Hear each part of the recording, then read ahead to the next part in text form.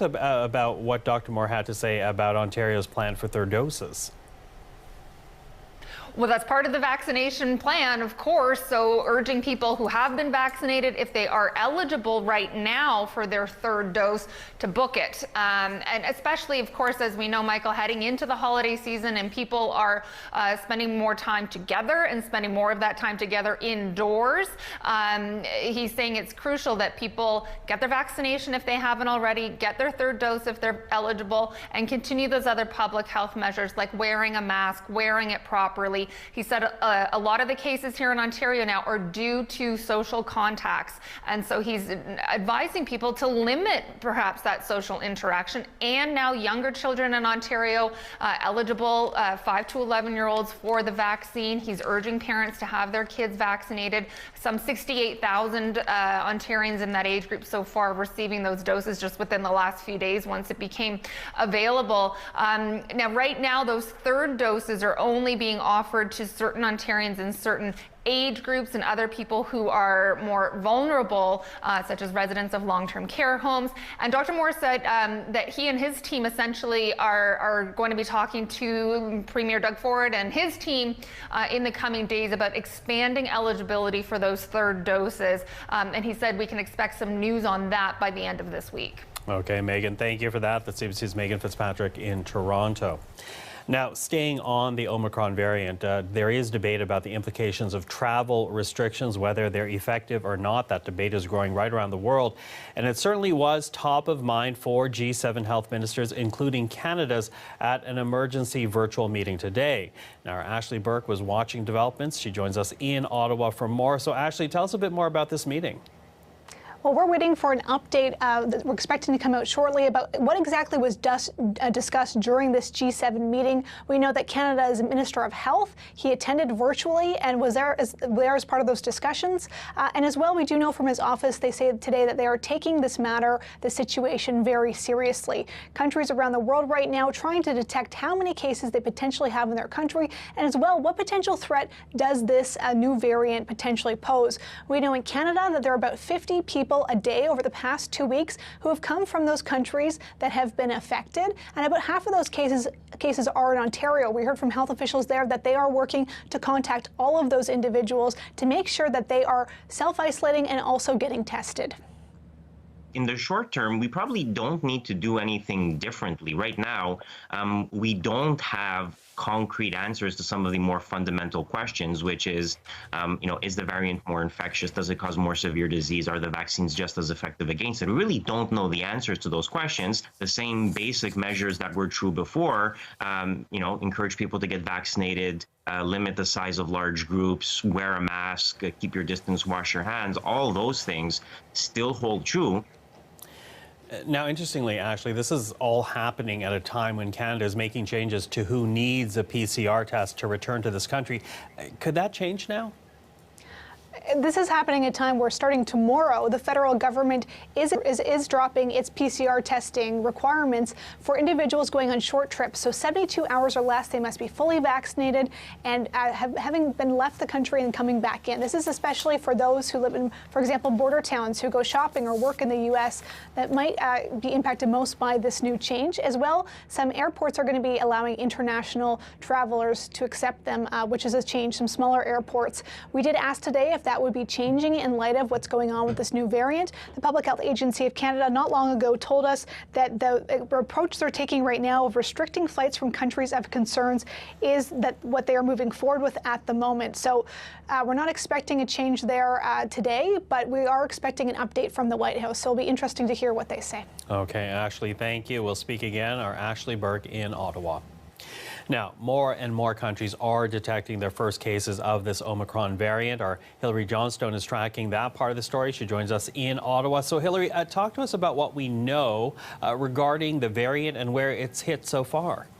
Well, Michael, we know that it has reached many countries right now, not just in that southern African region where it is believed to have originated, but of course it's gone to Europe, it's come here to Canada, parts of Asia, and then as far away as Australia. So take a look at this global map. It just sort of gives you this idea that this is not just congregated all in one area, that this has in fact spread quite far and wide already. We've been hearing from experts over the weekend that they were fully anticipating that this would happen. So, of course, it has been discovered in some of those southern African regions, including South Africa and Botswana. But then if you take a look at Europe, Italy, the Netherlands, the UK, Belgium, for example, Germany, France, Denmark, a number of countries, and then, of course, Hong Kong and Israel and some of those other nations as well. So this has gone far and wide. And what we're hearing from some experts, including Dr. Peter Juni on the Ontario Science Advisory Table, the COVID Science Advisory Table, is that he suspects the reason why it has been discovered in some of these places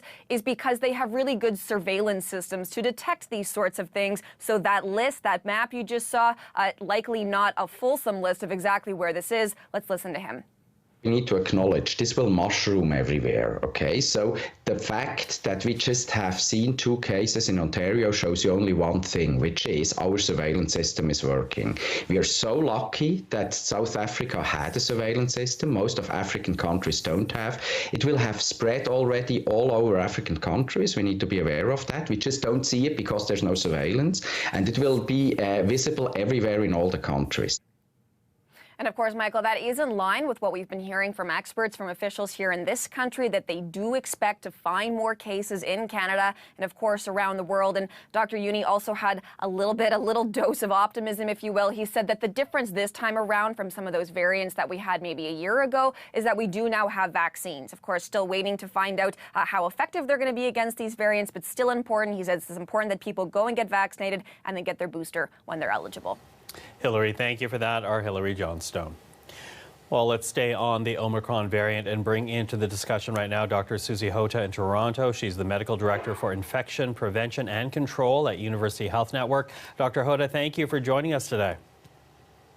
Thanks for having me on the show. Listen, I want to begin with your reaction to the 2 cases of this Omicron variant now confirmed in Ontario. How concerned are you? How concerned should people be? Well, I guess the first thing is it's not unexpected. I think we've heard from other individuals in the program earlier today that, we expect that this is more widespread than what we originally heard about just days ago, because surveillance in different countries is not as robust. And people move around and have increasingly been moving around. So I guess I'm not surprised. Concerned? Absolutely. I'm concerned about this new variant of concern because there's so much potential for it to be something really difficult to control and something that would have a big impact. And we also just don't know a lot about it yet. So I think we really have to watch closely in the next couple of weeks on the developments. Now, as you suggest there, not a lot is known about the Omicron variant at this point, whether it's more transmissible, whether it triggers a stronger disease response. So why are people so concerned around the world here about this variant? Well, the big thing is just looking at the profile of the virus itself. There are more mutations on this variant than we've seen in previous variants of concern. And a large clustering of them, more than 30 of them, are within that spike protein region, which we know is really important for a couple of things. Entry of the virus into cells, which could have implications on infectiousness, but also it's often the target for antibodies, neutralizing antibodies that come from the vaccines, what we rely on to protect ourselves from reinfection and from protection from the vaccines.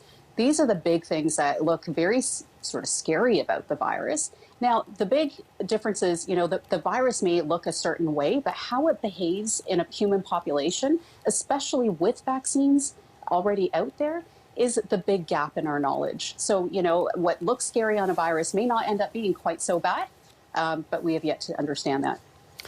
Now, we heard the UK Health Secretary today addressing the British Parliament. He seemed to be suggesting that there's reason to believe that the Omicron variant might have an effect on vaccine effectiveness. I'm wondering, given that statement, should the booster strategies in this country be revisited with the arrival of this variant?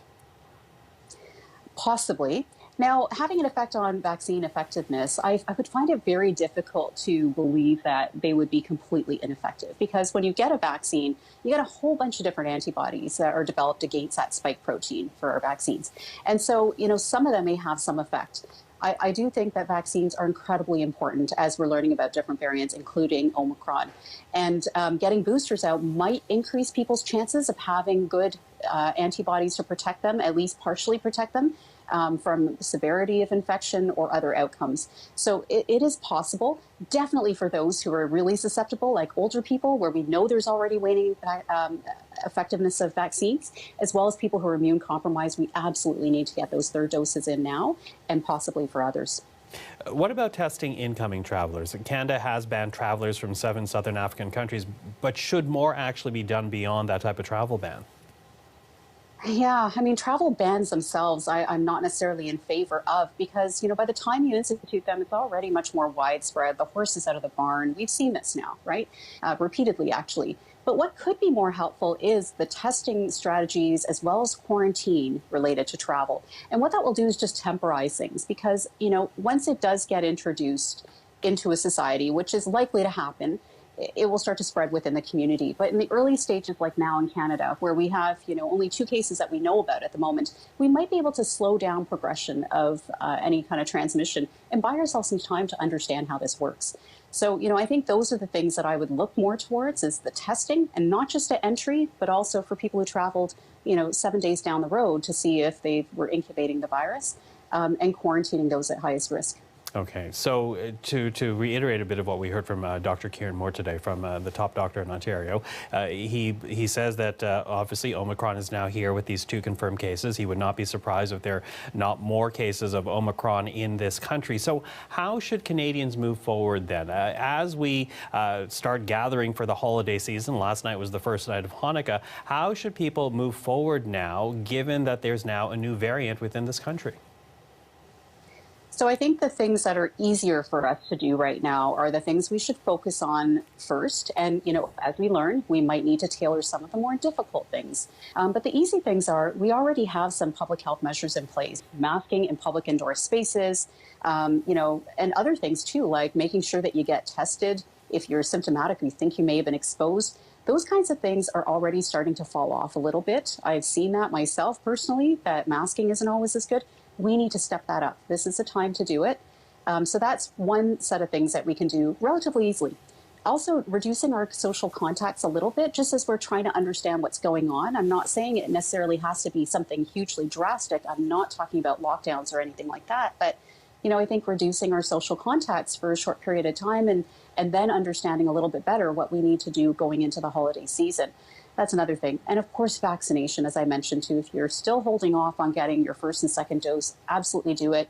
Vaccinating younger children who are now eligible, we're in that process. Getting those boosters and 3rd doses out, that'll also be very important. We also have a lot of Delta still going around. So these are some fairly simple things that we can do. And then again, like I said, as we learn more, the policies around reopening plans and such might end up having to be tailored just to reduce social contacts if this is more transmissible. Dr. Hoda, thank you for this. Appreciate the time. Thank you. And that's Dr. Susie Hoda, Medical Director for Infection Prevention and Control at the University Health Network in Toronto. Well, let's switch gears now and take a look at what's happening in Abbotsford. You see there are people getting ready for the next storm. More heavy rain is coming to the flood zone this week. This is the 3rd storm system in as many weeks. Over the weekend, about 100 millimeters of rain fell in the Abbotsford area. Now, our Lindsay Duncombe is covering the story in Vancouver. So, Lindsay, let's start with what's happening in Abbotsford. What's the latest you can tell us? Well, we're in this moment now, Michael, where we are bracing for what's coming next at the same time as dealing with the aftermath of storms yesterday. Yesterday evening, we saw 7 additional properties in the Abbotsford area receive evacuation orders as well. Highway number 1, the Trans-Canada between Abbotsford and Chilliwack, was closed. It remains closed right now. Part of the reason for that is because of the extensive work that needed to be done to build up the dike. You can see there that crew, the men and the materials to do anything. We've topped the dikes. The dikes are in better shape today than they were before the first event. We now have to wait to see what happens. Now, as we look at the rainfall that happened over the weekend, it looks as though there are several rivers that are full, not as full as they were after the events 2 weeks ago. There is a flood warning around Merritt, where so many people had so much loss as a result of that flooding. There are 3 rivers that have spilled their banks in that area. And in Hope, British Columbia, there's a state of emergency. No one has been forced to leave their homes yet, but what that state of emergency will do is allow officials to be able to get people out of there quickly if they need to. So Abbotsford at this point readying its flood defenses, but other communities are also being warned. People there told to be ready to leave their homes if need be. So what exactly is coming that's causing all this concern? Rain. We just don't know exactly how much of rain is expected. The forecasts are saying anywhere between 50 to 100 milliliters. That would be a big storm, not as big as what we saw 2 weeks ago. It is expected that that rain will begin to fall in the northern areas late overnight this evening and then make its way south. So that hardest hit area in the Fraser Valley could be seeing more water, potentially record-breaking river-flowing waters by tomorrow afternoon. Here's what the Public Safety Minister, Mike Farnworth, had to say about what is coming next. Could be the most intense since the original storm pulse hit 2 weeks ago. More heavy rains mean people in the north, central, and south coast, on Vancouver Island, in Abbotsford, and the Sumas Prairie are facing an extremely volatile situation. Once again, it's time to be ready. So in addition to that warning, it's time to be ready. The province has said it may use the emergency alert program on people's mobile phones. That is something that the province was criticized for not doing 2 weeks ago when those storms and the associated mudslides hit. So they do say that if necessary, those phones could alert folks if they need to get out of the area. Lindsay, thank you for that. Or Lindsay Duncombe in Vancouver. Well, let's get a better sense of that next storm rolling into southern BC. Chris Murphy is at the Weather Network. The details, Chris. Well, over the weekend, in a span of 33 hours, another 100+ millimeters of rain fell into the Fraser Valley, and about 40 millimeters of rain Vancouver, Victoria, Port Alberni. Parts of Metro Vancouver had more than that. That was atmospheric river number 2. Remember, number 1 was last Thursday, then over the weekend, and number 3 looms. Now, today the rain is getting lighter in the south. Even some sunny breaks, but up towards the north and central coast, you will be on deck first.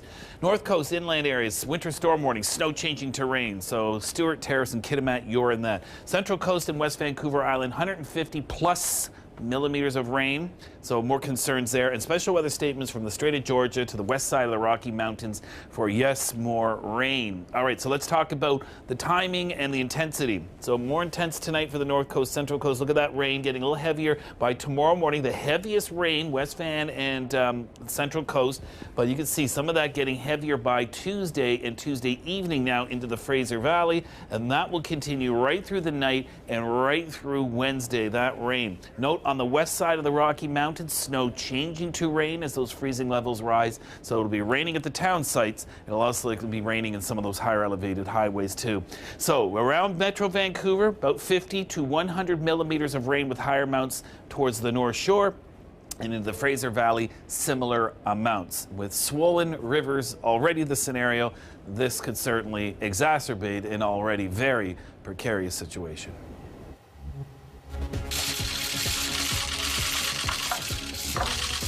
Well, the owner of the Montreal Canadiens is shaking up his front office. Some big names behind the team's run to the Stanley Cup Finals last season. Well, they're now looking for new jobs, including the longtime general manager. Coming up, we'll have more on why the CEO is calling this move a fresh start. You're watching CBC News Network.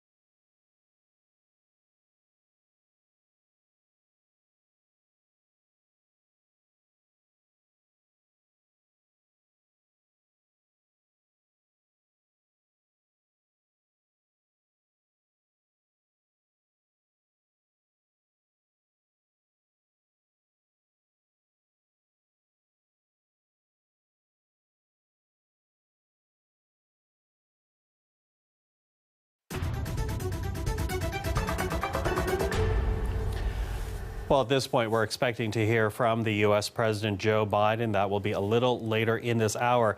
He is expected to announce measures to protect the U.S. from the new Omicron variant, and that will include restricting travel from countries in southern Africa. So for more, let's go to Washington right now and the CBC's Magda Gabrisalasa. Well, we're expecting to hear about how the U.S. plans to respond to this variant. As you know, there are travel restrictions in place right now for South Africa and 7 other neighboring countries, and that includes Botswana and Zimbabwe and Malawi. Now, this is a travel ban that applies to most people who were in those countries within the last 14 days. It does not, however, apply to U.S. citizens or permanent residents.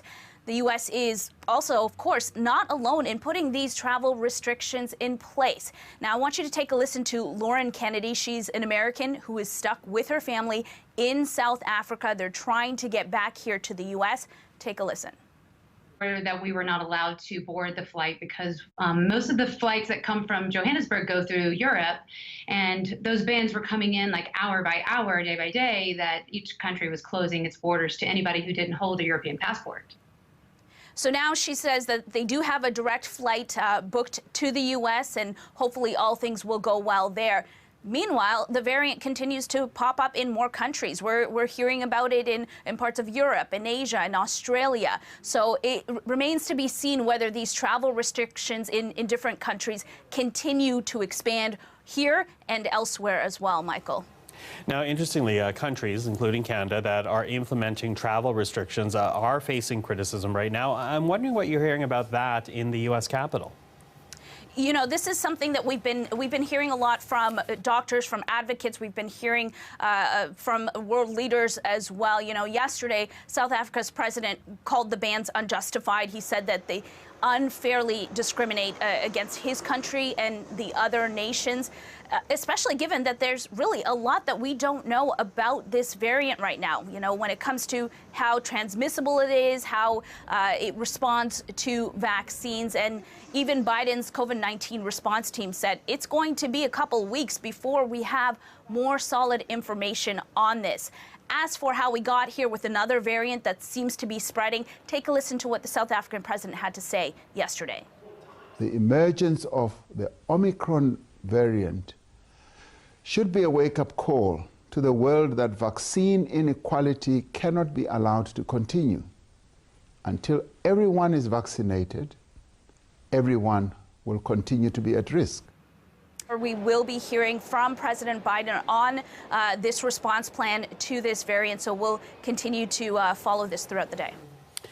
And our thanks to the CBC's Magda Gabrisalasa in Washington. Now, an additional note to share with you right now. 6 new cases of Omicron have now been detected in Scotland. In fact, we're going to get the very latest live from London on measures now being discussed in the UK, also among G7 nations, all the result of the emergence of this Omicron variant. Stay with us. Much more to come for you right here on CBC News Network.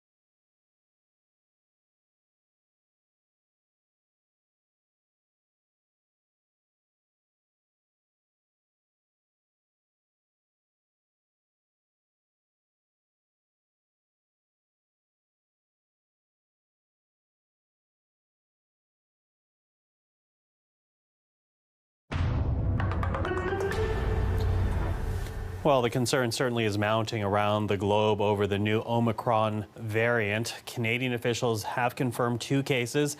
They've shown up in Ottawa, and the variant is believed to have originated in southern Africa. A growing number of countries have announced bans on flights from that part of the continent, and now the race is on worldwide to learn more about the Omicron. Well, it is also the top of the agenda at the World Health Organization today. It is holding a long-planned special session of member states today, and the focus is on how best to fight the pandemic. But the Omicron variant has certainly added new urgency to those discussions. Joining us now in London is Tessa Arcilia with more. So, Tessa, we're going to talk about the WHO here, but you're also tracking new developments in the UK. What can you tell us at this point?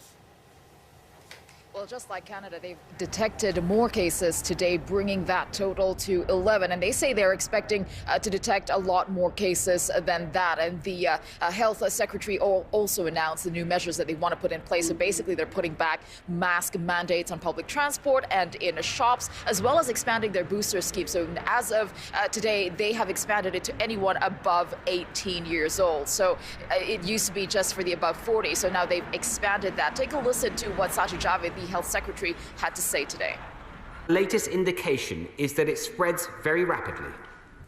It may impact the effectiveness of one of our major treatments for COVID-19, Ronapreve.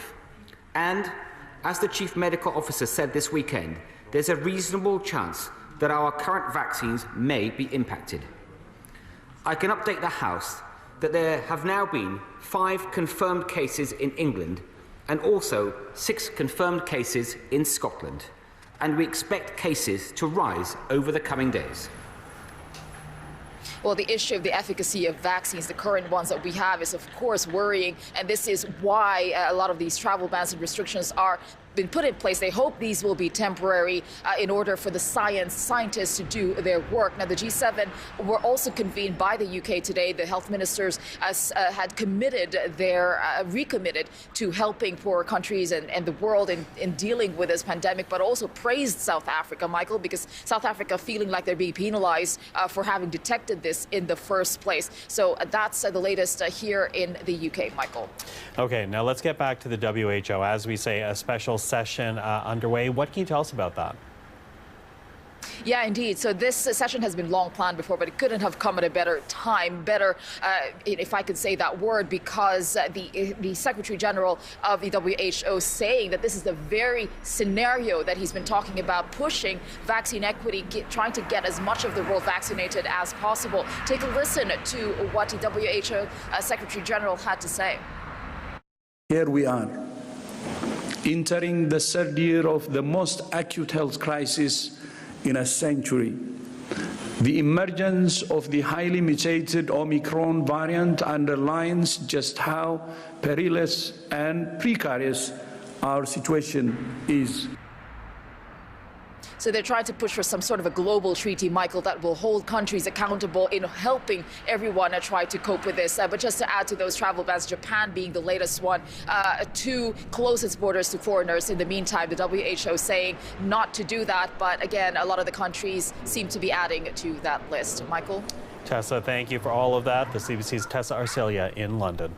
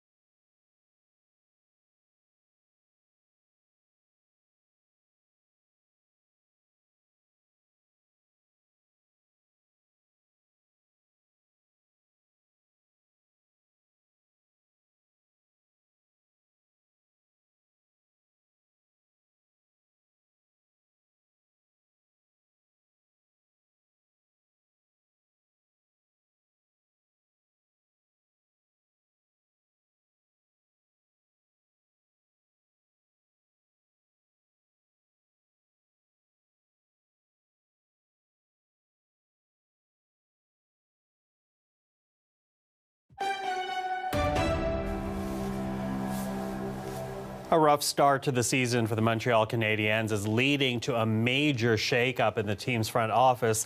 Less than 5 months after reaching the Stanley Cup Finals, and the Habs have parted ways with longtime general manager Marc Bergevin yesterday. Now, his firing is one of several wholesale changes coming to a team that is flirting with last place in the NHL. Canadiens owner Jeff Molson explaining moments ago why now was the time to make the move. I strongly believe that this organization needs a fresh start. At this stage, a fresh start is not so much at the team level, but rather at the management level. On the ice, we have a team that is a lot better than the results show. Many components that amazed us last summer will be back soon. Well, the CBC's Matt Cullen joins us live in Toronto with more on the Habs front office house cleaning. What is going on here, Matt? It's always interesting when it comes to Montreal and the sports scene, Michael, and this was a very big weekend in Quebec. A major shift in the sports landscape, as you mentioned. Several major departures from the Canadiens and their upper management, led by the departure of Marc Bergevin. And of course, this is a stunning development because last year the Canadiens were within just 3 victories of hoisting the Stanley Cup. Now, obviously, this year things have not gone according to plan. The team has only won 6 times in its 23 games. It's actually the worst start in its 111-year history. And Michael, there was always this dark cloud hanging over the general manager, Marc Bergevin, because despite the success last year, he did not have his contract renewed or extended in the offseason. So there was always this doubt. What's going to happen? Is he going to stay? Is he going to go? Will he be renewed? And finally, leaks started to appear in the media about his successor. And finally, the CEO and president, Jeff Molson, decided it was time to make a decision, and it was time for Marc Bergevin to go after 9.5 seasons.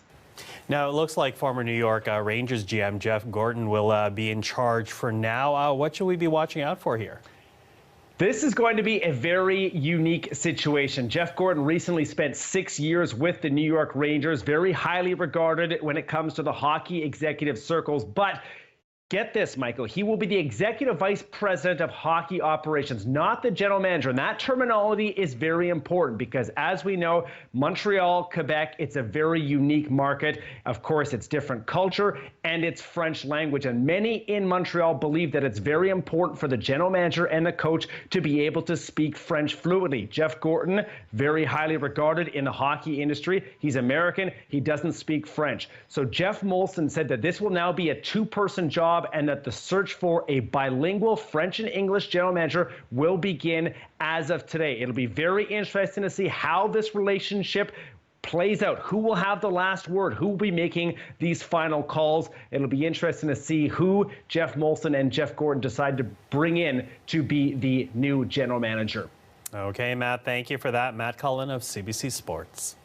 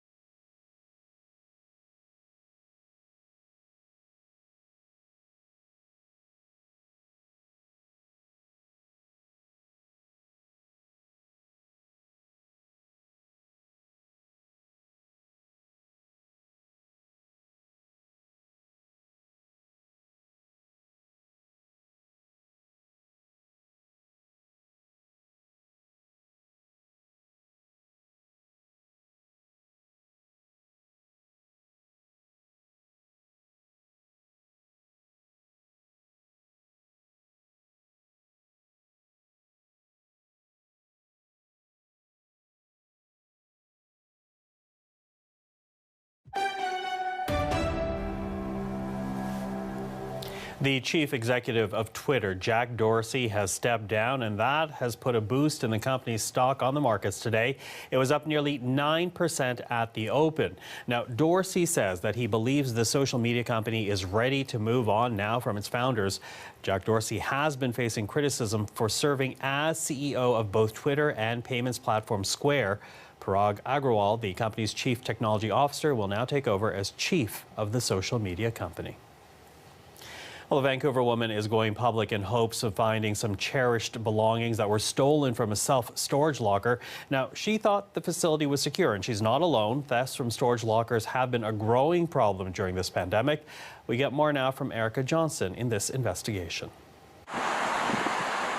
When Tina So moved from Hong Kong to Vancouver 2 years ago, she brought with her some large artwork and family heirlooms, chose Sentinel Storage for safekeeping. I thought maybe it's a good, sensible place to put our family valuables. She trusted Sentinel's security, widely touted. But when she went back in August, only empty boxes remained.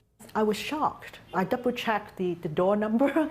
I thought I entered some people's locker. There was no sign of forced entry. Access records show no one had entered her locker. And despite security claims, the police constable investigating told her the company has no video surveillance of the theft. That disappointed me a lot because everywhere I see is this 24-hour surveillance that customer can trust us. Theft at storage lockers is on the rise in this pandemic economy. This security expert says theft attempts at storage facilities his company monitors have gone from 135 last year to almost triple that in the first 10 months of this year. The attempts are very often. It happens a lot. Every week we have several. Online reviews have plenty of people reporting theft at various storage companies, saying management did not help at all, was indifferent, and it was extremely difficult to get answers. Sentinel Storage is owned by Storage Vault, a company that recently bought up smaller companies and is now the biggest player in the industry. No one would give Go Public an interview, but in a statement, a spokesperson for the company said it was sincerely sorry about the loss and that security is fundamental to its service. The company told Tina So she can file an insurance claim up to $5,000 if she provides receipts. But the stolen artwork far exceeds that value, she says, financially and personally. She says she's heartbroken and is losing hope. She's offering a $5,000 reward to anyone with information, hoping to crack the case of the not-so-secure self-storage. Erica Johnson, CBC News, Vancouver.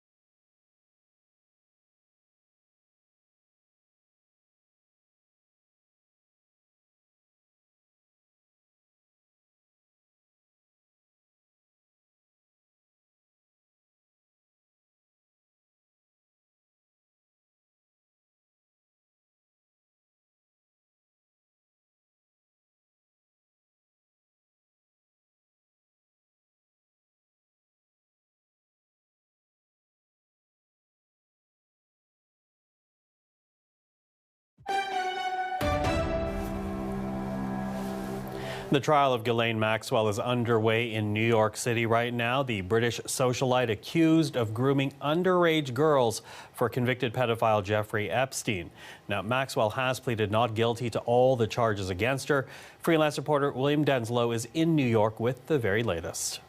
Well, Michael, for the last couple of hours or so, the jury has been finalised. Of course, this is particularly significant as far as the defence for representing Ghislaine Maxwell is concerned, considering the fact that, of course, she was arrested back in July 2020, and there's just been so much real consistent media attention revolving not only this particular trial, but also, of course, the case involving Jeffrey Epstein and, of course, the separate lawsuits that are taking place between Virginia Giuffre, one of the accusers,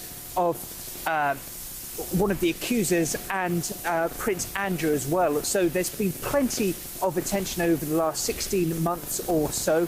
We've heard from one of the accusers speaking just outside on the courthouse steps behind me, says that she never thought this day would come, and there's been so much made of Ghislaine Maxwell's treatment in detention as well. She's repeatedly requested bail, which has been denied, the judge saying that she posed a flight risk, her defence team saying that she faced conditions likening it to that of Hannibal Lecter. Of course, so much has been made of the conditions she's been kept in, considering the fact that Jeffrey Epstein was found dead in a prison cell not far from here in Lower Manhattan. But what we're expecting for the rest of Monday as this trial proceeds, we're expecting to hear opening statements. So in just a few moments' time, we'll be hearing both sides laying out their case in a trial that's set to last around 6 weeks or so. Now, we're also learning, William, about some of the people who won't be testifying today. Any word about that? Absolutely. So what we're expecting is at least 4 women to come forward. They are expected to allege that they were recruited and groomed by Ghislaine Maxwell to be sexually abused by Jeffrey Epstein. We've heard from the prosecution in the past and in their indictment saying that Ghislaine Maxwell helped assist, facilitate and contribute to the sexual exploitation of girls like the 4 that are expected to take the stand. Now, you mentioned those that aren't expected to speak. Now, they include Virginia Giuffre, the woman that alleges that she was groomed and recruited by Ghislaine Maxwell, was sexually abused by Jeffrey Epstein, as well as Prince Andrew. Of course, that is a charge that the Royal vehemently denies. So that is one notable omission, but we're, of course, expecting to hear from several women to try and paint a picture of just the sex trafficking ring that Ghislaine Maxwell is alleged to have been a co-conspirator along with Jeffrey Epstein. Of course, important to note that Ghislaine Maxwell has maintained her innocence, denies the charges, pleaded not guilty to the 6 charges she faces. And over this trial, we're expecting the defence team to bring in a psychologist that specialises in false memories to try and discredit some of the testimony we're expecting to hear over the next few weeks. Michael? William, thank you for that. William Denslow in New York.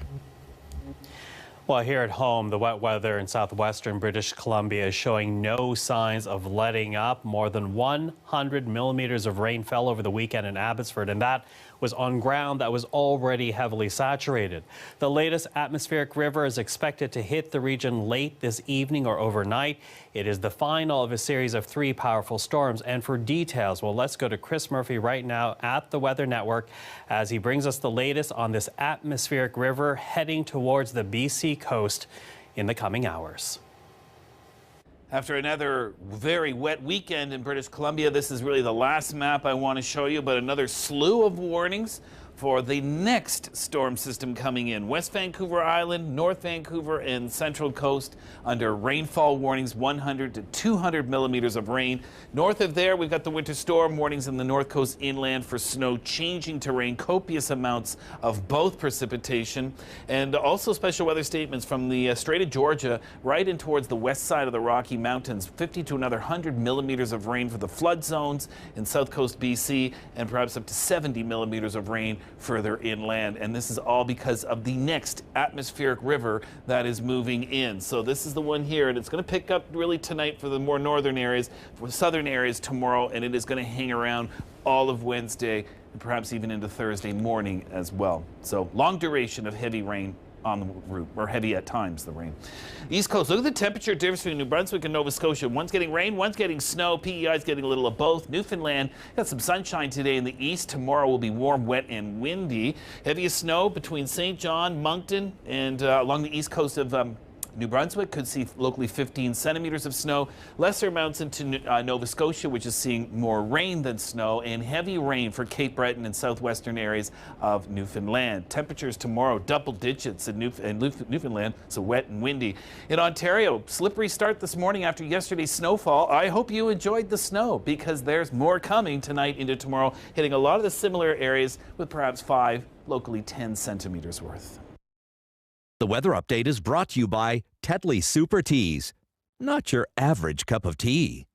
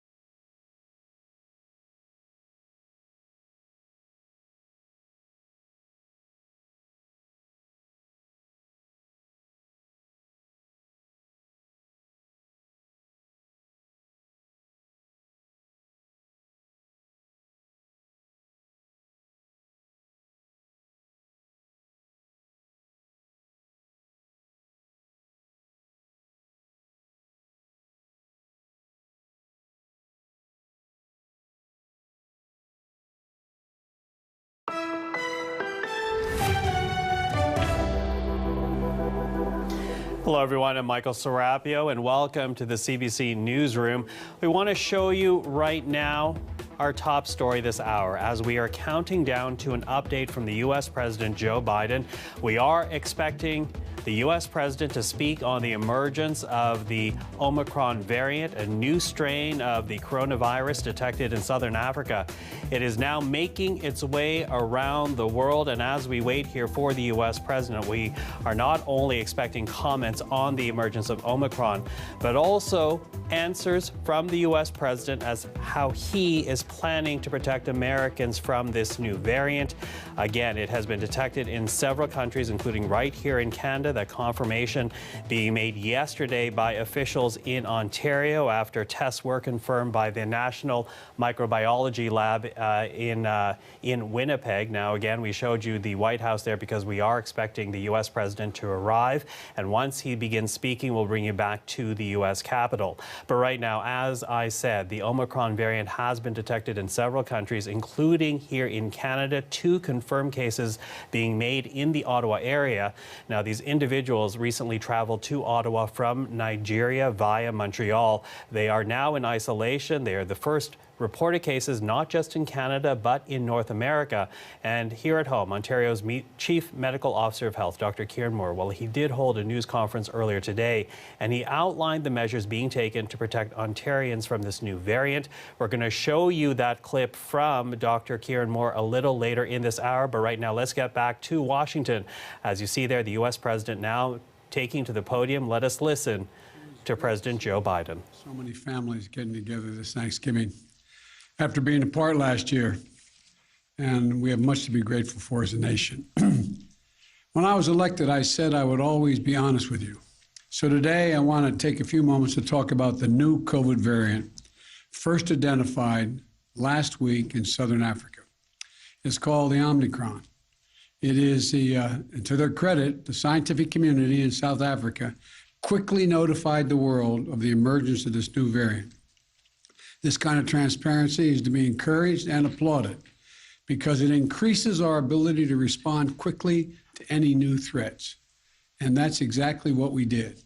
The very day the World Health Organization identified the new variant, I took immediate steps to restrict travel from countries in southern Africa. But while we have that travel restrictions can slow the speed of Omicron, it cannot prevent it. But here's what it does. It gives us time. Gives us time to take more actions, to move quicker, to make sure people understand you have to get your vaccine, you have to get the shot, you have to get the booster. If you're, sooner or later, we're going to see cases of this new variant here in the United States. We'll have to face this new threat just as we face those that come before it. Today, there are 3 messages about the new variant that I want the American people to hear. First, this variant is a cause for concern, not a cause for panic. We have the best vaccine in the world, the best medicines, the best scientists, and we're learning more every single day. And we'll fight this variant with scientific and knowledgeable actions and speed, not chaos and confusion. We have more tools today to fight the variant than we've ever had before, from vaccines to boosters, to vaccines for children, 5 years and older, and much more. A year ago, America was floundering against the first variant of COVID. We beat that variant significantly, and then we got hit by a far more powerful threat, the Delta variant. But we took action, and now we're seeing deaths from Delta come down. We'll fight and look, we're going to fight and beat this new variant as well. We're learning more about this new variant every single day. And as we learn more, we're going to share that information with the American people candidly and promptly. Second, the best protection, I know you're tired of hearing me say this, the best protection against this new variant or any of the variants out there, the ones we've been dealing with already, is getting fully vaccinated and getting a booster shot. Most Americans are fully vaccinated, but not yet boosted. If you're 18 years or over, and got fully vaccinated before June the 1st, go get the booster shot today. They're free, and they're available at 80,000 locations, coast to coast. A fully vaccinated booster person is the most protected against COVID. Do not wait. Go get your booster if it's time for you to do so. And if you are not vaccinated, now's the time to get vaccinated and take your children to be vaccinated. Every child age 5 or older can get safe, effective vaccines now. While it will be a few weeks before we know everything we need to know about how strongly the existing vaccines protect against the new variant, Dr. Fauci is with me today, of our medical team, and believe that the vaccines will continue to provide a degree of protection against severe disease. And as additional protections, please wear your mask when you're indoors, in public settings, around other people. It protects you, it protects those around you. Third, in the event, hopefully unlikely, that updated vaccinations or boosters are needed to respond to this new variant, we will accelerate their development and deployment with every available tool. I want to reiterate, Dr. Fauci believes that the current vaccines provide at least some protection against the new variant, and the boosters strengthen that protection significantly. We do not yet believe that additional measures will be needed, but so that we are prepared if needed, my team is already working with officials at Pfizer and Moderna and Johnson & Johnson to develop contingency plans for vaccines or boosters if needed. And I will also direct the FDA and the CDC to use the fastest process available without cutting any corners for safety to get such vaccines approved and on the market if needed. And we'll do that the same way that any modifications are needed or current treatments need used to help those with, who get ill with the COVID virus. Look, I'm sparing no effort and removing all roadblocks to keep the American people safe. All of this is confusing to a lot of people, but if it's confusing to you, let me close with this simple message. If you are vaccinated, but still worried about the new variant, get your booster. If you aren't vaccinated, get that shot. Go get that first shot. My team at the White House will provide me with daily updates this week. On Thursday, I'll be putting forward a detailed strategy outlining how we're going to fight COVID this winter. Not with shutdowns or lockdowns, but with more widespread vaccinations, boosters, testing, and more. I promised every American that there will always be the latest vaccines available and the booster shots available to them and for free and everywhere available. Every single American, free of charge, and I will keep that commitment. But we need to do more than vaccinate Americans. To beat the pandemic, we have to vaccinate the world as well. And America is leading that effort. We've shipped for free more vaccines to other countries than all other countries in the world combined. Over 275 million vaccines to 110 countries. Now we need the rest of the world to step up as well. Let me be clear. Not a single vaccine shot Americans ever send to the rest of the world will ever come at the expense of any American. I will always make sure that our people are protected first. But vaccinating the world is just one more tool in how we need to meet our moral obligation as Americans and how to best protect Americans as well. The Delta variants and now the Omicron variant all emerged elsewhere in the world. So we can't let up until the world is vaccinated. We're protecting Americans by doing that as well. As we continue this effort, let's remember where we stand. We're in a very different place as we enter the month of December, this month, compared to where we were last Christmas. Last Christmas, fewer than 1% of American adults were vaccinated.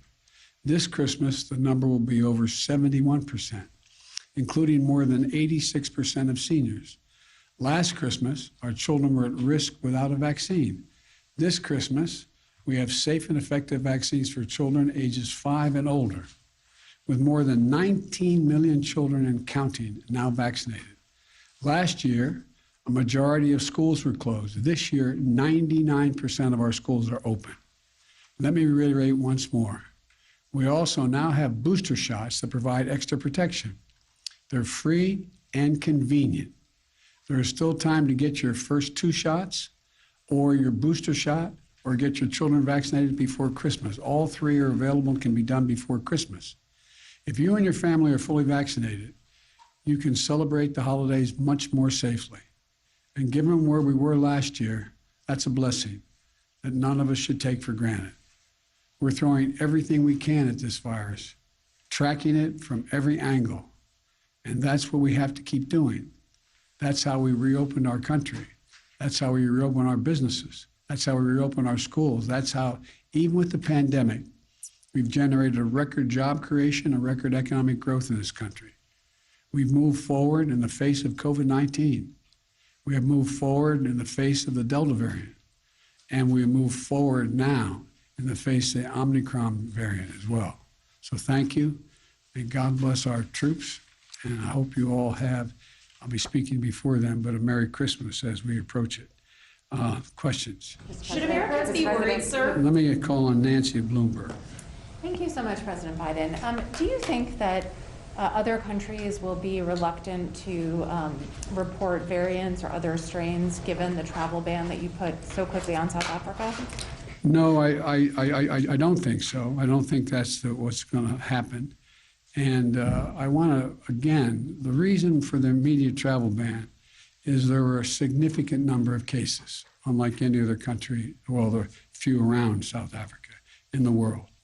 We needed time to give people an opportunity to say, get that vaccination now before it heads. It's going to move around the world. I think it's almost inevitable there will be, at some point, that strain here in the United States.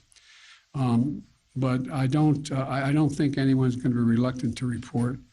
We have also moved to do more. For example, we've provided more vaccines, as I said, than all other countries in the world combined.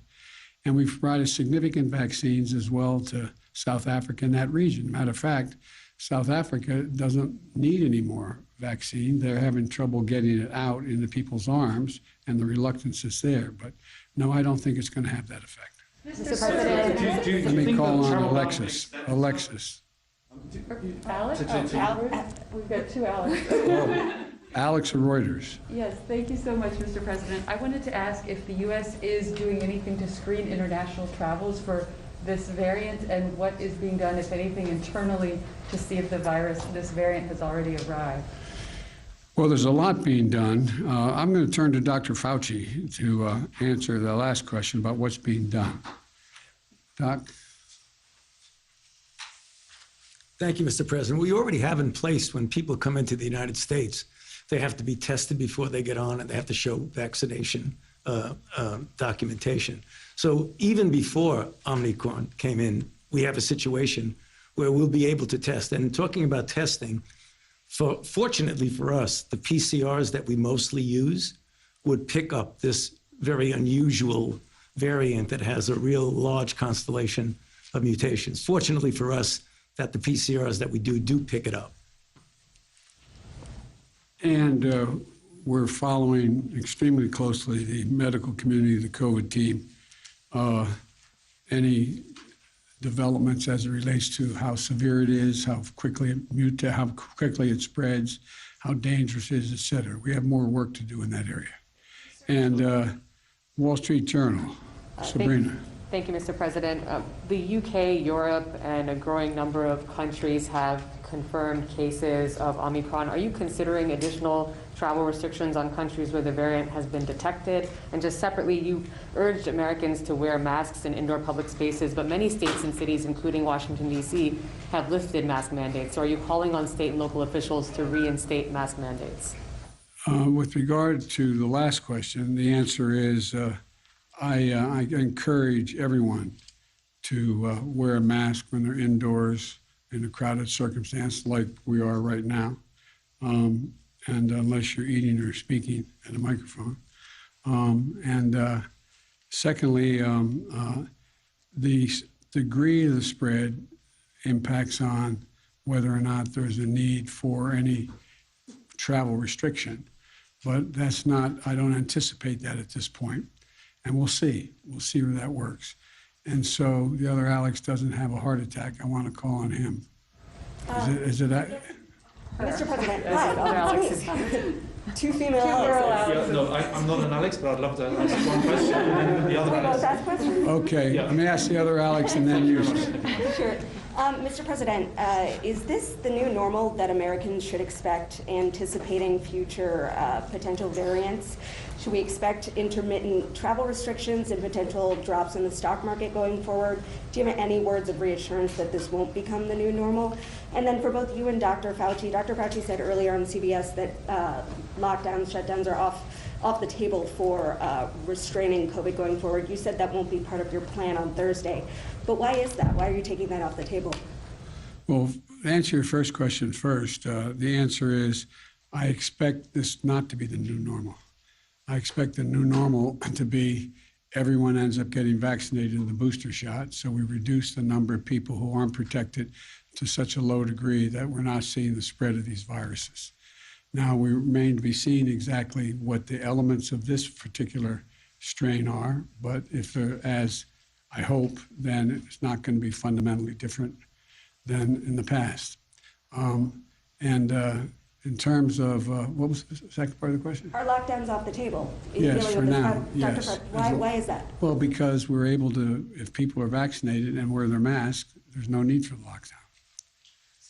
So, my last question. Yes, going on from that question, we've got the Christmas period coming up, huge amount of travel. Would you give any thought to domestic flights requiring test or vaccine before people get on planes the same way as they do for international flights? Well, at this point, that's not been recommended. I would wait for the scientific community to give me a recommendation on that. Are travel restrictions too late to be effective, sir, given that Dr. Fauci says this new variant could already be here?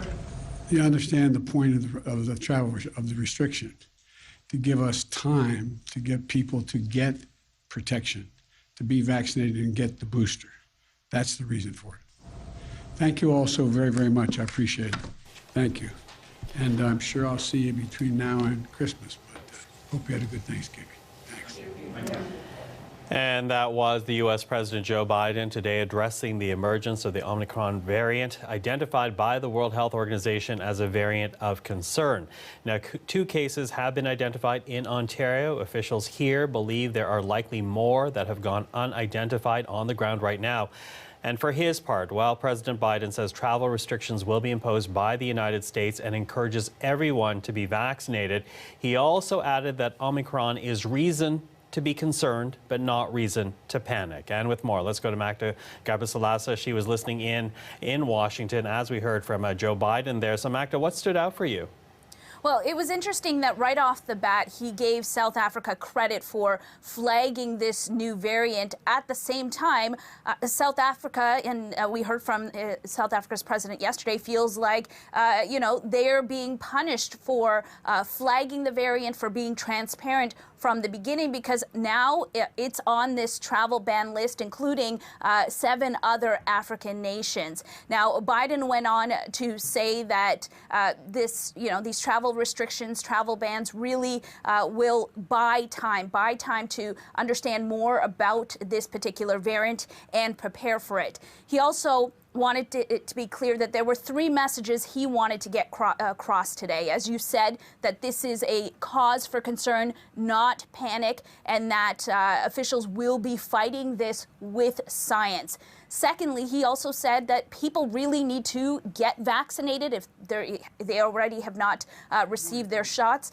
And they need to get a booster shot as well. He said that they believe that the shots will give some protection against this variant as they look into this and wait on more research to come through. And in the event that an updated vaccine or boosters are needed to face this variant and to fight it off, he said that they will get on this right away. He also went on to talk about vaccine makers, coming up with a contingency plan if needed. That is all being worked out right now. We heard earlier that it could be a couple of weeks before we actually have more information on this variant, how transmissible it is, how severe it is. So information is going to be coming in slowly over the next couple of weeks. And he really closed off the message by saying, people need to get vaccinated. They need to get their booster shots. That needs to take place first. later on this week, he said there will be a plan come Thursday about how to fight COVID this winter. But he also talked about beating the pandemic and what that's going to take. He says the world needs to be vaccinated. He talked about the U.S. Donating a lot of vaccines, more than 200 million doses to other countries in need. And he called on other nations to do the same. At the same time, he says, you know, protecting Americans is first for him. And it's interesting that he talked about the donation of all of these vaccines, or the shipments of them to other nations, because we have been hearing a lot about vaccine inequity from doctors and from world leaders. South Africa's president yesterday said that, you know, this is a wake-up call. This variant is a wake-up call, and that instead of imposing travel restrictions, the other nations really need to be helping to ensure that those who don't have the vaccines or have access to them can get access to those vaccines. All the while, he said, you know, that making sure that the world gets vaccinated is important, and if that doesn't happen, everyone is at risk. So we're going to continue to follow this. I'm sure we're going to have reaction to Biden's comments today. And he was, in fact, actually asked whether he plans to expand the travel list, because right now it's 8 African nations that are on this list prohibiting travel.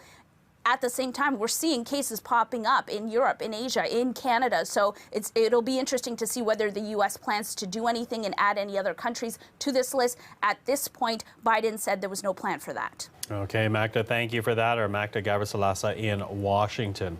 Now, as we said right off the bat, the variant has already been detected here in Canada. 2 cases confirmed over the weekend in Ottawa.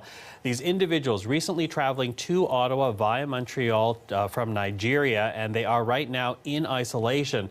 They are the first reported cases, not just in Canada, but in North America. And Ontario's Chief Medical Officer of Health, Dr. Kieran Moore, well, he did hold a news conference earlier today, and he says he hopes present anti-pandemic efforts will continue. I know that this news of the variant feels concerning, but vaccination in combination with public health and individual protective measures has been working to reduce the spread of COVID-19 and its variants in our communities. So please keep up this great work that has got us to this point in the pandemic. Now, as we heard from the U.S. president, there will be travel bans imposed in the United States. And there is debate right now about the implications of travel restrictions and whether they're effective. That debate growing right around the world. In fact, it was top of mind for G7 health ministers, including Canada's, at an emergency virtual meeting today. Our Ashley Burke watching developments from Ottawa for us today. So, Ashley, tell us a bit more about this meeting.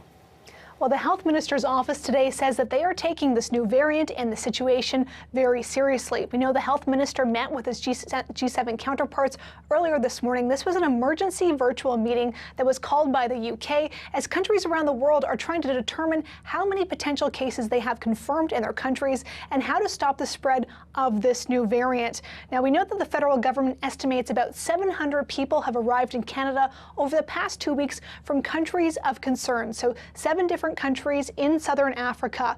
About half of those individuals are in Ontario, and we heard this morning that there are teams in Ontario who are doing everything they can to contact each one of those individuals and make sure that they are self-isolating and as well that they are getting tested. In the short term, we probably don't need to do anything differently. Right now, we don't have concrete answers to some of the more fundamental questions, which is, is the variant more infectious? Does it cause more severe disease? Are the vaccines just as effective against it? We really don't know the answers to those questions. The same basic measures that were true before, encourage people to get vaccinated, limit the size of large groups, wear a mask, keep your distance, wash your hands, all those things still hold true. Now, interestingly, this is all happening at a time when Canada is making changes to who needs a PCR test upon returning to this country. Could that now change, Ashley? Well, exactly. Ontario has been in talks all weekend with its federal counterparts talking about this, the fact that tomorrow changes do come into effect. travelers who are fully vaccinated who are leaving Canada and going on a trip that's a short trip, so under 72 hours, and returning to the country, they will no longer have to show proof of a negative molecular test in order to get back into Canada. As well, some airports, including smaller ones like in Hamilton, are going to be accepting international passengers starting tomorrow. So we asked the Public Health Agency of Canada, could this change? Could we see restrictions or some of these changes potentially not come into effect? The answer we got this morning was that Canada is restricting flights from countries of concern, and that is the approach that they are taking right now. So we're continuing to watch closely for updates, including a statement we're expecting to be released about that G7 meeting this morning. Okay, Ashley, we'll speak again. Thank you. The CBC's Ashley Burke in Ottawa. Well, still to come, our other top story today, we'll be speaking with the Mayor of Hope, British Columbia. A district-wide state of emergency is now in effect there. And this is as everyone braces for the next powerful storm, a third atmospheric river to hit British Columbia. We'll have more on that conversation for you right here on CBC News Network. Stay with us.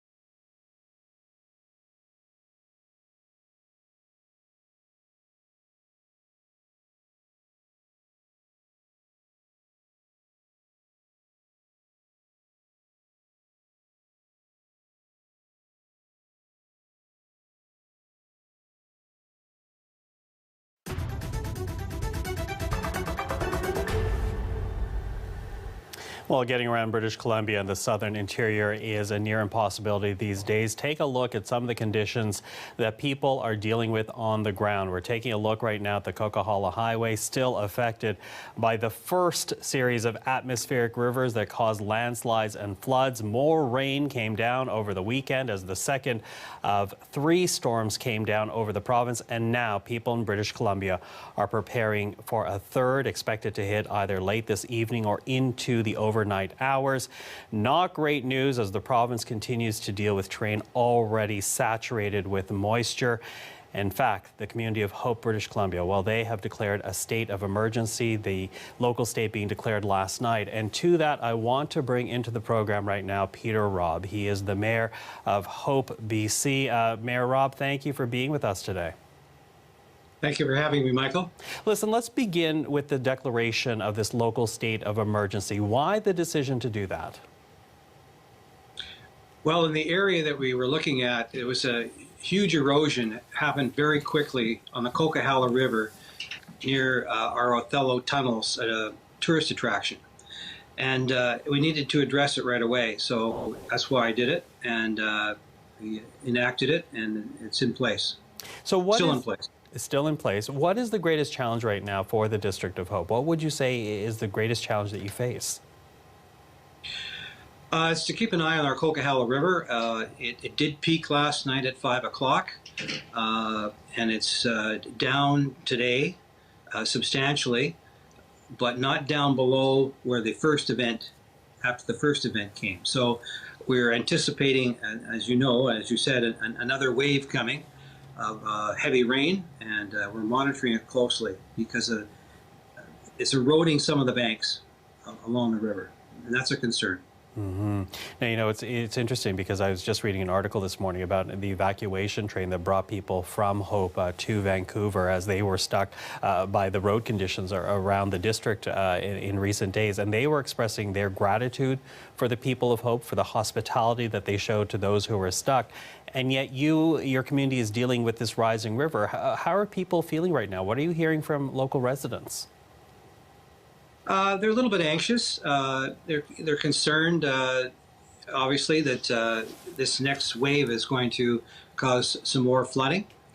But we have our emergency plan in place. Our EOC is still in operation, and we are doing the best we can to prepare for this next wave, no matter what it brings. And when you say prepare best you can, what does that actually mean in practical terms? What are you doing right now? Well, the staff's monitoring all our high-risk areas. We have sandbags available for residents to use if they feel the need. Staff are sandbagging in weaker areas along the river as well. And we have 2 evacuation centers ready to go when needed. And escape routes will be posted if needed as well. The public just needs to go to our website, and they'll find all the information they need at that time. Okay, so as you say, information on the website. But in terms of people who are asking you right now, what are you telling residents of Hope? What's the expectation for the next 24 hours? How should they be prepared at this moment in time? Well, I did ask in another post that they prepare their own emergency kit at home, get their medications ready, maybe pack a small bag and some extra clothing and maybe some food for their car, just in case we have to go to the next level. I don't think we're there. I don't think we are not there yet, and we may not have to be, but it's up to the individual community members to be prepared and have their own plan. Now, my assumption is that you've been in conversation with provincial officials. Is there any way that the province or even the federal government might be able to help out better right now? If we need it. What they're doing, not sure if you knew or heard this, but the province did close highways 1, 3, and 5 around this. It's already closed. For 7, it's open, and that was for extra public safety for the general public, so that they can monitor for slides, look at potential areas that need more work. So that if we need those roads open, they will open them if we should have to evacuate. Well, Mayor Robb, certainly we are sending you our very best wishes from here. Thank you for speaking with us today. The best to you and to the people of Hope. Thank you for your time, Michael. Thank you.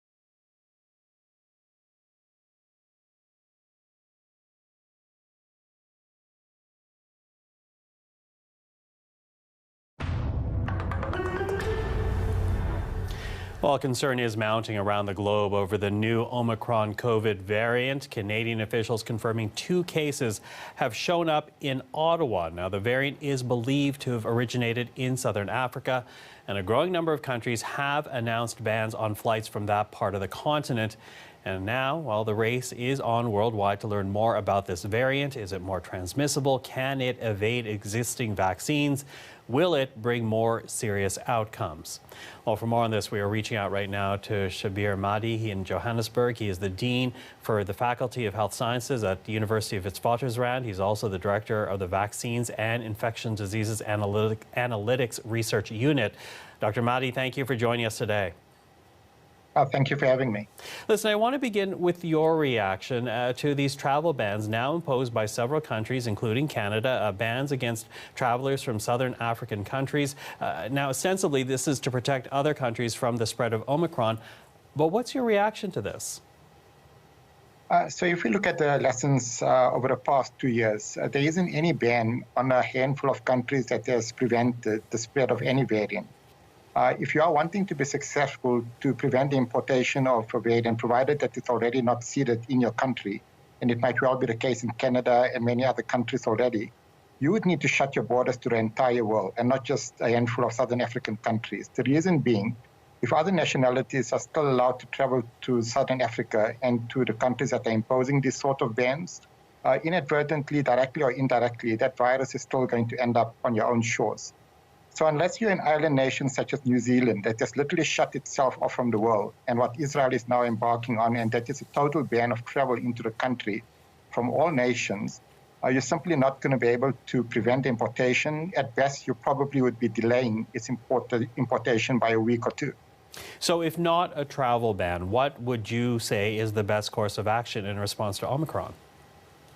So firstly, the most important thing is to ensure that you do have a vaccine passport as a requirement to enter into a country, and to ensure that you've got robust screening processes in place, both before travelers get onto the plane, as well as possibly after they've disembarked.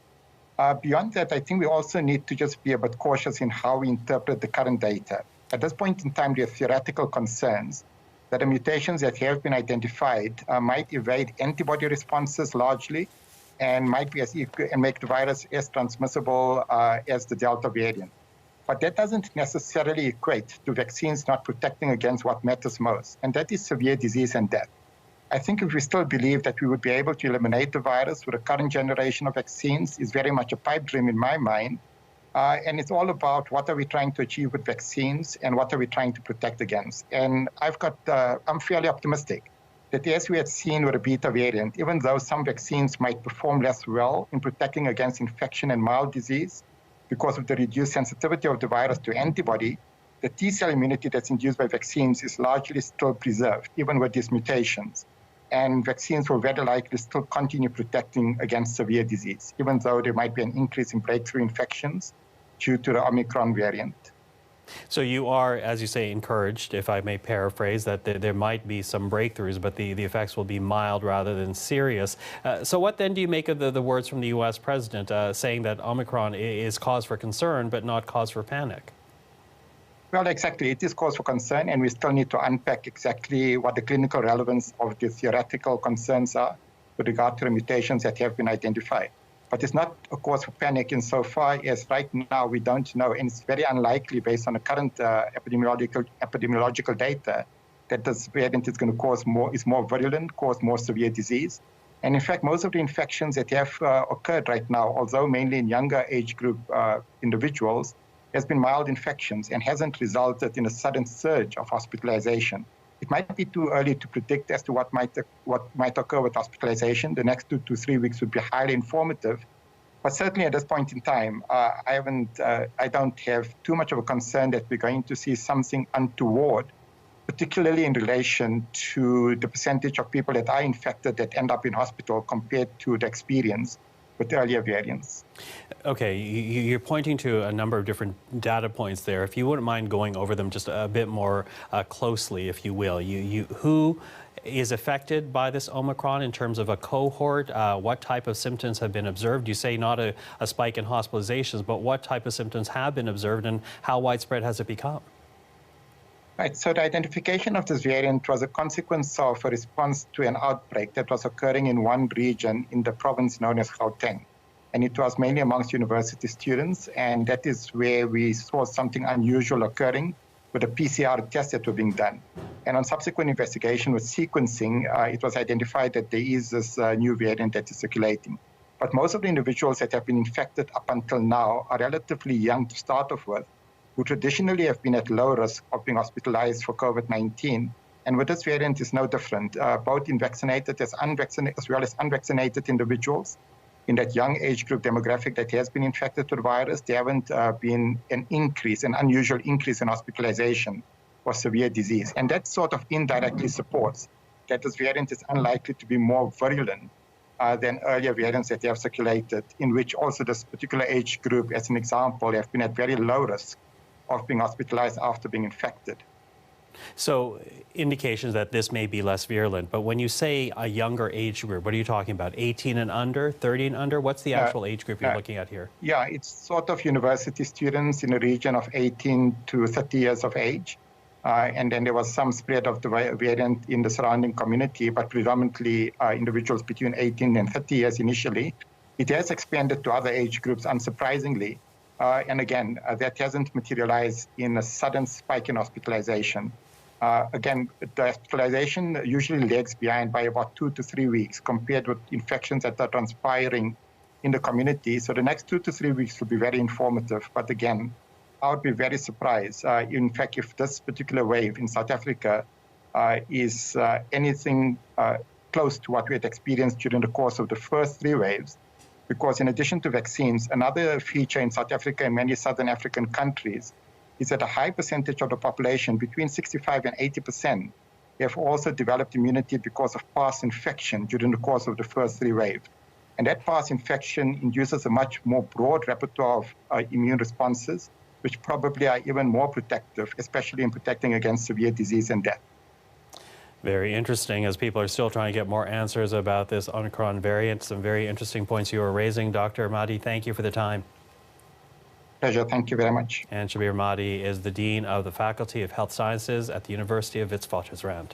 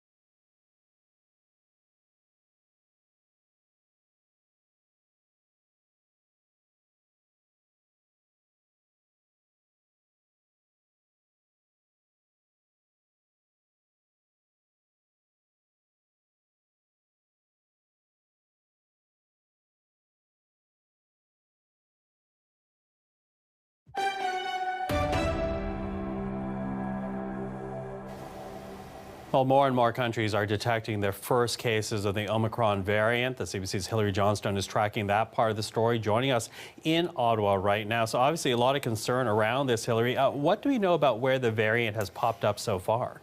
Well, Michael, there's actually 2 new countries to add to that list since you and I last spoke. So both Spain and Sweden have announced that they have confirmed cases of that new variant of concern, Omicron. And when you take a look at a map of the world, at a global map, you start to get a sense of just how far this has already gone. So, of course, Canada, we've been talking about that all day, but then as far away as Australia and then many countries in Europe. So Belgium, Denmark, France, Germany, Italy, the Netherlands, then, of course, Spain and Sweden, like I was just mentioning, concerns about Israel as well, and then Hong Kong. So this has really sort of spread quite far and wide already. Of course, that is something that we have been hearing from experts ever since this came out at the end of last week, over the weekend, and then today, that if this is more transmissible, like there are fears it might be, even if it's not, just the way these things move, they do expect it is going to pop up in more and more countries around the world, which is, of course, what we are now seeing. We had that update from President Biden last hour saying that it's really just a matter of time before it ends up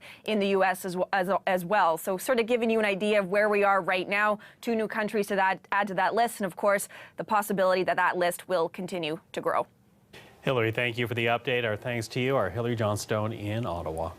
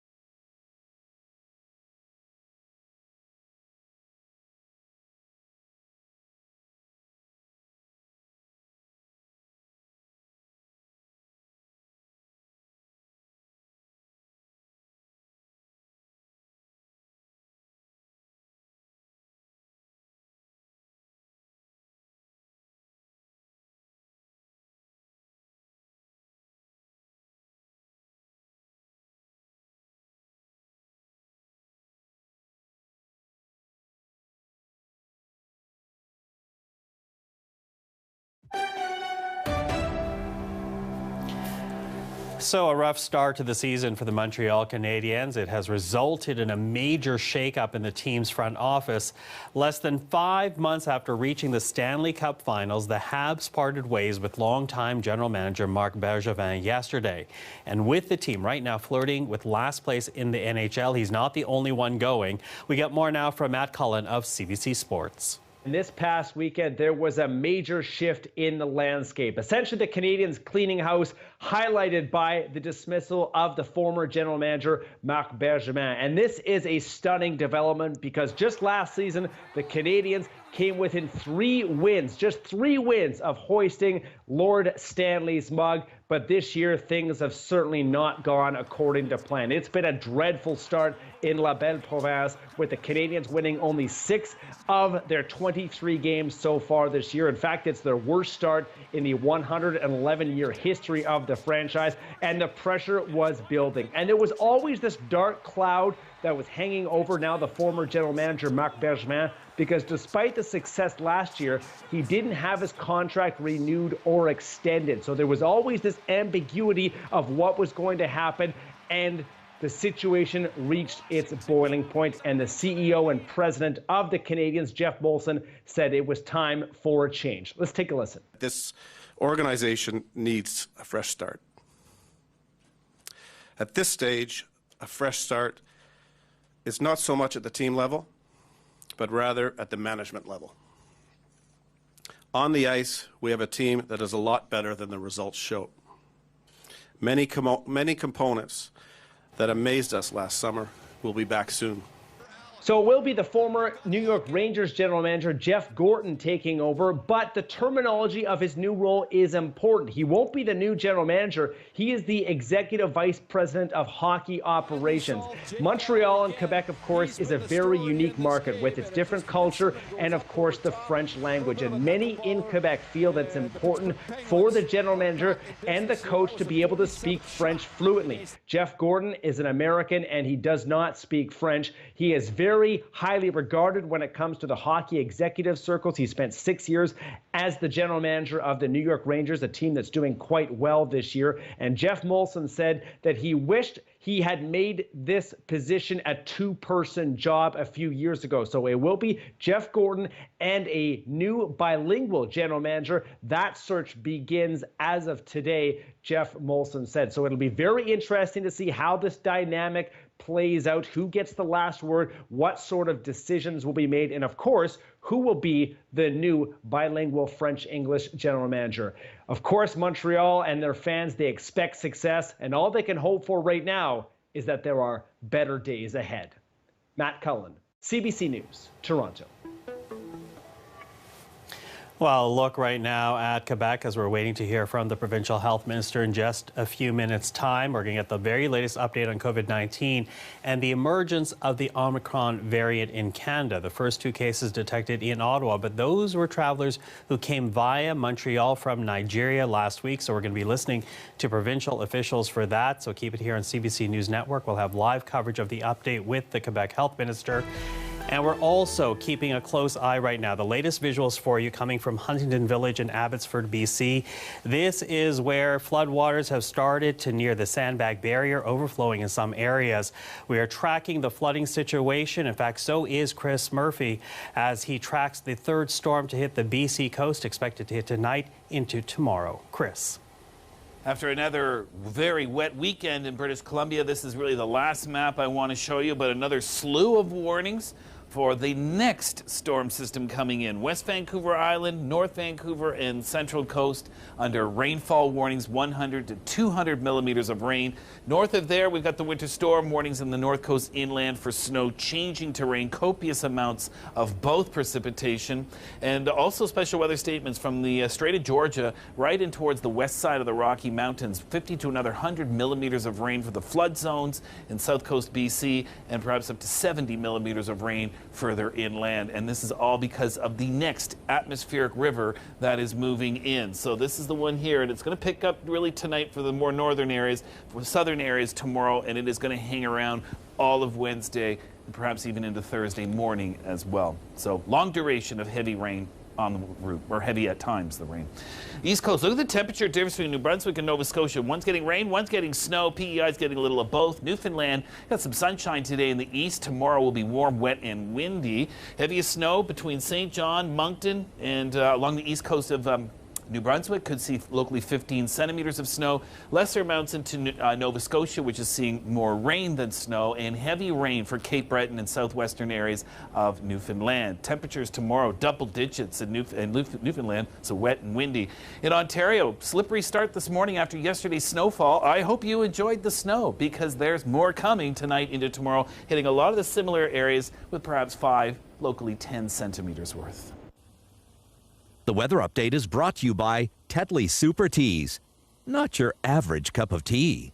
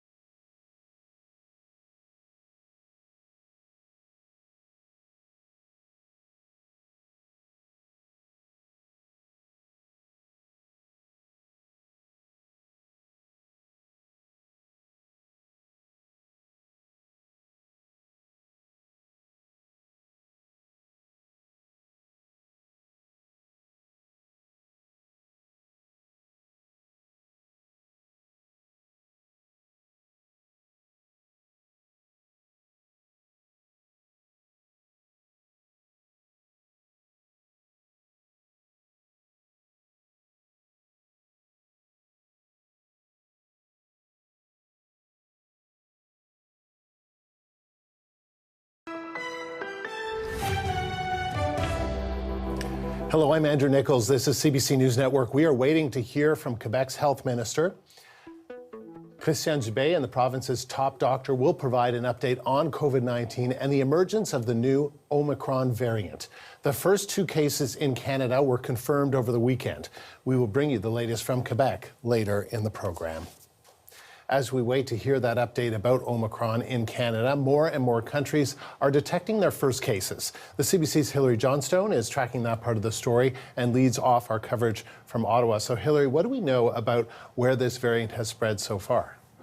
Well, Andrew, just recently we heard that there are 2 more countries that have reported its first cases of that new variant of concern. So Spain and Sweden are now on that list as well. And of course, we have been hearing from experts over the past number of days that they were, of course, anticipating that this would happen, that just because these are the countries currently on this list, that doesn't mean that this is a comprehensive list of where this variant has actually gone. So if you take a look at the global map, it has gone quite far already. Of course, there's those cases here in Canada, Canada, as far away as Australia. When you're taking a look at southern Africa, where it's believed that this originated, or where at the very least it was first reported. Of course, you have South Africa, you have Botswana. And then when you take a look at Europe, of course, you've got Spain and Sweden, like I was just saying, but you have the UK, France, Germany, the Netherlands, Italy, and then there are also cases in Hong Kong, so it's made its way to parts of Asia as well. Now, what we are hearing from experts is that list, that map that you just saw, those are countries that, for the most part, might have better surveillance systems than other countries, so have a better way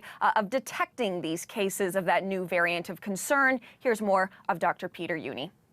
We need to acknowledge this will mushroom everywhere, okay? So the fact that we just have seen 2 cases in Ontario shows you only one thing, which is our surveillance system is working. We are so lucky that South Africa had a surveillance system. Most of African countries don't have. It will have spread already all over African countries. We need to be aware of that. We just don't see it because there's no surveillance, and it will be visible everywhere in all the countries.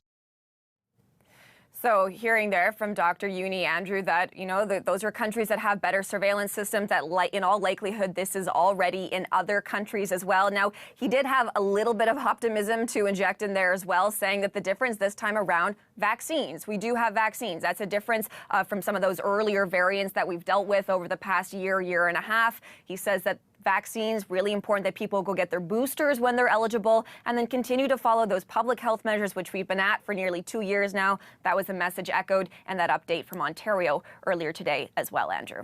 Hillary, thank you. Hillary Johnstone in Ottawa. So 2 of the cases of the Omicron variant were confirmed over the weekend, as we mentioned, in Ottawa, and people who recently traveled in Nigeria. They are now in isolation.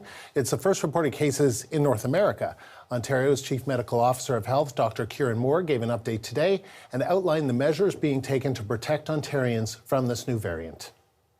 In order to rapidly identify and trace and isolate COVID-19 and its variants, we have already expanded eligibility for provincially funded COVID-19 PCR testing at all testing centers to individuals who have returned from or traveled in the following locations between November 1st and December 6th, 2021.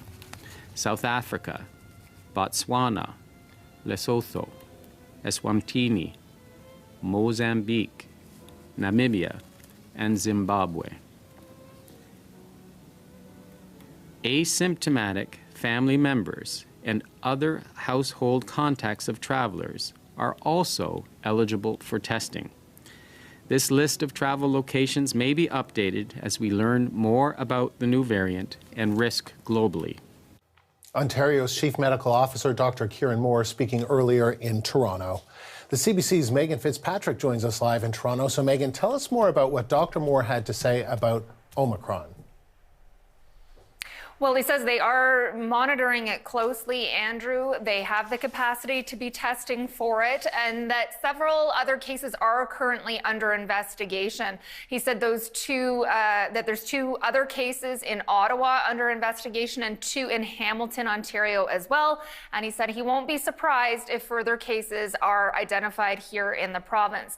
He also said the province is following up with 375 air travel passengers who recently arrived in Ontario from those 7 countries that he just outlined there in that clip. That information was provided to Ontario by federal officials. So now local public health units here in this province are following up with those travelers to ensure that they are getting tested. You heard him talk there about expanding the eligibility at public testing clinics for people who arrived from those countries, not just within the last 14 days, but since November 1st, so in the last couple of weeks. But beyond that, Ontario really is pressing the federal government to require COVID-19 testing of all air passengers arriving at Canadian airports, regardless of where they're coming from. Here's more of what Moore said about that. In an abundance of caution, though, we really do need enhanced testing of returning travelers. We're pushing that from the Government of Ontario's perspective and have testing capacity in Ontario if the federal government mandates enhanced testing to get the situational awareness that we need to best protect Ontarians. But going back to the basics, keeping your social gatherings small, keeping your masks on, your hands clean and washed regularly, physical distancing, all of those measures will work against Omicron and are effective against Delta, plus vaccination. As for any other measures that Ontario might take in the days or weeks ahead, Andrew, he said it really does depend on what the world learns about the Omicron variant. For example, whether it is more transmissible or whether it causes more severe illness. There's just a lot that's unknown right now. And so it's hard for governments to take further decisions potentially in terms of how to respond to it. So that's why Kieran Moore was saying there, in the meantime, as we wait for that information to come in, keep practicing all those public health measures to protect you from all of the variants of COVID-19, not just this one.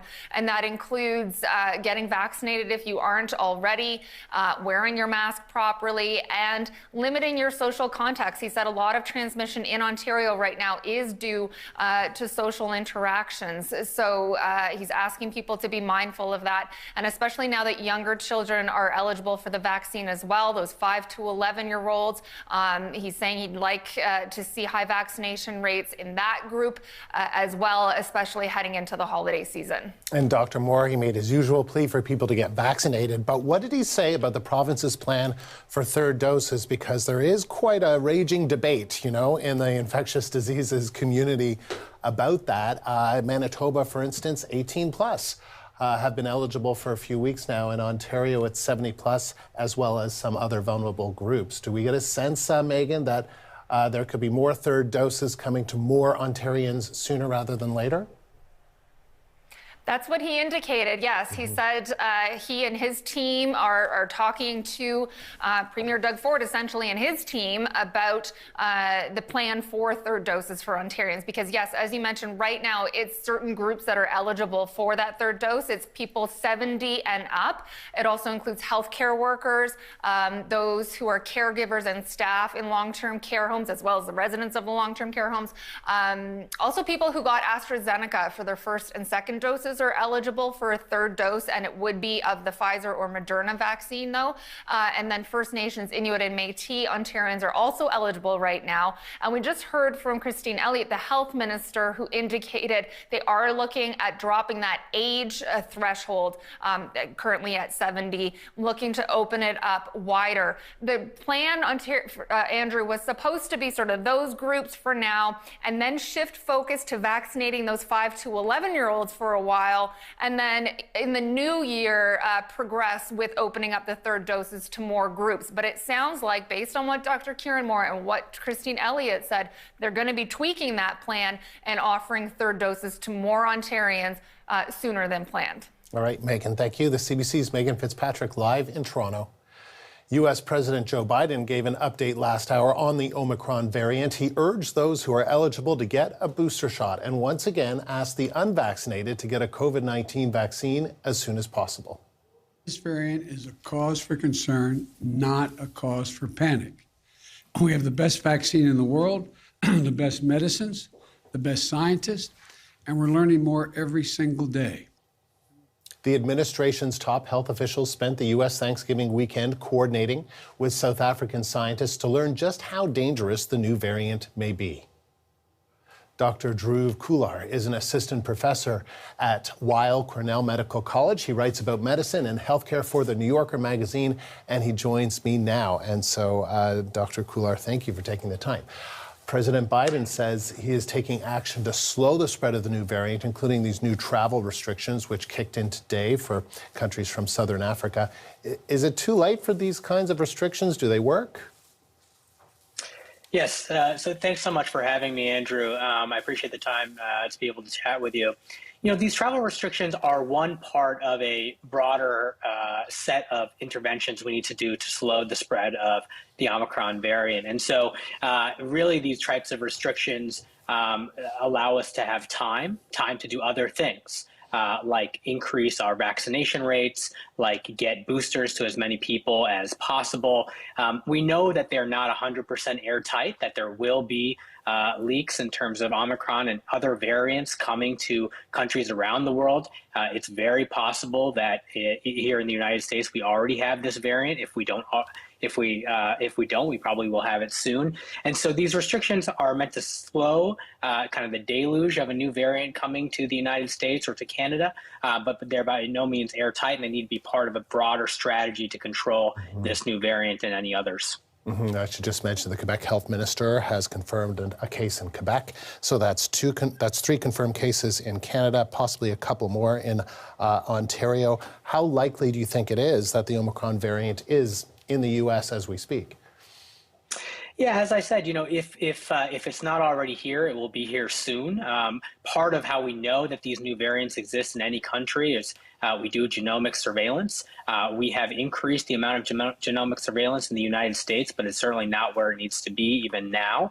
And so if it's not here already, it will be here soon, and we need to take steps now to mitigate its potential effects for the U.S. population, but also populations around the world. And that means getting as many vaccines to as many people as quickly as possible. What about third doses or boosters? Do you believe that now is the time? I know in your country, people started really receiving lots of vaccines in the winter. In our country, it was later in the spring. So many people in this country, in Canada, for instance, are getting towards that 6 month since the second dose. Is now the time for boosters or third doses?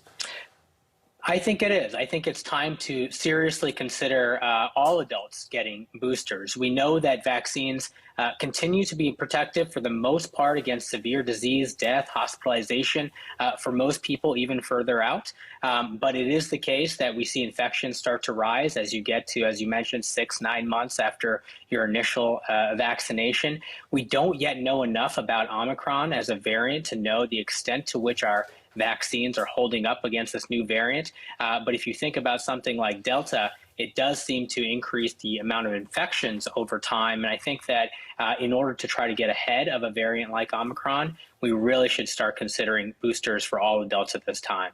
What do we know? I mean, could it be that that the vaccines don't work, that the booster will help generally, but that we might need an entirely new vaccine for Omicron?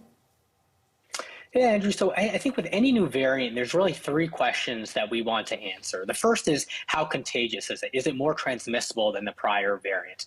The second is, if you do get infected, how likely is it to cause more severe disease than any prior variant? And the third is, how immune evasive is it? So can it reinfect people who have already had coronavirus infection? Can it evade our vaccines?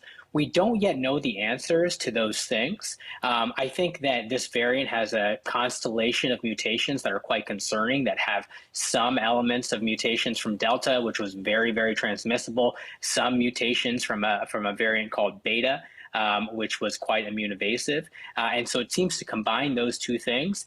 We don't know the extent to which our vaccines will hold up, but if I had to guess, I think the vaccines will continue to be protective against severe disease and hospitalization. We'll get more answers in the coming weeks, but I don't think we're back to square one with this. I think the vaccines will continue to generate some level of protection, which is why it's so important that everyone get vaccinated who can. What about behavior?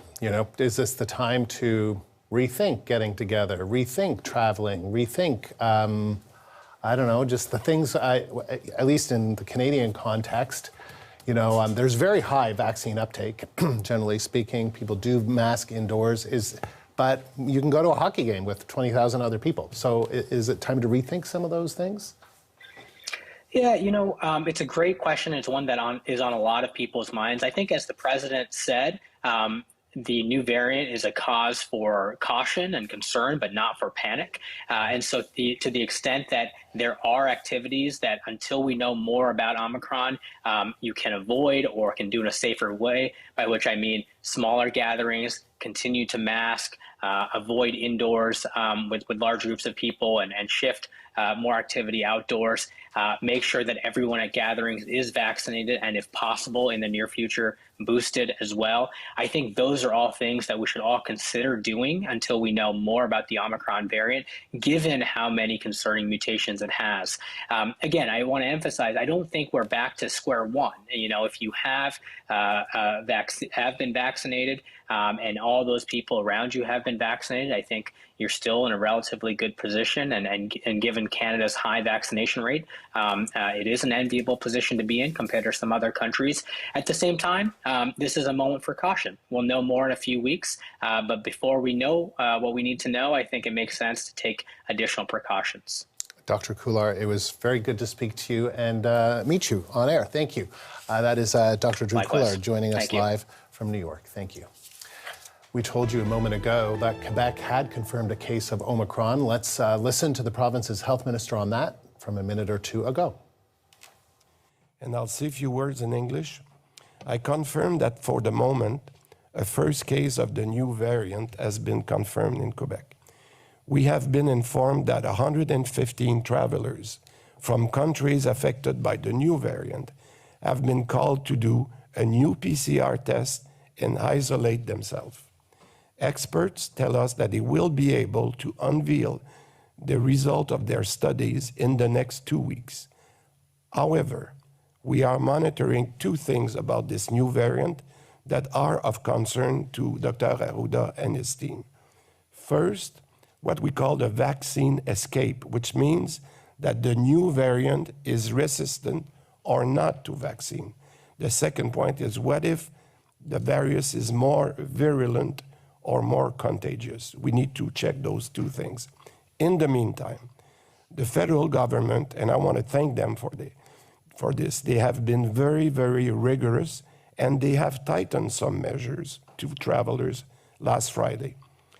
But for Quebecers who travel abroad and are therefore asked to remain extremely vigilant, because the requirement on returning from a trip could range rapidly. And I'm thinking of the one that are planning trips for the holidays, to really think about that before. We can see that the variant is starting to spread all over the world, so no matter where you travel, you must be careful. Now, on the situation of COVID, we have seen an increase in cases over the past few days. Among the new cases of the last 7 days, the majority of those increases came from people who are not vaccinated. 54% of the people who are not vaccinated are young people aged 11 and under, and therefore the good news is the vaccination for this category is doing very well. But for those that are still not vaccinated, it is important that they go to get a vaccination. And the third category is our elderly people that need, especially for those that are in RPA, they need to really go after their third dose when they are eligible, means when the interval is available to them. And in terms of hospitalization and intensive care, there has been a slight increase in the last few days. It's minimal, but we will continue to monitor that. But we should thank the Quebecers for the good vaccination that we have, which allow the hospitalization to be stable. Now, due to all those uncertainties that I've been talking about, especially for the variant Omicron, we must continue to respect health measures, because we have seen that even vaccinated people can contract the virus, especially because they are no longer inside. The winter has provoked us to come back inside, and there are still many unvaccinated people who contract the virus. It's never too late to get vaccinated, and the Omicron variant is one more reason to get vaccinated. Gathering in houses, and I will repeat that until Christmas, gathering in houses are always limited to 10 people. And I would like to remind you that people age over 70 can get their third dose as quickly as possible. In conclusion, we have to learn to live with this virus. We must not relax our good practices respect health measures, get vaccinated, and get tested at the slightest symptom. The next few weeks will be critical. You heard me saying that many times. This is really true this time also, because we are at the end of this process. We must all remain hyper vigilant. Thank you. Merci beaucoup. That is Christian Dubé, the health minister in Quebec, confirming that there's a first case of this new variant in Quebec, Omicron, that 115 travelers have been asked to do a PCR test and are isolating themselves. He said there are key questions. Is there a vaccine escape? Does this variant escape vaccination? He said that's an important question that we need answered, that we do not have the answer to. Is it more virulent or more contagious? Again, we don't have the answer to that. He said the federal government has been vigorous, but he said for Quebecers traveling abroad, be very vigilant because the requirements could change very rapidly, perhaps on your return. And then talking about how there has been a bit of an uptick in the number of cases in Quebec lately. He said a majority of the new cases are 11 and under. So, and those so far have been eligible to be vaccinated, but that program has just started. And he said, he reminded people that house gatherings are limited to 10 people, and we need to learn to live with the virus. There will be English questions a little later on in the program, and we will bring them to you. That is a look at people in Abbotsford, British Columbia, getting ready for the next storm. More heavy rain is coming to the flood zone this week, the third storm system in as many weeks. Over the weekend, about 100 millimeters of rain fell in the Abbotsford area. The CBC's Lindsay Duncombe is with us on the story from Vancouver. So, Lindsay, let's start with what's happening in Abbotsford. What's the latest? Well, it's steady. The water is holding, the dikes, the dams are holding. We just got this video in from our colleague Katie Nicholson, who is out in the Abbotsford area, and you can see that water is just creeping up to all of the provisions that have been put in place, bracing for the rain that we got over the weekend, as well as the perhaps record-breaking again rain that is expected in the coming days. At about 4 o'clock in the morning, early today, that large orange dike known as a Tiger Dam was completed. That orange piping there is filled with water, and the idea is that will protect the highway number 1, which is currently closed from Abbotsford to Chilliwack, as well as properties in the area. There are still sandbags that are available. There was just a plea out from the Abbotsford Fire Department to say that volunteers are still needed to do additional sandbagging. So a very tense time. There were 7 people or 7 additional homes that were under evacuation order. So very much watching that water, waiting for the rain, and really hoping for the best. Provincial officials are going to be holding a news conference at about 1:30 Pacific time. What might we hear from them? 2 big things. The first is what's the situation with fuel in this province, and the second is what do we know about what's coming. When it comes to fuel, ever since last week, people have had to have a limit on how much gas they can get at the pumps. 30-liter limit, unless, of course, they're doing some essential work such as repairing roads. That was so that the pipeline could get back online, which is expected to happen on December 1st. So we are expecting to hear from the Energy Minister about what the fuel supply is, what the weather we are expecting could have in terms of how we can get supplies to people as people need them. And the other thing, of course, is what is coming next. There is a lot of criticism about the record-breaking rain event 2 weeks ago. Should there have been more warnings? We have already heard the tone from the Public Safety Minister certainly elevated and concerned. Here's what he said about the storm. This next storm could be the most intense since the original storm pulse hit 2 weeks ago. More heavy rains mean people in the north, central, and south coast, on Vancouver Island, in Abbotsford, and the Sumas Prairie are facing an extremely volatile situation. Once again, it's time to be ready.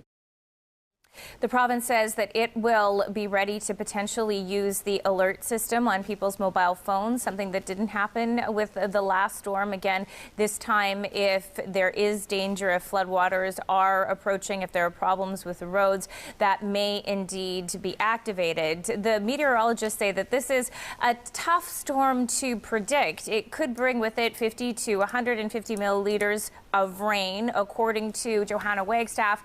So certainly when you consider all of the water that is already just lying there with nowhere to go, that rain is very worrying. Sure is. Okay, Lindsay, thank you. The CBC's Lindsay Duncombe with us from our Vancouver bureau. So let's get a better sense of that next storm rolling into southern BC. CBC's senior meteorologist Johanna Wagstaff has the details.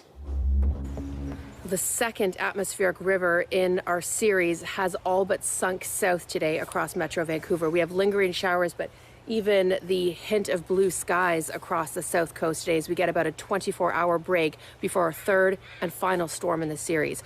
The second, though, leaving behind some pretty incredible rainfall totals, over 120 millimeters for parts of Abbotsford since Saturday morning, over 140 millimeters for Hope, and a lot of that rain making their way over the mountain ranges, hitting places like Merritt and leading to our rivers cresting and bursting their banks, including the Coldwater River near Merritt. Now, most of our rivers have crested or are cresting as we speak today, meaning they're hitting their peak. Levels not quite at what we saw November 13th to 15th. Still, we're talking 10 to 50-year highs, and that includes the Nooksack River south of the border. It'll take some time for those water levels to drop, so they'll remain high today, and we do have flood watches and warnings in place, particularly out towards the Coquihalla and Merritt at that warning stage, as well as Abbotsford. The next system hitting the central coast tonight before sliding south into Metro Vancouver and the Fraser Valley eastward for Tuesday. There is still an incredible amount of uncertainty for this storm. We often have much more confidence only a couple days out. This one, there is just a lot of divergence in the models, anywhere between 40 and 150 millimeters for our vulnerable communities. Quite the range. If we end up on the upper end of that range, we could be talking some substantial flooding once again, but it's such a narrow hose of moisture, that range still exists. Most of the river forecast models have that crest of the rivers happening Wednesday at not quite the levels we saw yesterday. But again, if we come in at the extreme ends of our models, the crest will actually be higher. So all eyes on those models, especially for our vulnerable communities. Johanna Wagstaff, CBC News, North Vancouver. Still ahead, the federal government is expected to introduce new legislation to ban conversion therapy, but that bill will once again face opposition from across the floor. The details next on CBC News Network.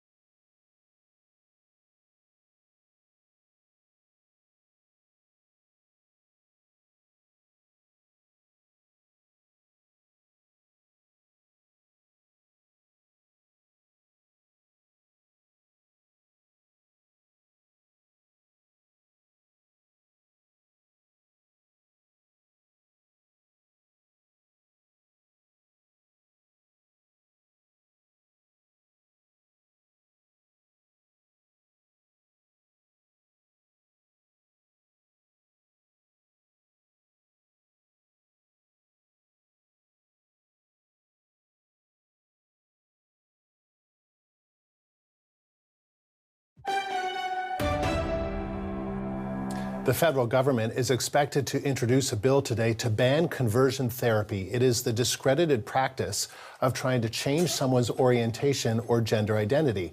A previous version of the legislation, known as C6, died in the Senate. It had faced opposition from more than half of the Conservative caucus. The latest bill is expected to close some loopholes, and the CBC's Karina Roman is on this for us in Ottawa. So, Karina, what are we expecting in the new bill?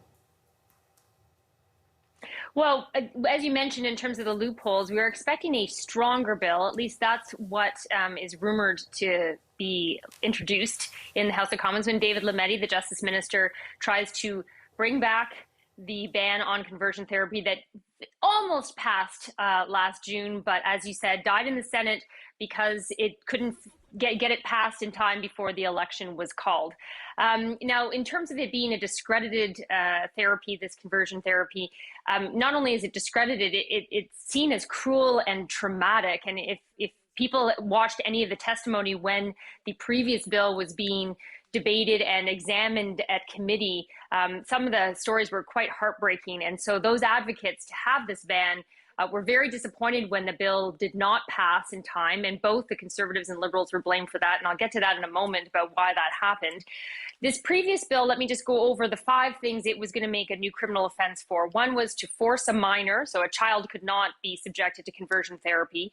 Forcing an adult, so if an adult did not consent to it, that was a criminal offense. Profiting off conversion therapy, advertising conversion therapy, or taking a child out of Canada for the purposes of having them subjected to conversion therapy. That was what the previous bill looked at criminalizing.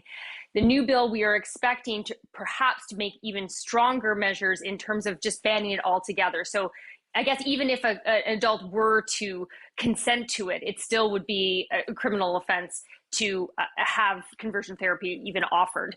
So that is what we're looking for. Advocates say they've had that hinted to them. So, you know, if they're right and that is what is in the new bill, then it would be a stronger bill than what was previously tried. Well, that is interesting information that I did not know. So what are the chances of it passing this time around, Karina? Well, the chances are quite strong. Let's just go over a little bit of the history of why it didn't get where they wanted it to get. I mean, this was promised by the Liberals in 2019 in that campaign, that election campaign. So it was introduced as a bill in March 2020, but then what happened? The pandemic. So it was reintroduced in the fall of 2020. And then it went through a whole bunch of parliamentary hijinks and procedure. As you mentioned earlier, there were Conservatives who voted against it, although some say they voted against the ban mostly because they didn't feel that it was defined properly and legally. So we'll have to see whether this new bill appeases that concern in terms of a definition of conversion therapy. But with strong support from the NDP and Bloc last time, expect that support again. And you have the support now of the NDP saying they would be supportive of fast-tracking the bill because they feel it's already been thoroughly debated. So we have quite a bit of time ahead of us. The Liberals promised to bring it in, to introduce a bill like this within the first 100 days. That's what we see is going to happen. And then it really gets on with the process of going through the House of Commons and the Senate again. But there is much more confidence at this time we will finally get our ban. Karina, Aaron O'Toole has, tried to move the party to the center, the Conservative Party. Could they be once again caught with many, we'll see how many, but dozens and dozens of members voting against something that many modern Conservatives think is just, something that should be done? That's why I think it'll be interesting to see whether there is any tweaking to the definition, legal definition of what conversion therapy is, because that was what the rationalization that some Conservatives gave for why they voted against the bill. They didn't feel that was clear enough. If that is made clearer, will they still vote against it and this time have a different reason, or will that be enough for them? Or if the definition isn't changed, will they still use that as an excuse? And politically, it'll be interesting to see whether Aaron O'Toole, who has already been challenged a lot by inner turmoil in his caucus over other issues, whether he can rally them all together. So it did not look good for them in terms of their big tent idea of representing all Canadians when you had some of them vote against the ban, not just some, but quite a few. So it'll be interesting to see what they do, but also what the rationalization they give for what they do, depending on what this new bill will look like. It will be interesting, and we will watch along with you. Okay, Karina, thank you. The CBC's Karina Roman live in Ottawa. The trial of Ghislaine Maxwell has begun in New York City. The British socialite is accused of grooming underage girls for convicted pedophile Jeffrey Epstein. Maxwell has pleaded not guilty to all the charges against her. Freelance reporter William Denslow is on the story for us in New York. So, William, what's the latest?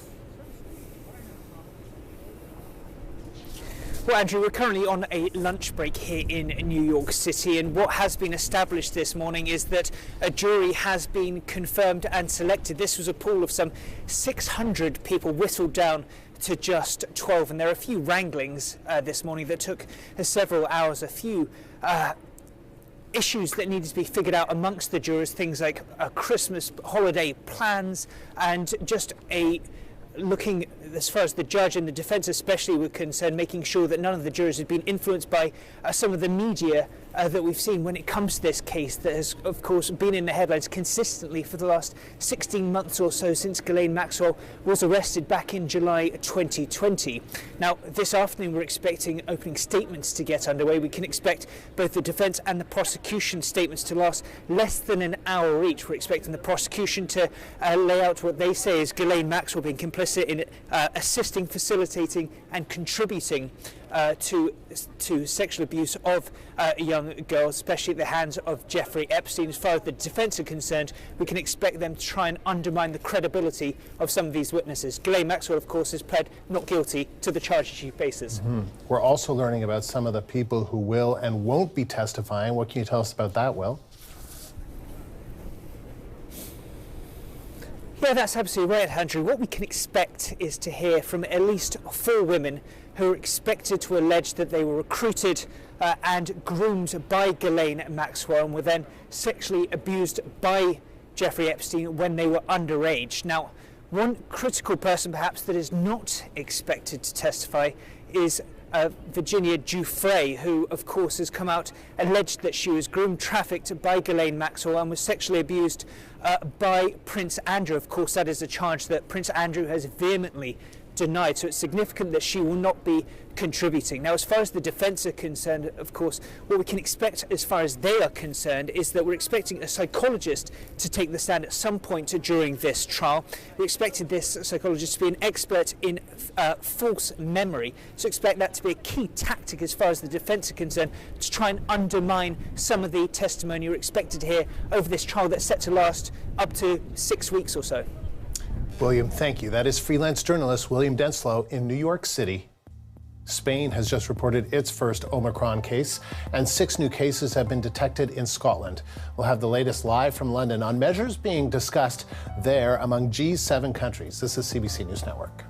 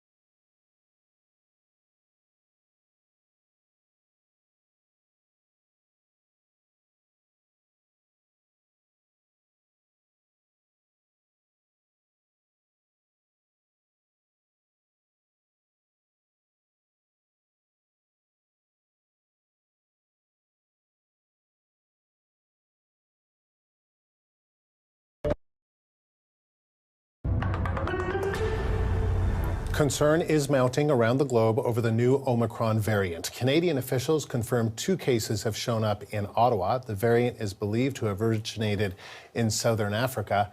A growing number of countries have announced bans on flights from that part of the continent. And now the race is on worldwide to learn more about the variant. Omicron is also top of the agenda at the World Health Organization. It's been holding a long-planned special session of member states today, and the UK has released new numbers that suggest the variant can spread quickly. The CBC's Tessa Arcilia has the details from London. New cases of the Omicron variant have been detected here in the UK, bringing the total to 11. And officials say they expect to have more cases in the coming days. Now, the Health Secretary, Sajid Javid, had announced new measures such as mandating mask wearing in public transport and in most shops, as well as expanding their booster vaccine scheme to include everybody above the age of 18. Take a listen to what he had to say. The latest indication is that it spreads very rapidly. It may impact the effectiveness of one of our major treatments for COVID-19, Ronapreve. And, as the Chief Medical Officer said this weekend, there's a reasonable chance that our current vaccines may be impacted. I can update the House that there have now been 5 confirmed cases in England and also 6 confirmed cases in Scotland. And we expect cases to rise over the coming days. The UK also convened the health ministers of the G7 nations today, and they said that they're recommitting to having a global surveillance and alert system in terms of pandemic preparedness and working with the WHO, as well as ensuring access to vaccines by the whole world. Now, they also praised South Africa for identifying the vaccine because South Africa had been feeling that they've been penalized for having been able to identify it in the first place. Now, the World Health Organization also were having their assembly today. It's long been planned, but it couldn't have come at a better time, so to speak, with the Omicron variant now spreading across the world. Take a listen to what the Secretary General of the WHO had to say. Here we are, entering the 3rd year of the most acute health crisis in a century. The emergence of the highly mutated Omicron variant underlines just how perilous and precarious our situation is. The WHO is cautioning countries on imposing travel bans, worried that South Africa is being isolated. But at the same time, there have been increasing number of countries that have been imposing those travel bans in order to stop the spread of the new variant. Japan being the latest of the countries to ban all foreign nationals from entering temporarily, in addition to Israel and Morocco. Tessa Arcilia, CBC News, London. We're going back to Montreal. Quebec's top health officials are taking questions after announcing the province's first reported case of the Omicron coronavirus variant. Let's listen. You focused a lot on being careful about gatherings in homes, no more than 10 people, etc. But we're seeing gatherings obviously now in bars, at the Bell Centre of 20,000 people. Are we looking at having to restrict those, or why are we not being more restrictive about those and focusing more on house gatherings? For the moment, this is the key word, it's not in the carton. Because we've been asking, and we've been asking that to the Bell Centers to make sure that there were reasons why we thought this was possible. There is the psychological aspect of allowing people to benefit the fact that they have been vaccinated twice, and the people that are in those environments are vaccinated properly, adequately vaccinated.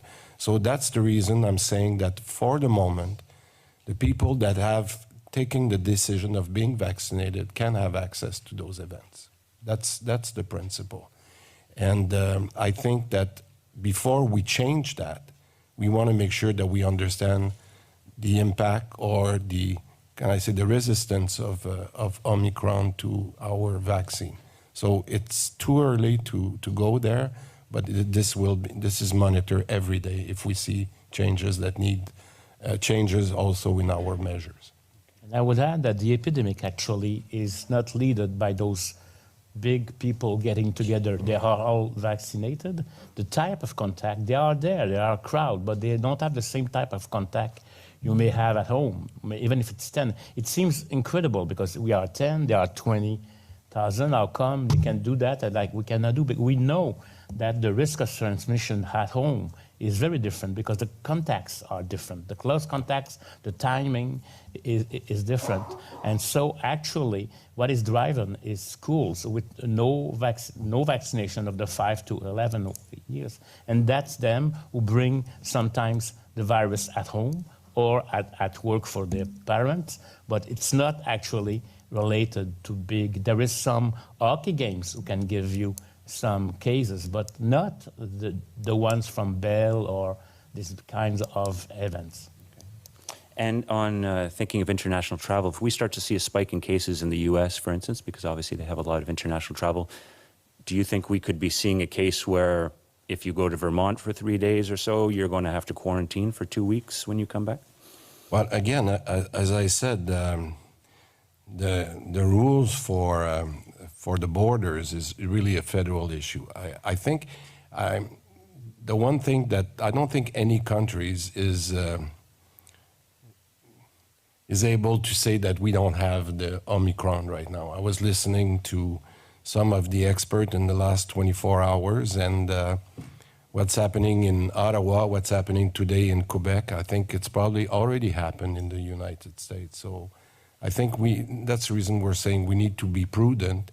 And if you don't need to travel, I would evitate those travel if they're not necessary right now.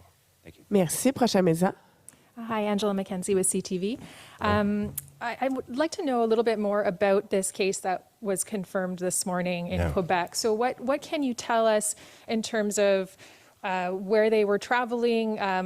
Is it linked at all to the cases in Ottawa who transited through Montreal's airport? What more can you tell us? I will help Horacio on this because he's linked to a very medical secret, as you probably understand, but I don't know what you can tell us about. What I can tell is, first of all, we are still making some inquiries to see exactly when, but that case came from Nigeria. That's the only thing I can say. It's not because I want to say to you, but even I must be very careful because we don't want that for privacy reasons that we can find somebody.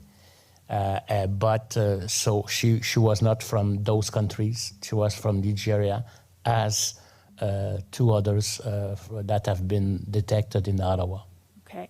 And Mr. Dubé, I understand you have said that for a 3rd dose, the uptake has been slow so far, that you still want to go by the same program, the same order of things. But if there are, especially given this variant, if there are people at younger age groups who are willing to go and get that 3rd jab now, why not open that up to them? Yep.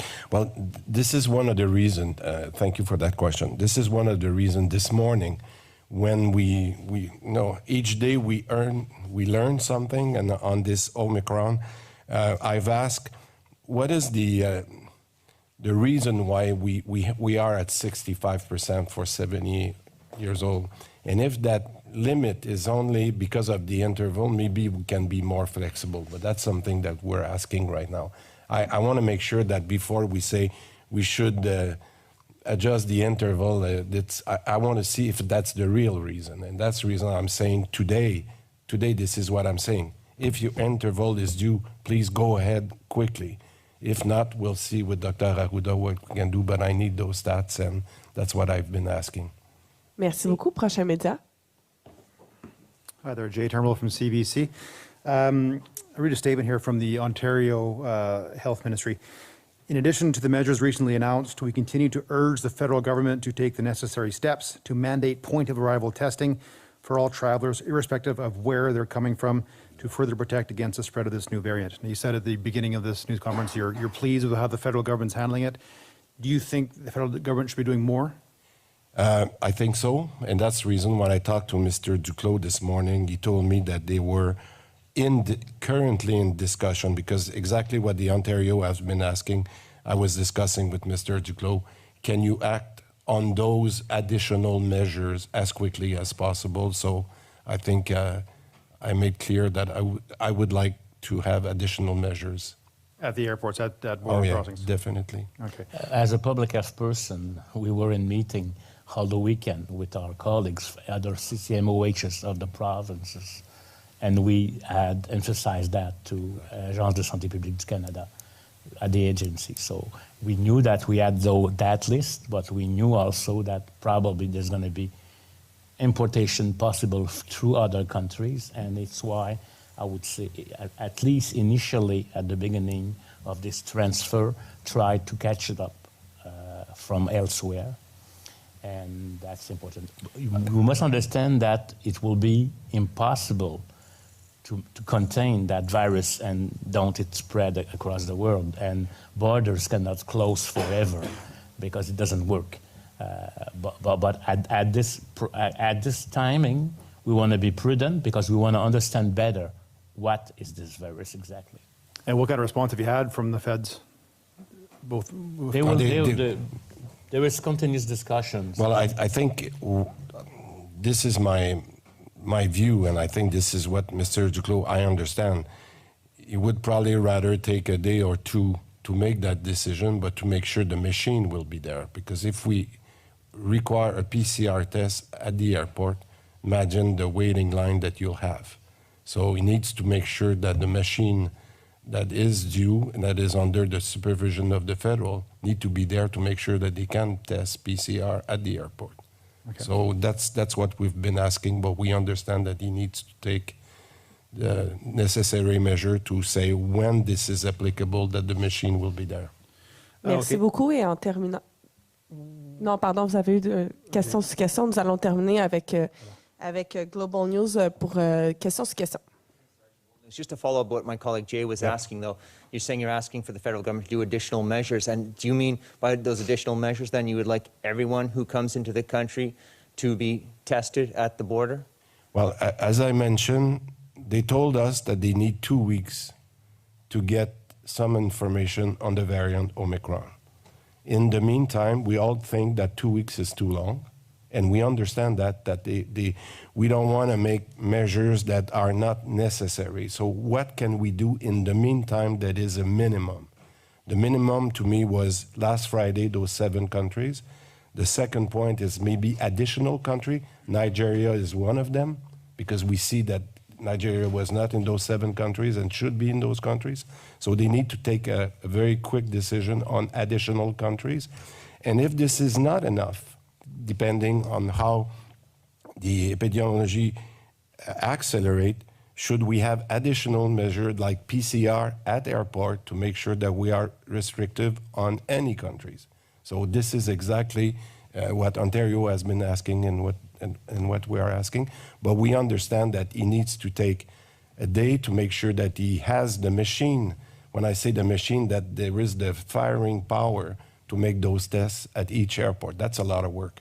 And just to follow up what you're talking about, the vaccination rollout, and you were saying those who are 70 and over, if they haven't got their booster and they're eligible to go ahead and do so, but also at the same time, if there are enough vaccines and you're getting enough vaccines for all the eligible Quebecers, are you going to then, if people who are under the age of 70 but have had the 6 months lapse between their second dose, why not open that up now to allow them to get vaccinated? Well, but that's the job of Horacio and the SIC to give us some points on that. I would say that Canada and Quebec that it's one of the subjects of the week, planned even before Omicron, and we will come back with that very soon. Merci, c'est ce qui met fin au point de presse d'aujourd'hui. Bonne journée. Beaucoup. You've been listening to Quebec's top health officials giving us an update on the Omicron case. It is a woman who traveled from Nigeria to Quebec. So that's the first case in Quebec. There are 2 others in Ottawa. And for the moment, there were questions about, well, you can go to a hockey game with 20,000 people. And they said, but gatherings are limited to 10 people.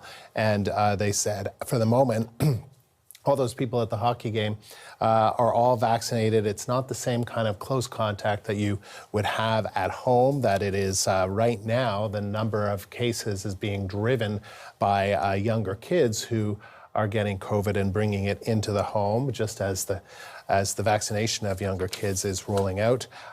And he said, look, when it comes to countries, saying he doesn't believe that any country can say that there's no Omicron, that everyone has it, and that we'll have to look at this over the next few weeks. But at the very minimum, maybe other countries should be added, such as Nigeria, to the list of countries banned from entry into Canada, and maybe there should be PCR testing at airports sooner rather than later. Much more ahead on CBC News Network.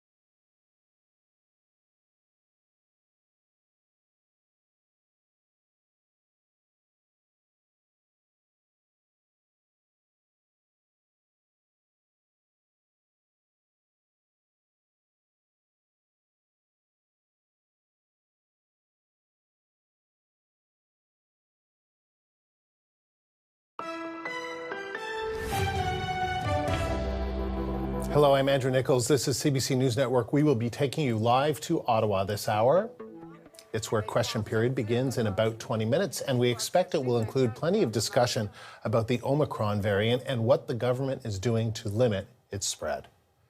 Quebec's health minister is confirming the province's first case of the Omicron variant. Christian Dubé made the announcement last hour, and the minister says health officials are testing dozens of more people.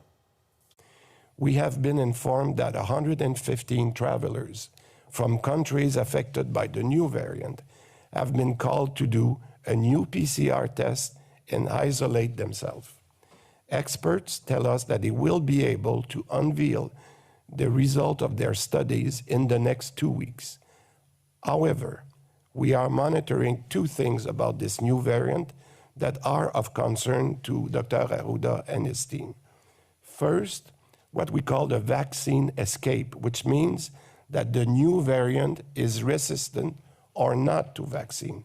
The second point is, what if the virus is more virulent or more contagious? We need to check those two things. Omicron aside, Dubé says there has been a general increase in pandemic cases overall in the past 7 days. He says the majority of those patients have been unvaccinated. And Guinea, Mozambique, Namibia, and Zimbabwe. Asymptomatic family members and other household contacts of travelers are also eligible for testing. This list of travel locations may be updated as we learn more about the new variant and risk globally. the CBC's Megan Fitzpatrick was watching that news conference, and she has more on what Dr. Moore had to say about this new variant. Well, he says they are monitoring it closely, Andrew. They have the capacity to be testing for it, and that several other cases are currently under investigation. He said that there's two other cases in Ottawa under investigation and 2 in Hamilton, Ontario as well. And he said he won't be surprised if further cases are identified here in the province. He also said the province is following up with 375 air travel passengers who recently arrived in Ontario from those 7 countries that he just outlined there in that clip. That information was provided to Ontario by federal officials. So now local public health units here in this province are following up with those travelers to ensure that they are getting tested. You heard him talk there about expanding the eligibility at public testing clinics for people who arrived from those countries, not just within the last 14 days, but since November 1st, so in the last couple of weeks. But beyond that, Ontario really is pressing the federal government to require COVID-19 testing of all air passengers arriving at Canadian airports, regardless of where they're coming from. Here's more of what Moore said about that. In an abundance of caution, though, we really do need enhanced testing of returning travelers. We're pushing that from the Government of Ontario's perspective and have testing capacity in Ontario if the federal government mandates enhanced testing to get the situational awareness that we need to best protect Ontarians. But going back to the basics, keeping your social gatherings small, keeping your masks on, your hands clean and washed regularly, physical distancing, all of those measures will work against Omicron and are effective against Delta, plus vaccination. As for any other measures that Ontario might take in the days or weeks ahead, Andrew, he said it really does depend on what the world learns about the Omicron variant. For example, whether it is more transmissible or whether it causes more severe illness. There's just a lot that's unknown right now, and so it's hard for governments to take further decisions potentially in terms of how to respond to it. So that's why Karen Moore was saying there, in the meantime, as we wait for that information to come in, keep practicing all those public health measures to protect you from all of the variants of COVID-19, not just this one. And that includes getting vaccinated if you aren't already, wearing your mask properly, and limiting your social contacts. He said a lot of transmission in Ontario right now is due to social interactions. So he's asking people to be mindful of that. And especially now that younger children are eligible for the vaccine as well, those 5 to 11-year-olds, he's saying he'd like to see high vaccination rates in that group as well, especially heading into the holiday season. And Dr. Moore, he made his usual plea for people to get vaccinated. But what did he say about the province's plan for 3rd doses? Because there is quite a raging debate, in the infectious diseases community about that. Manitoba, for instance, 18 plus. Have been eligible for a few weeks now. In Ontario, it's 70 plus, as well as some other vulnerable groups. Do we get a sense, Megan, that there could be more 3rd doses coming to more Ontarians sooner rather than later? That's what he indicated, yes. He said he and his team are talking to Premier Doug Ford, essentially, and his team about the plan for third doses for Ontarians. Because, yes, as you mentioned, right now, it's certain groups that are eligible for that third dose. It's people 70 and up. It also includes healthcare workers, those who are caregivers and staff in long-term care homes, as well as the residents of the long-term care homes. Also, people who got AstraZeneca for their first and second doses are eligible for a third dose, and it would be of the Pfizer or Moderna vaccine, though. And then First Nations, Inuit, and Métis Ontarians are also eligible right now. And we just heard from Christine Elliott, the health minister, who indicated they are looking at dropping that age threshold, currently at 70, looking to open it up wider. The plan, Andrew, was supposed to be sort of those groups for now, and then shift focus to vaccinating those 5 to 11-year-olds for a while, and then in the new year progress with opening up the third doses to more groups. But it sounds like, based on what Dr. Kieran Moore and what Christine Elliott said, they're going to be tweaking that plan and offering third doses to more Ontarians sooner than planned. The CBC's Megan Fitzpatrick in Toronto. More heavy rain is on the way for southern British Columbia. It will be the third storm in as many weeks. The CBC's Katie Nicholson is in the flood zone. She joins us live from Abbotsford. So, Katie, what's happening where you are? So we're in Huntington Village, just on the other side of the sandbags that the armed forces had erected. And this is where the water is now starting to move in. So we're here right now because we don't know how long we can be. The water has started to really come in quickly across this road since we've been here. We've noticed that it's really started to encroach very quickly across the roads. This has all happened in the last half hour. Waters first started coming here around 9 o'clock. According to the people who work at this business here, which is currently getting inundated. And I spoke with the owner, Wayne Elias. He says this is the second time he's been flooded in as many as 2 weeks, and it really feels from the other side of the sandbags, watching this encroach on his business, like he's watching a slow-moving train crash. I asked him what he's planning on doing for the rest of the day. He says there's really nothing he can do at this point. They've moved all of their gear to high ground as best they can, and it's essentially sitting and waiting. That's what they're doing right now. He said he might even go home and watch a movie, because what else can he do? It can take his mind off of it. I just want to show you. This is all the water that's coming across from the Nooksack River, from Washington State. So that's mountain runoff, that is rainwater, and that is spillover from the Nooksack River that has moved across, and right here at Boundary Road and 2nd Avenue.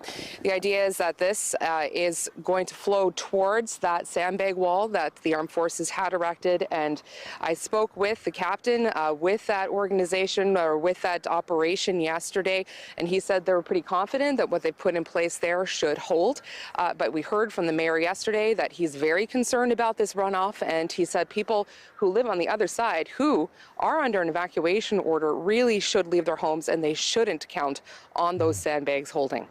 And so, Katie, can we see that sandbag wall? Can your camera operator show it to us, or is it a little too far to see? I don't know if you can zoom in. Yeah. It's sort of where you can see a line of sandbags. They're all along the train tracks. So this is a blueberry field. This had completely flooded 2 weeks ago.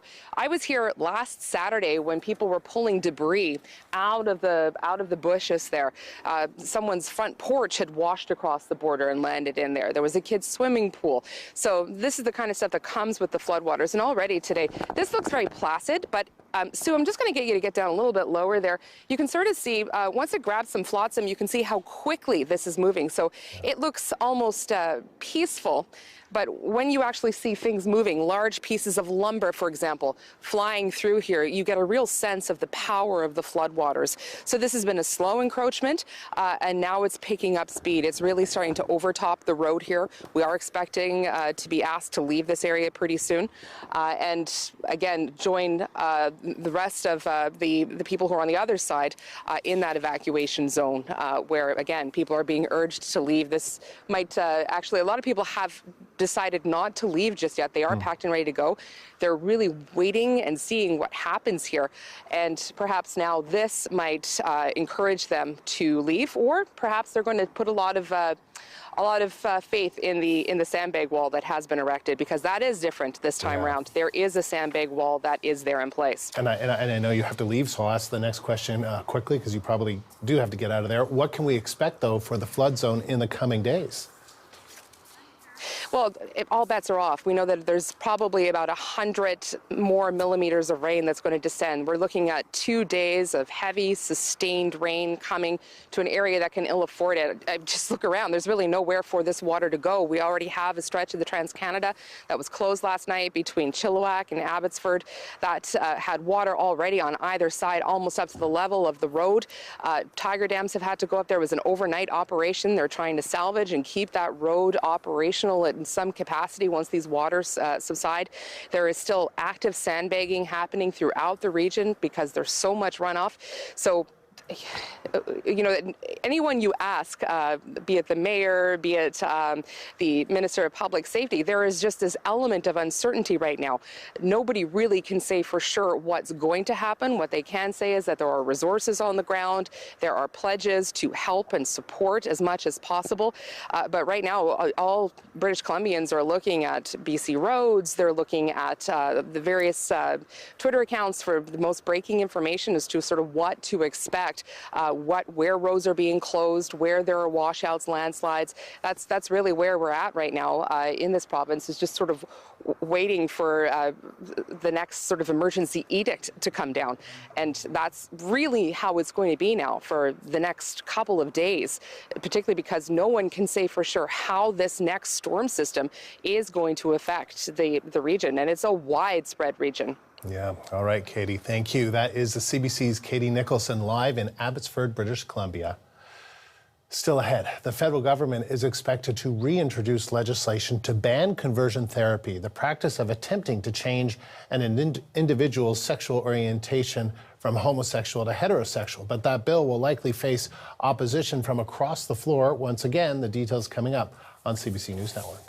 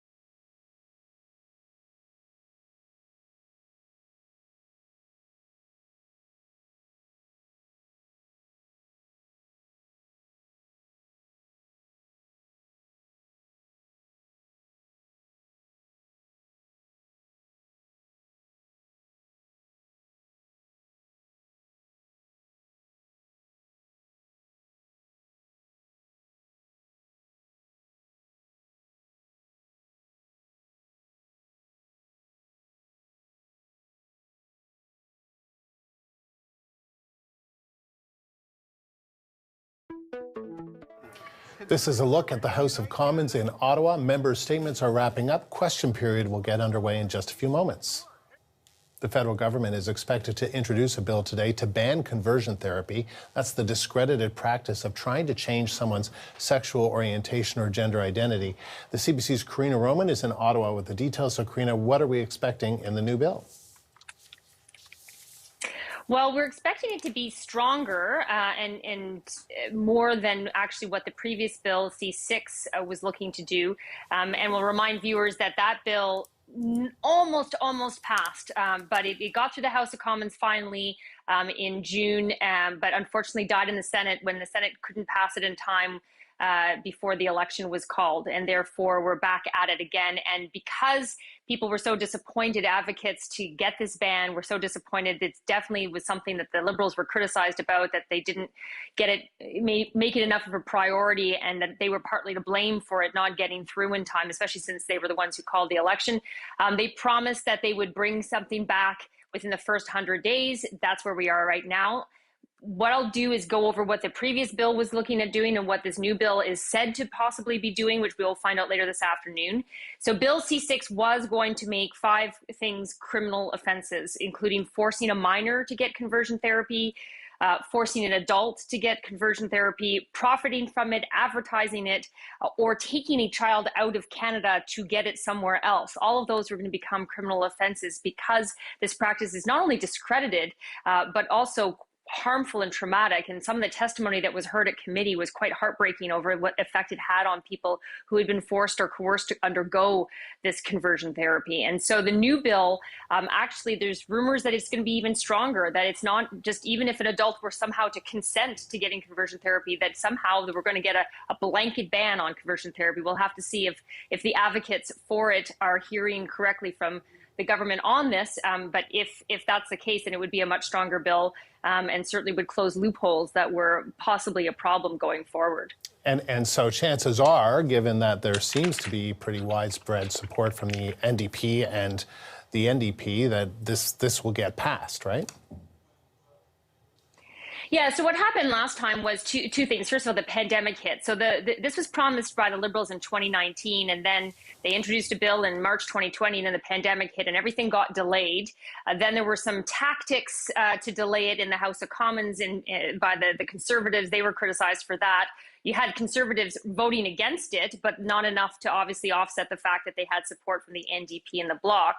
But now we have a bit more runway room. So basically, because of the election, they ran out of room to get this passed, and therefore now we have a new session, we have a quick reintroduction, and we have the NDP actually indicating they would be on board to help fast track it, whether that means closure or time allocation.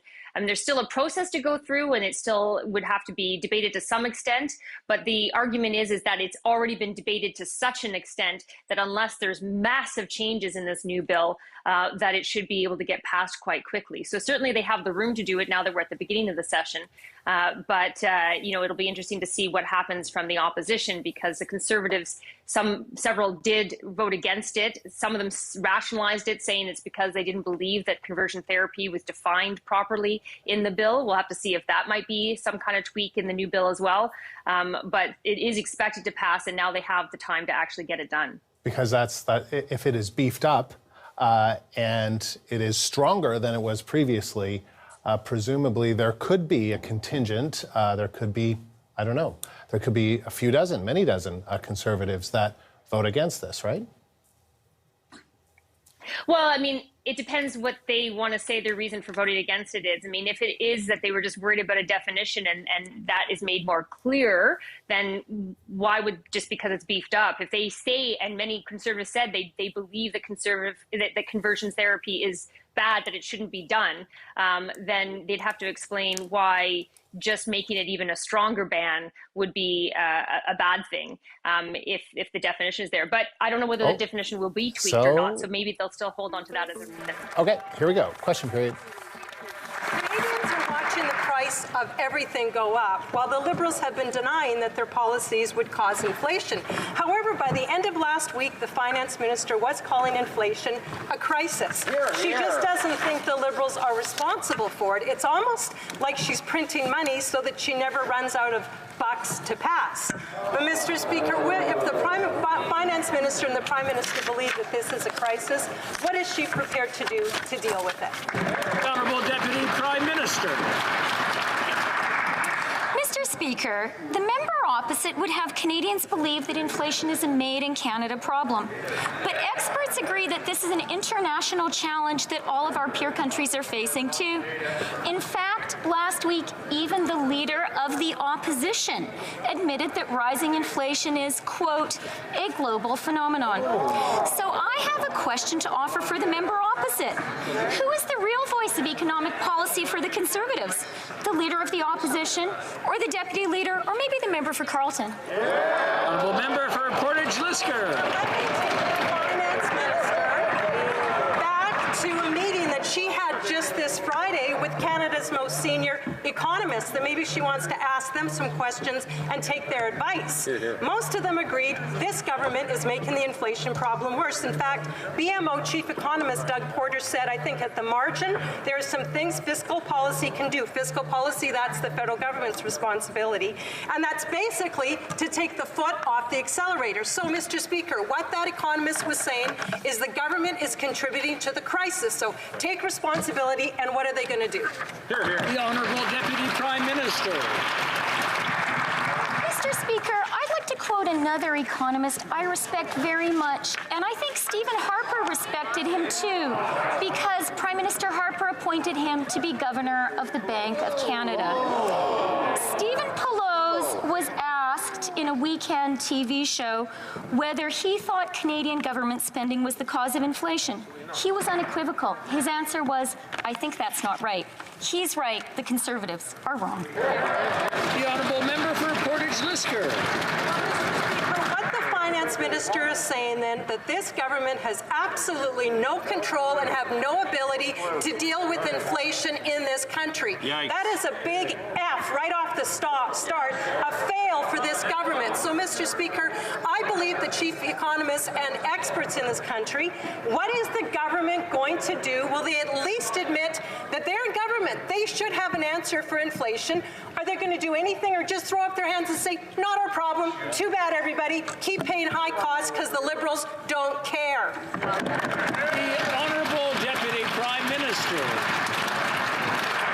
Mr. Speaker, let me quote Governor Pelosi, an economist respected by all Canadians, further.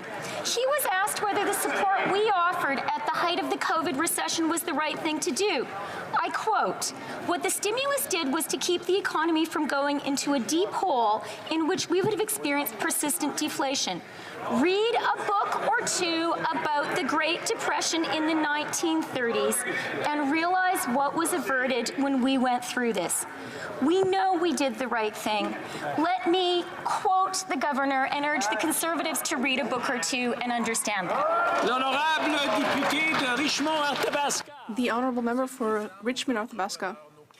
Mr. Speaker, our entrepreneurs, our job creators are at the end of the rope. In April and June, I personally wrote to the Ministry of Immigration to propose solutions in order to help businesses that are having real trouble finding labor.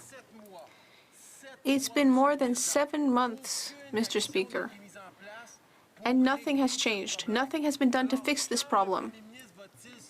When will the Prime Minister finally get to work and come up with some concrete solutions to help address this labor shortage that is facing all of our Canadian businesses? The Honourable Minister. Monsieur le Président, Mr. Speaker, I'd like to thank my colleague for his question. On this side of the House, we believe that immigration creates jobs and long-term prosperity. That is why we are working together with the government of Quebec. We have already delivered the goods. This year we have hit an historic target of temporary foreign workers, and we will continue to work hard. The Honourable Member for Richmond-Arthabasca. Mr. Speaker, the Minister can say whatever he wants, but on the official website of Immigration Canada, it states that there is a processing backlog. It is clearly stated that they are currently dealing with the request from 2019. We're almost in 2022, Mr. Speaker. Businesses need help now. They need help in order to deal with a labor shortage now. When will this government get to work and come up with concrete solutions? The Honourable Minister of Public Safety. Mr. Speaker, this isn't just about words. We've taken action. We have hit historic immigration levels. not just in Quebec, but throughout Canada. That's good for the economy, it's good for our country's long-term prosperity, and we will continue to work closely with all of the provinces, including Quebec. The Honourable Member for La Prairie. Mr. Speaker, the Environment Commissioner panned Liberals' record on climate change. Since the Liberals came to power, the Commissioner has said that Canada is the G7 country with the worst performance. Imagine that. And yet somehow still today, the government is subsidizing oil companies so that they can increase their production, but hopefully in a less polluting way. Wow. Mr. Speaker, once again, they're trying to put out a fire with a flamethrower. Will this government finally realize that we need to cap the production of fossil fuels? The Honourable Minister. Thank you very much, Mr. Speaker. I'd like to thank my colleague for his question. I will just interrupt the Minister. I will just ask him to wait a moment. Order. Okay, je vais demander au ministre de recommencer. All right, I will ask the Minister to start again, because I wasn't able to hear his answer clearly. Thank you very much, Mr. Speaker, and I'd like to thank my colleague for his question. And I'd like to invite him to closely read the Environment Commissioner's report. In it, it is clear that his analysis is about the years prior to the arrival of our government in power. As the Commissioner stated clearly, that our various measures in 2016 and 2020 were not studied in the report. The hundreds of billions of dollars that we have invested, Mr. Speaker, over the past several years. I am looking forward to seeing the Environment Commissioner's next report, which hopefully will deal with the measures that we have brought in to reduce pollution in Canada. Thank you, Mr. Speaker. The Honourable Member for La Prairie. Mr. Speaker, this government has increased its emissions since 2015, so I have no lessons to learn from the Minister. And if the government's plan was so good, the fossil fuel sector wouldn't be celebrating. And yet, on Tuesday, the Canadian Association of Energy Contractors announced happily that no fewer than 1,363 new wells would be drilled in 2022.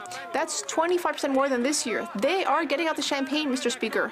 And that all has happened barely 2 weeks after COP26. Could this government at least tell the industry that 1,363 new wells is a very bad idea? The Honourable Minister of the Environment. Thank you very much, Mr. Speaker. And I would like to remind my colleague that we already have one of the highest carbon prices in the world. We have passed Quebec, California. We will pass Europe in 2022. We also have some of the highest targets for reducing methane, a powerful greenhouse gas. And in addition, we have decided to cap greenhouse gas emissions in the oil and gas sector, which is something that no other oil-producing country has done so far. Thank you. Vancouver Kingsway. Mr. Speaker, no one is protected from COVID-19 until everyone is protected. Yes. The Omicron variant makes this clear. For months, health experts, the WHO, and New Democrats urged this government to ensure vaccines are available around the world. This is not just for equity reasons, but because it's essential to keep Canadians safe from new COVID variants. Not only did Liberals ignore this advice, they opposed developing countries manufacturing vaccines for their own citizens. Will the Liberals stop defending Big Pharma and start protecting Canadians? Yes. The Honourable Minister for International Development. The COVID-19 pandemic does not recognize borders and will only be overcome through coordinated global action. We've been very clear from the start, no one is safe until everyone is. We committed to donate the equivalent of at least 200 million COVID-19 vaccine doses to the COVAX facility by the end of 22, Mr. Speaker. We have committed over $2.6 billion global COVID-19 response since February 2020, and we made an additional $1 billion available for the International Monetary Fund and related to loans. Thank you. The Honourable Minister for the Honourable Member for Churchill, Kiwatnook-Aski. Monsieur le Président, l'émergence de nouveaux variants de la COVID. Mr. Speaker, The emergence of new COVID variants is a serious reminder of the fact that this virus can still become more dangerous. The solution is to ensure that the entire planet is vaccinated. Canada can help, but it is prioritizing the needs of Big Pharma. We even have a Canadian company that is ready to export vaccines, and yet the government is preventing that. When will the Liberals suspend these rules in order to help the entire world fight the pandemic? The Honourable Minister. Mr. Speaker, I'd like to thank my colleague for her important question. As you know, Mr. Speaker, and colleagues in this House know, from the beginning, we have strongly defended fair access to COVID vaccines throughout the world. We have assisted through the COVAX program, Mr. Speaker, and we will continue to support our international partners in order to resolve potential obstacles. We are also working within the Ottawa Group, an initiative to help countries throughout the world be able to access the vaccines. Mr. Speaker, we will continue to work hard to help vaccines reach all citizens throughout the world. The honourable member for Carleton.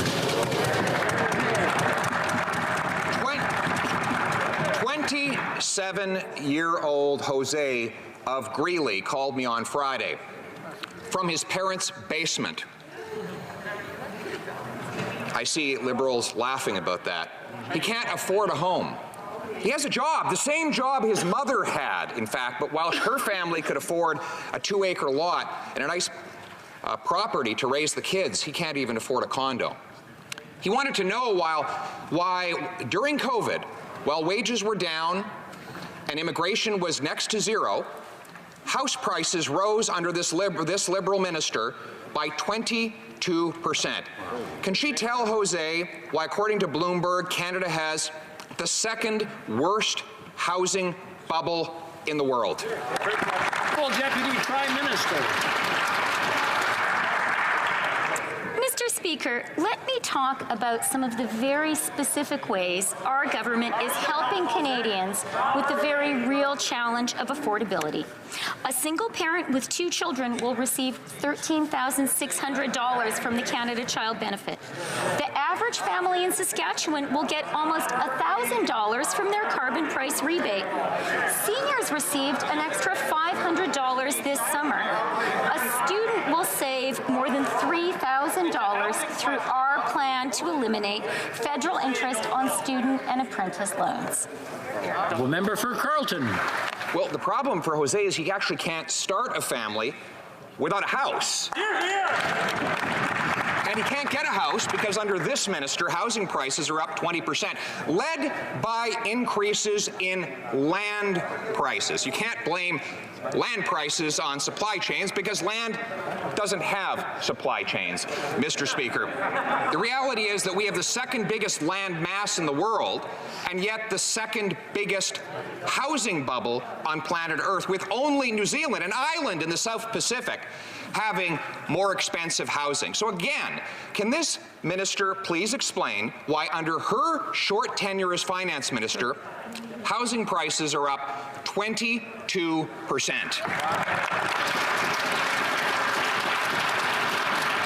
The Honourable Minister. Mr. Speaker, it is very rich for the honourable member to talk about housing. When he was in office, they invested just $250 million a year on affordable housing. I'm going to interrupt the Honourable Minister. I'm having a hard time hearing him. I'm going to ask him to start right from the start again so I can hear the whole answer coming out. The Honourable Minister. Mr. Speaker, I'm happy to put our record on affordable housing against the Conservative record any day. They spent $250 million a year for every year that they were in office on affordable housing. In contrast, we have invested over $27 billion as part of the National Housing Strategy. We intend to move forward on a Housing Accelerator Fund, which will work with municipalities to create more affordable housing and more housing supply. We are the government that introduced the first-time homebuyer incentive to enable more Canadians to have access to the dream of home ownership. Those are the facts, Mr. Speaker. You have been listening to Question Period, and the Conservatives focusing on inflation as well as housing, the Bloc Québécois on climate change, and the NDP on the concern over Omicron and trying to get the government to make it easier for more people around the world to be vaccinated. The CBC's Karina Roman has been following along with me from Ottawa. So, Karina, what's there for you? Well, on those 3 points that they all took different attacks in terms of their questions for the government. On the last point there, the housing point from Pierre Poilievre, expect more of that, plus, of course, inflation and affordability from the Conservatives. But it's definitely a point that will resonate. And the Conservatives are well known for, you know, using the real life example. As he said, Jose, 27-year-old, calling from his mother's basement because he can't afford a home and wondering why prices went up so much during the pandemic. And, you know, of course, then the government countering with all the different measures it's brought in that it says should make life more affordable. But that housing price, you know, especially in some regions of the country, certainly is something that is a sore point for many Canadians. So I think that will be a point that resonates, you know, without a clear answer perhaps on what to do about it, despite promises of making housing more affordable and building more units. Those things take time. On the vaccine equity issue with the NDP, it is interesting that again, it's not a simplistic thing about just making sure that other countries can make the vaccine, you know, because of a patent issue. I mean, the issue is a lot of these countries don't have the capability. Canada doesn't have the capability of right now of making most of these vaccines. So really the question is, how do we get vaccines into developing countries? Because if Omicron is going to teach us anything, this new variant, is that we are really not out of the woods until all the countries are out of the woods. And, you know, making sure that not just, you know, our own country is vaccinated, but that others are, is very important.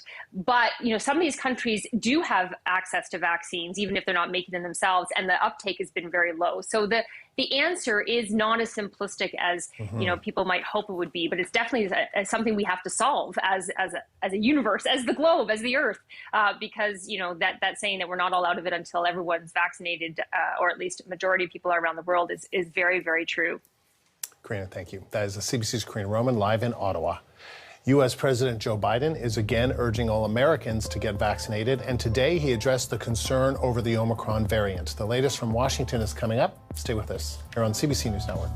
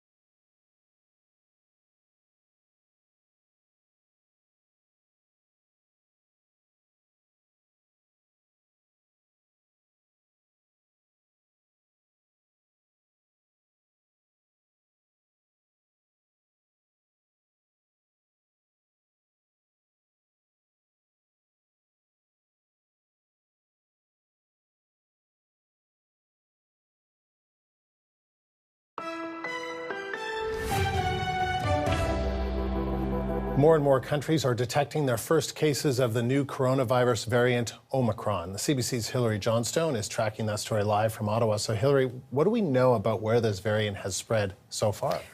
Well, Andrew, we've been hearing from experts over the past couple of days that they were anticipating that more and more countries were going to be announcing that they had discovered cases, and indeed, that is exactly what is happening. So today we've heard from both Spain and Sweden confirming that they have detected their first cases of that new variant of concern. But when you take a look at the world map, you start to get a sense of just how far this has already gone. So you can see Canada, of course, there. We've been talking about the confirmed cases in this country, but then Australia, as far away as Australia, and that country is now reviewing its plans to reopen to skilled migrants and students. That was supposed to happen just on Wednesday, so a couple of days now reviewing that. Of course, it's been found in Southern Africa, South Africa, Botswana, and then in Europe as well. So along with Spain and Sweden, of course, there's the UK, Belgium, France, the Netherlands, Germany, this growing list. Of course, it's also been found in Israel, another country that has shut down its borders, and then Hong Kong as well. But what we're hearing from experts is that when you take a look at that global map,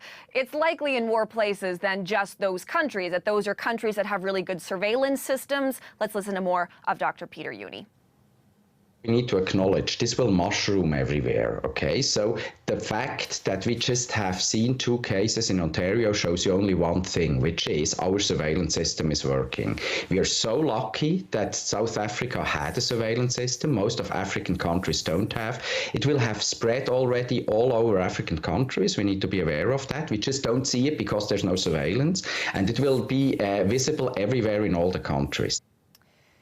And Andrew, on that note, we have had an update from the World Health Organization. It's asking countries to make sure that they do have early detection systems in place to be on the lookout for not only Omicron, but also other variants that might pop up, saying that that's going to be really important, encouraging countries to continue to report possible other variants as well, which, of course, there's still the possibility that that could happen.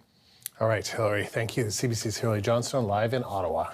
U.S. President Joe Biden outlined his plan today to deal with the new Omicron variant. The U.S. has already restricted travel from several countries in southern Africa. Biden addressed Americans about the variant from the White House. This variant is a cause for concern, not a cause for panic. We have the best vaccine in the world, the best medicines, the best scientists, and we're learning more every single day. And we'll fight this variant with scientific and knowledgeable actions and speed. The CBC's Magda Gabrisalasa is in Washington with more on what the U.S. president said today about the Omicron variant. Well, we heard President Biden talk about his quick response to the news of the variant that came in the form of travel restrictions for 8 African nations, including South Africa. And that, of course, is where health officials and leaders have been criticizing these travel bans as an overreaction, especially as we wait to learn more about how this variant works and its impact. Now, as the U.S. and other countries put these travel restrictions in place, there has been criticism. South Africa's president said that the bans are unjustifiable and discriminatory, almost as if they were being punished for doing the right thing and being transparent about what's going on. Now you've got cases popping up all over Europe, in Australia, in Canada, including Quebec, as we learned today. And given that, President Biden was asked today if he had any plans to expand the travel ban list. He says that they're monitoring the numbers, but right now he doesn't anticipate that. He also said that this is really a time for caution, not to panic, and he urged people to continue rolling up their sleeves for the vaccines and boosters.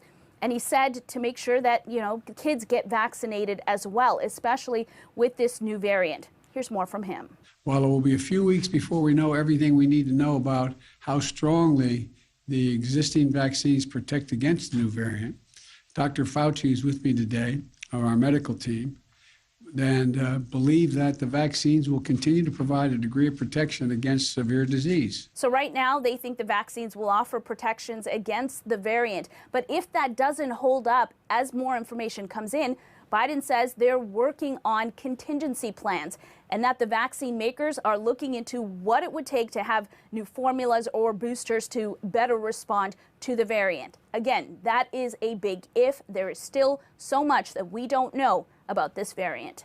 Magda Gabrisalasa, CBC News, Washington.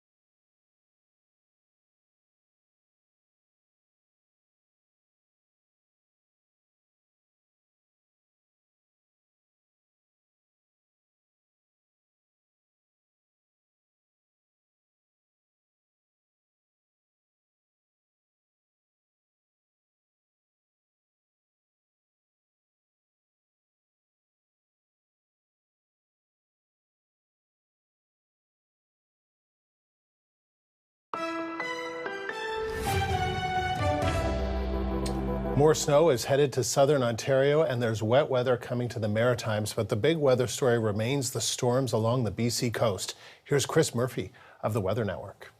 After another very wet weekend in British Columbia, this is really the last map I want to show you, but another slew of warnings for the next storm system coming in. West Vancouver Island, North Vancouver, and Central Coast under rainfall warnings, 100 to 200 millimeters of rain. North of there, we've got the winter storm warnings in the North Coast inland for snow changing to rain, copious amounts of both precipitation, and also special weather statements from the Strait of Georgia right in towards the west side of the Rocky Mountains, 50 to another 100 millimeters of rain for the flood zones in South Coast BC, and perhaps up to 70 millimeters of rain further inland. And this is all because of the next atmospheric river that is moving in. So this is the one here, and it's going to pick up really tonight for the more northern areas, for southern areas tomorrow, and it is going to hang around all of Wednesday and perhaps even into Thursday morning as well. So long duration of heavy rain on the route, or heavy at times, the rain. East Coast, look at the temperature difference between New Brunswick and Nova Scotia. One's getting rain, one's getting snow. PEI is getting a little of both. Newfoundland got some sunshine today in the east. Tomorrow will be warm, wet, and windy. Heaviest snow between St. John, Moncton, and along the east coast of New Brunswick could see locally 15 centimeters of snow. Lesser amounts into Nova Scotia, which is seeing more rain than snow, and heavy rain for Cape Breton and southwestern areas of Newfoundland. Temperatures tomorrow double digits in Newfoundland, so wet and windy. In Ontario, slippery start this morning after yesterday's snowfall. I hope you enjoyed the snow because there's more coming tonight into tomorrow, hitting a lot of the similar areas with perhaps 5, locally 10 centimeters worth. The weather update is brought to you by Tetley Super Teas, not your average cup of tea.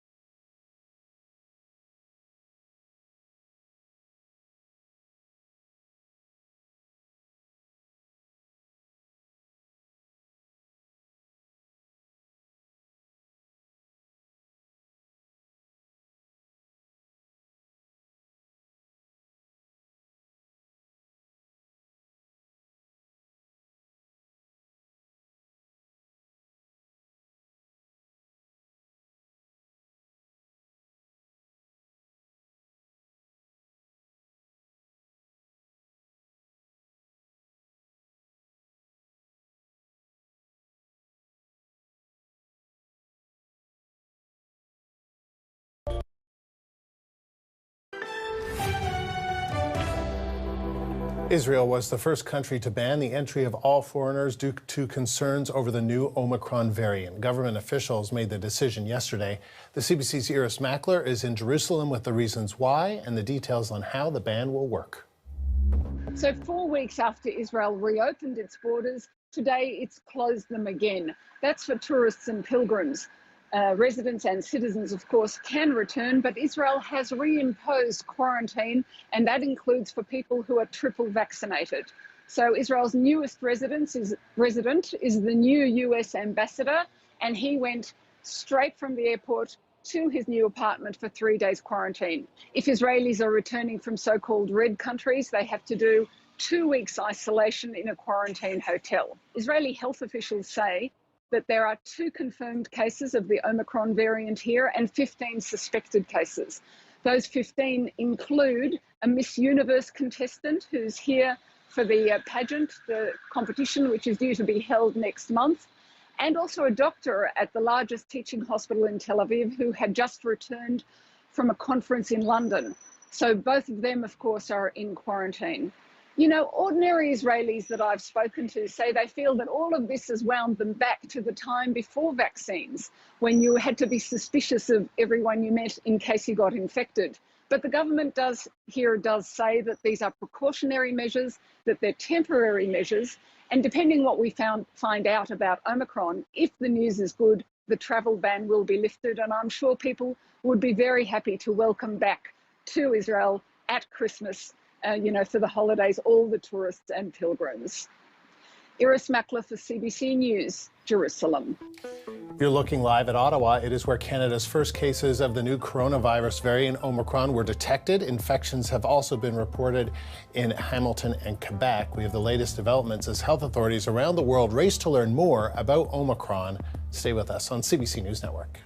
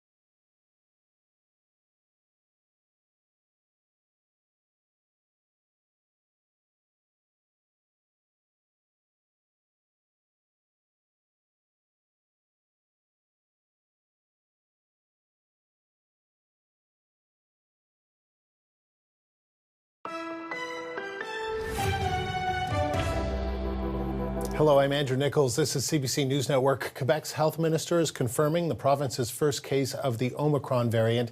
Christian Dubé made the announcement this afternoon, and the minister says health officials are testing dozens more people.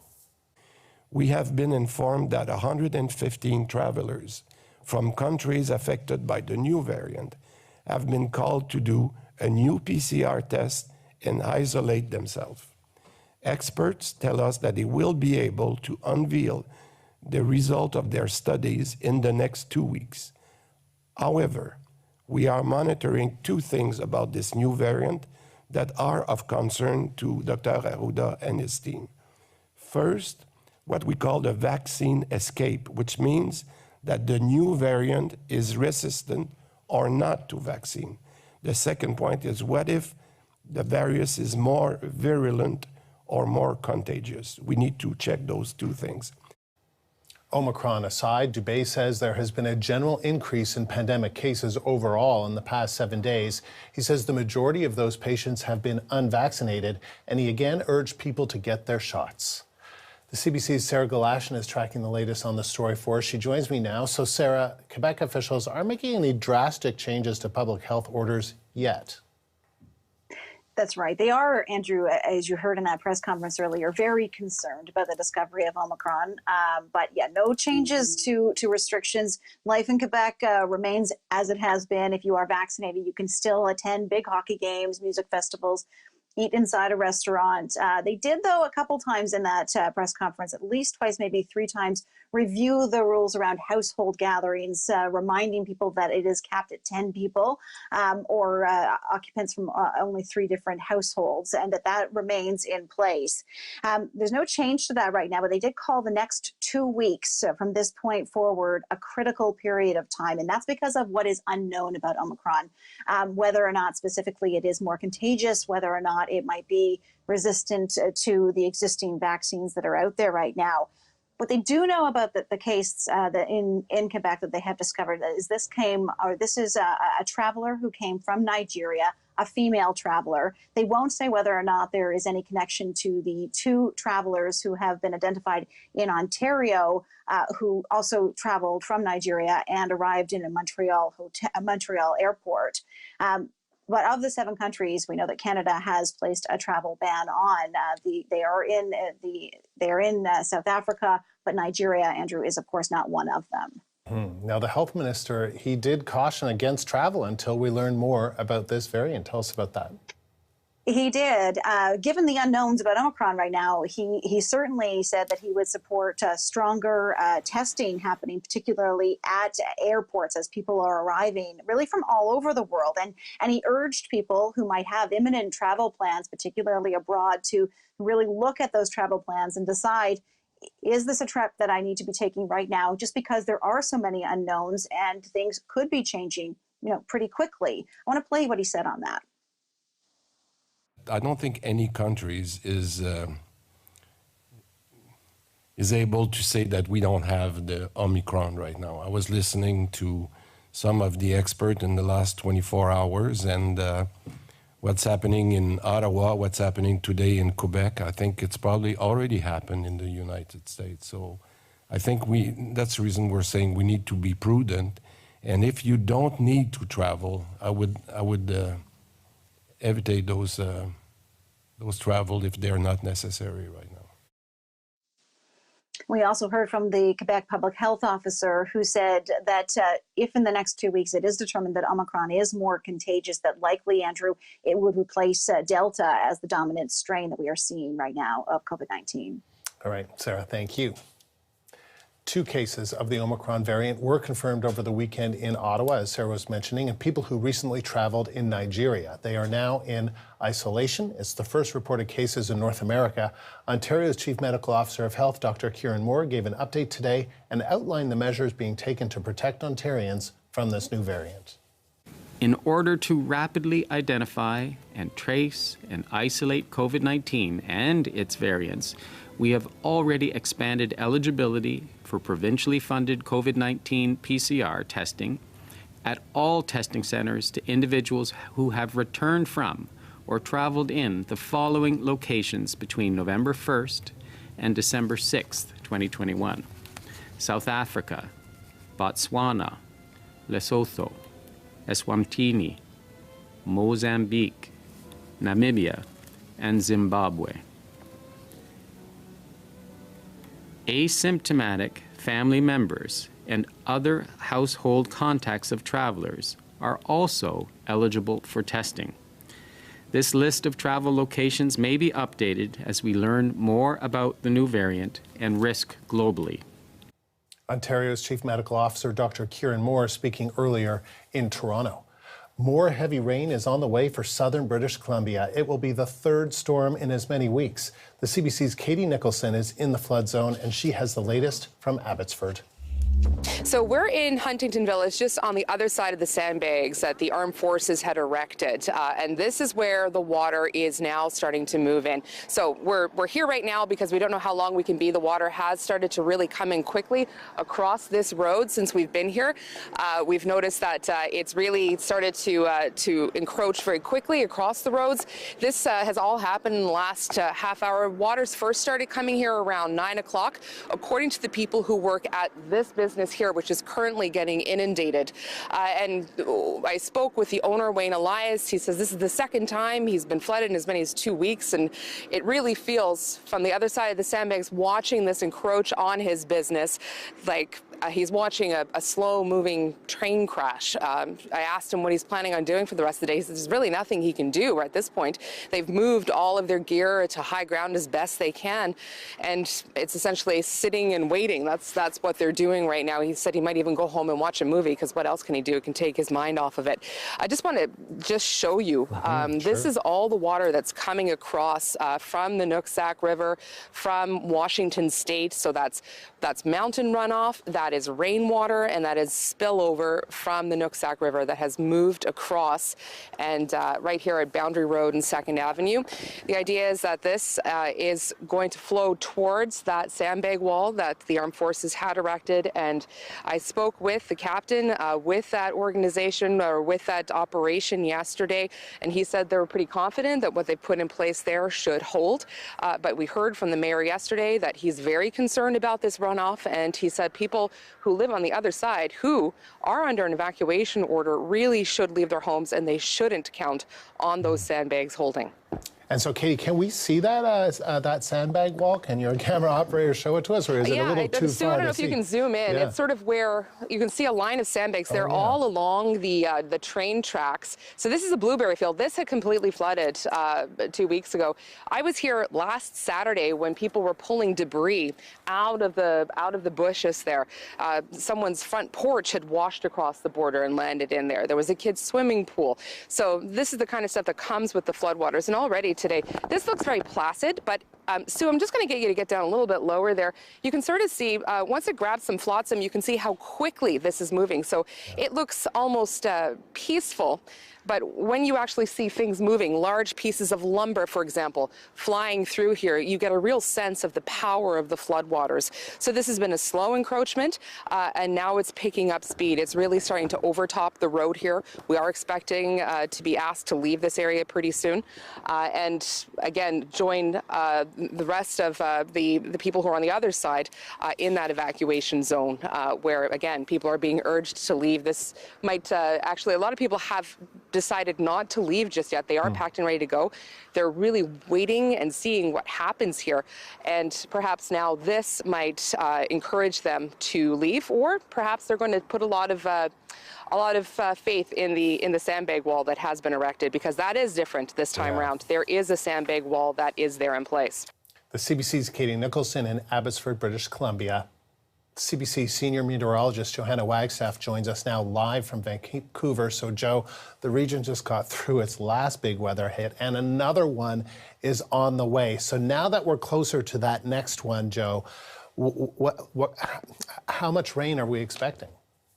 That's the big question, Andrew. And there is still some uncertainty as the storm knocks on our doors. So I want to break it down for you. But the range is quite large, 50 to 150 millimeters for all vulnerable areas starting overnight tonight. The break that we're in isn't much of a break. You know, we heard from Katie, the water is still flowing north of the border. The watersheds are still responding to the water from this weekend's event, and we saw over 120 to 140 millimeters, basically between Abbotsford and Merritt, along with that melting snow. So these recent pictures adding to that overland flooding. Again, most rivers have now crested from storm number 2, but it's going to take some time for the water to work its way through the watersheds. And Andrew, something else that I'm seeing and hearing from people on the ground who know their rivers the best, the river structure and the channels themselves changed so dramatically after our initial floods that we don't need as much water to flood in some cases. So still seeing the impacts today from storm number 2. All right. Okay. So that's certainly an important piece of information. So even though it might not be the same amounts as a few weeks ago, given that there's so much water on the ground, so much flooding going on that less could still be quite damaging. So what more do we know about this next system rolling in and when it's going to roll in? So it now looks like this will be a significant event, possibly the wettest of the 3 storms, I'm afraid. Let me take you to the satellite and radar. You can see this next atmospheric river. Once again, this is a narrow band of moisture tapping into subtropical temperatures and water vapor. You can just see storm number 2 sinking south there. Storm number 3 hitting the central coast as we speak with strong winds and rain, and then it'll sink south. So we actually saw some sun this morning across the Fraser Valley. The clouds ahead of our next storm already moving in for the south coast. So everyone under the white, which includes the Fraser Valley out towards Hope and Merritt, under a special weather statement. And I think that's just because we're too far out. This event will really get started around sort of 3 a.m. Tomorrow morning. But we're looking at 50 to 100 millimeters along with winds. That is significant. That's at least what we saw this weekend. And with watersheds not really having a time to respond, a lot of concern.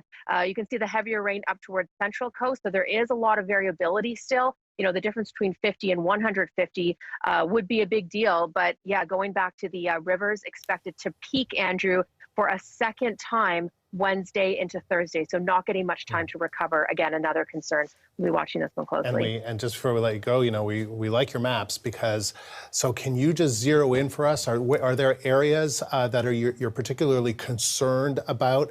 Are these areas that have already been hit very hard? Yeah, you said it, Andrew. The bulk of the precip will once again happen in through the mountains, like what we saw this weekend, but the mountainous area just north of Abbotsford looking to get 150 millimeters. So once that runs down into the watershed, you can see the grays and whites there. That's the over 100 millimeter range. But notice Abbotsford and Chilliwack, our most vulnerable communities, still looking to get 40 to 80 by Wednesday afternoon. And Andrew, also noticed south of the border, another surge of water for the Nooksack River. So kind of getting hit from both sides, along with melting snow, the same places that we've seen the past 2 storms. Because the Nooksack goes up into the Abbotsford area from the United States. Right, Joe, thank you. That is the CBC's Johanna Wagstaff live in Vancouver. So, in a few hours northeast is the city of Merritt, BC. Soldiers arrived there yesterday to help with flood protection work. Bailey Allen lives in Merritt. She was born and raised there, and she joins me now. Bailey, good to see you again. What are things like in your city in Merritt, BC right now? Well, today, I think we woke up with a bit of relief knowing that the river was able to hold and that we didn't flood again because we were preparing for that. And, you know, hats off to the city and all the workers, right? All the construction crews bringing in that extra rock and working all day, working all night to protect the residents who are here and avoid that flood once again. So that was a bit of a relief. The sun's out right now, which is nice to see, but I think there's a lot of anxiety and there's a lot of uncertainty with what's going to happen next with the next storm that's brewing and coming this way.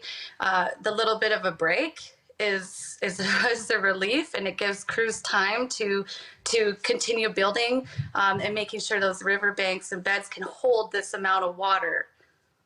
Yeah, that's just unbelievable how much you've all been through. So the Clearwater was rising, and I understand it reached a peak last night. How close was it to bursting its banks, and what kept the waters from spilling over its banks?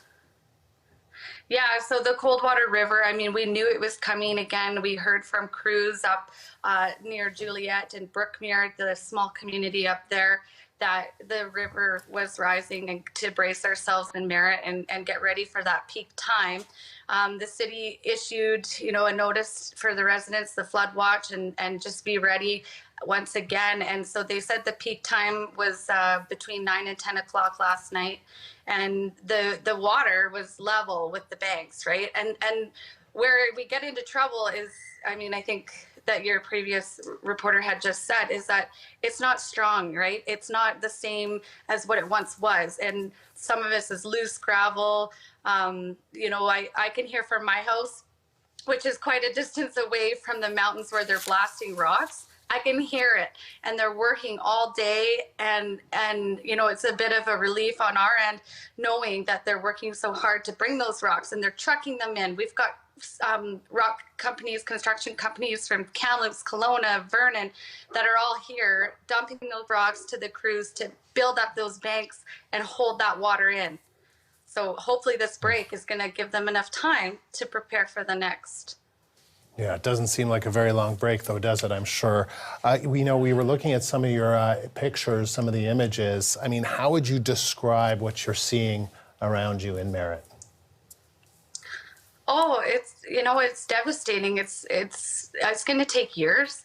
The beginning of it is, initial reaction to the flooding and, safety of the people. And then now when you see a bit dry land or the houses that are split in two, or people trying to find, their items that have been lost on the river, it is heartbreaking.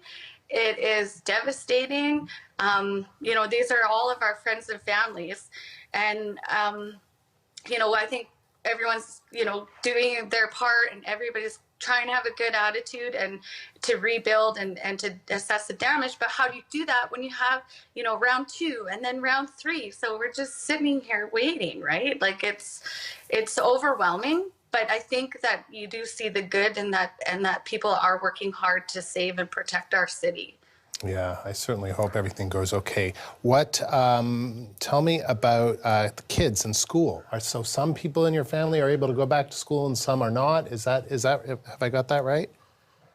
Yeah, Andrew, I have my own feelings on this, and I know everyone's doing their best, but like you said, we've got 2 kids that are, they go to one school because we're a blended family. So there were 2 schools that can still be open, which is great, good news, right? However, so last night when I was reading the message that was sent to us from the school district allowed to our kids, I've got 2 of our kids celebrating that they can go back to normal and, get their learning going. And I've got the other 2 crying because they're in French immersion and they can't go back to school. There's no plan. We don't know, right?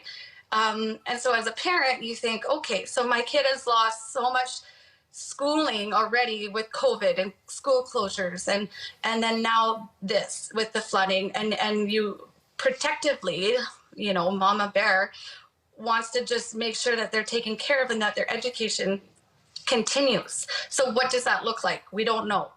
And I know everyone's doing their best, but I gotta say it's causing a bit of anxiety in our own home, and I don't know what it'll look like yet. I'm not sure. I know this has been hard.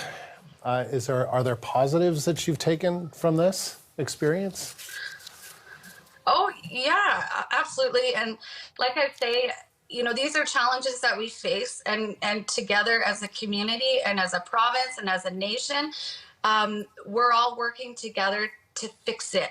And the problem-solving skills that are going to come out of this are huge, right? And the resilience and the kindness. I have had people reach out to me from Ireland, from some family out east saying, hey, what can we do? How can we support you? And I think that just says at the end of the day that we're all in it together, and that, we got each other and we're going to get through this. And you can see that with all the volunteers and the people who are coming to bring truckloads of items, the food bank here, the policing, saving animals.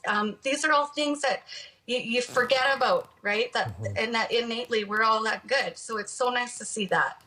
Well said and nicely said. Bailey, thank you. That is Bailey Allen in Merritt, British Columbia. Thanks. This was the scene a moment ago in the House of Commons. Legislation was just tabled by the Liberals that aims to ban conversion therapy. That is the discredited practice of trying to change someone's sexual orientation or gender identity. It is set to be a tougher version of an earlier bill which failed to pass before Parliament was dissolved for the election. Adopted. Mr. Lametti, seconded by Ms. Ian, moves that the bill be now read a first time and be printed. The CBC's Karina Roman is in Ottawa with the breaking details. So, Karina, what do we know about the bill?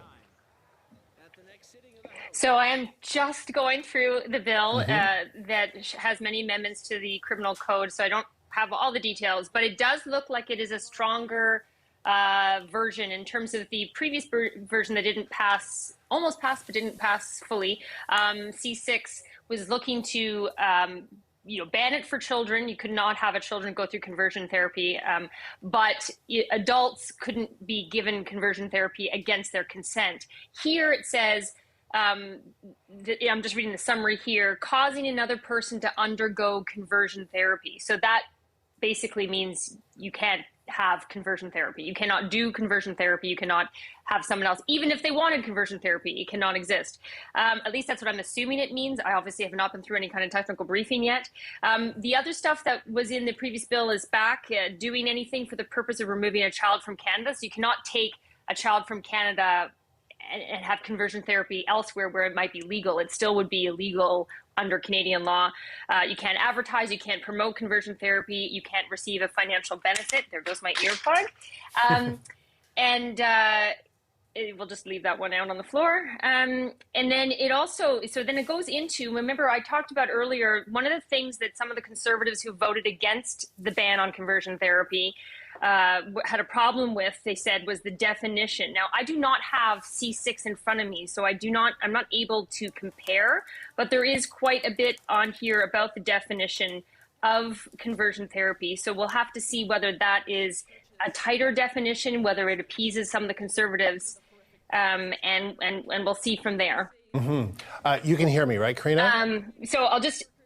Yeah, I can hear you. Okay. Sorry, I'm just trying to get my earplug in. Yeah, no problem. We're on some images, so it's okay. You can get your earplug if you need to do that. Earplug, yeah, it's back in. All right, okay.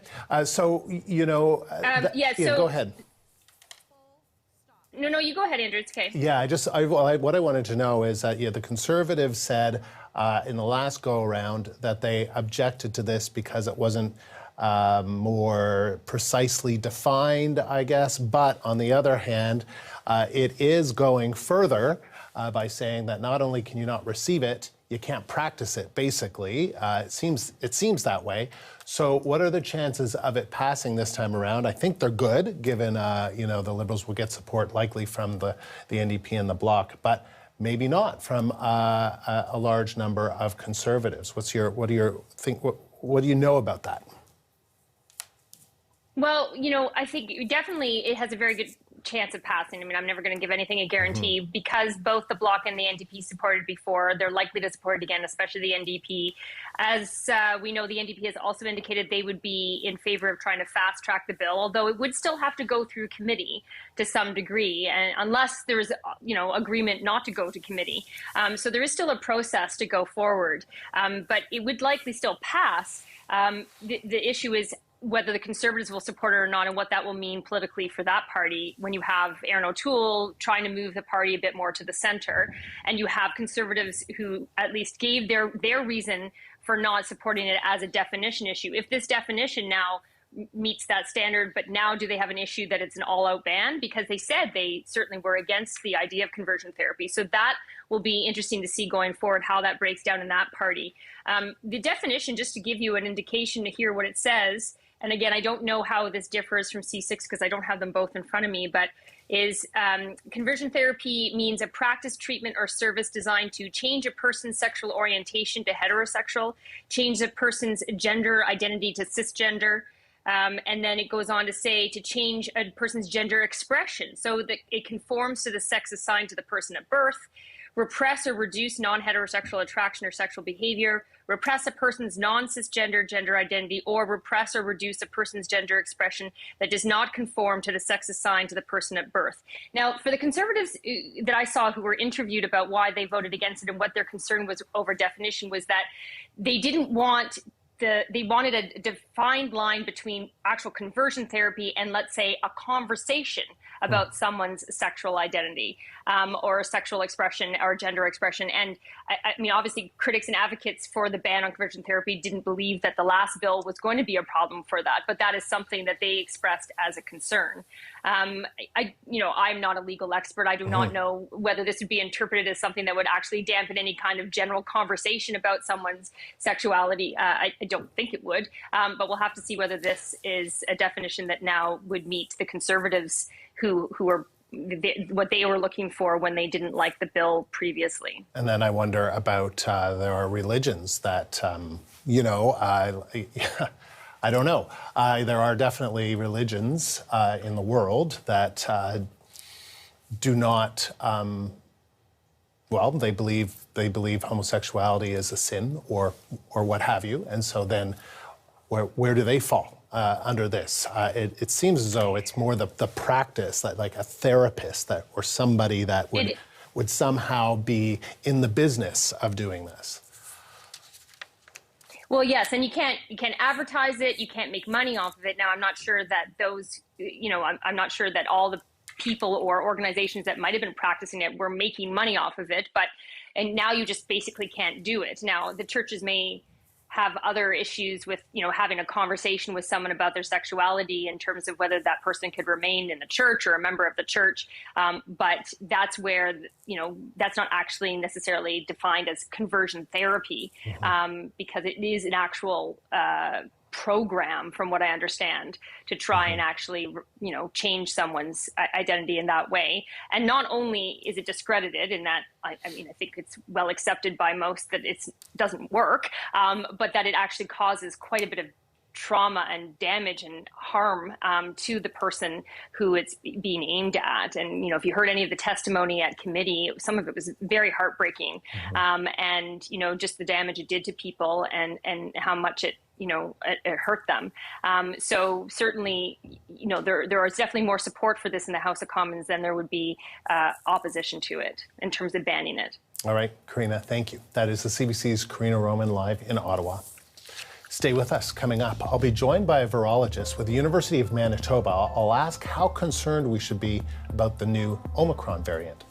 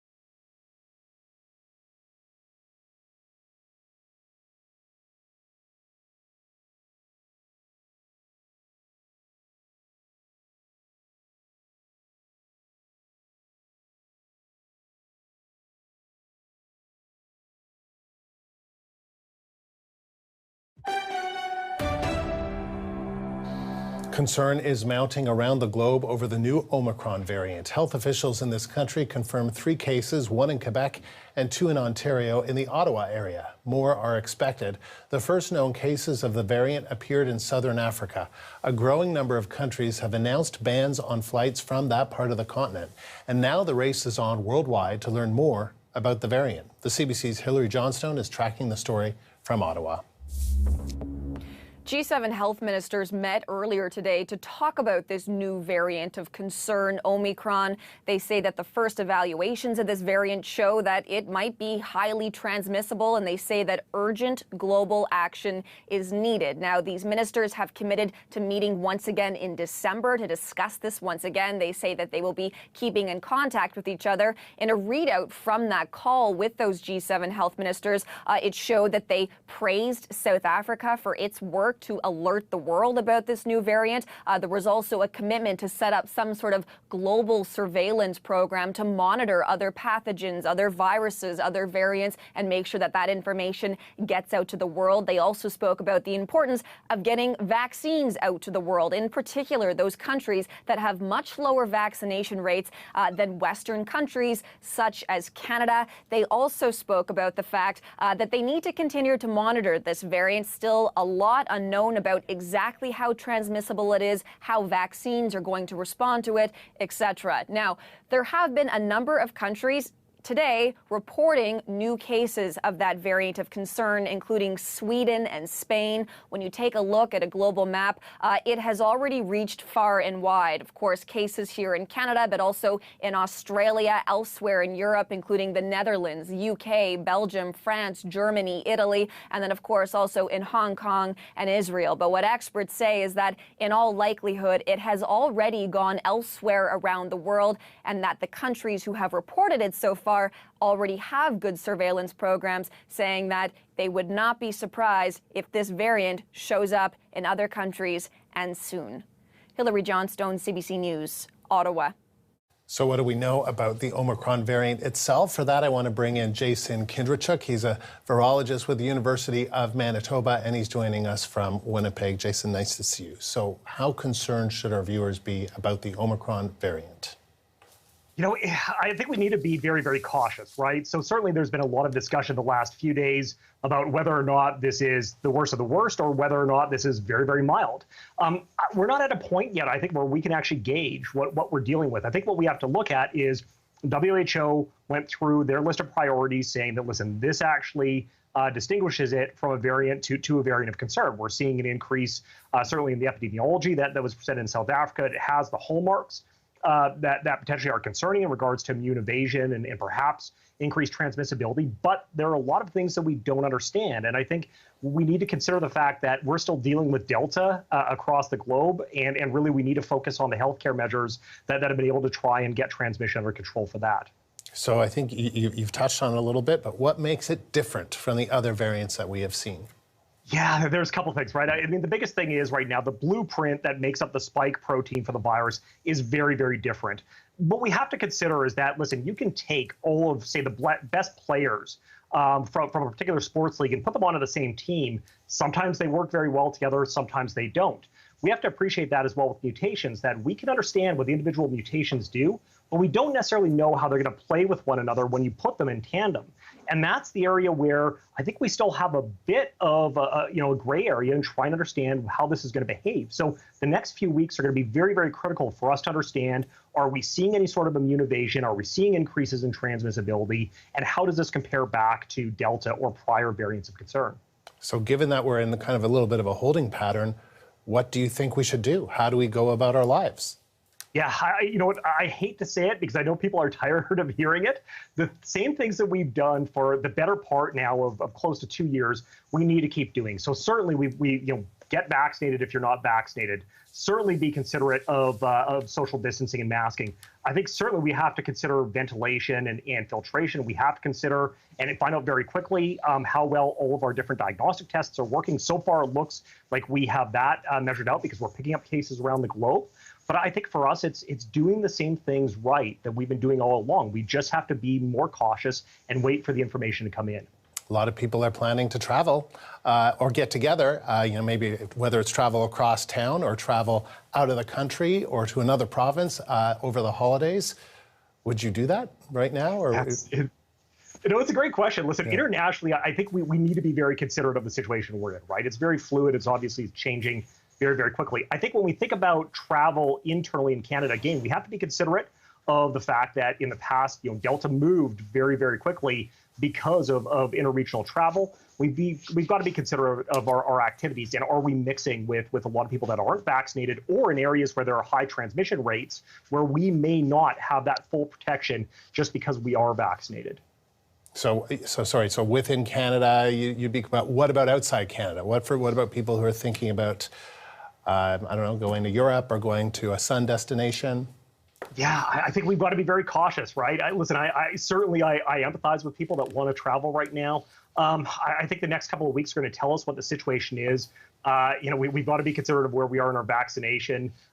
It's all of those things. So, the best thing to do is probably reach out to public health folks and keep watching what Public Health Agency Canada and Health Canada recommend for international travel. Boosters, or third doses. What are your I know, well, you're in Manitoba, so anyone 18 plus, you can get a third dose or a booster as long as you're at that 6 months beyond your second dose. That's not the case in most of the country. Should it be? That's a good question. I don't know where I sit necessarily on this, right? And there's a reason behind this. Part of it is because, listen, we are still dealing with vaccine equity issues across the globe. We need to get doses out to countries that have seen low vaccine uptake. And we're not talking specifically about South Africa. We're talking about all over the globe. But we also have to appreciate that there is signs of, or are signs of immune waning within specific populations in Canada. So can we get those people protected and do third doses actually bring down some of the transmission that we're seeing in high transmission areas or amongst high transmission communities? I think those are the questions that we need to be asking, and certainly the provinces need to be looking internally at.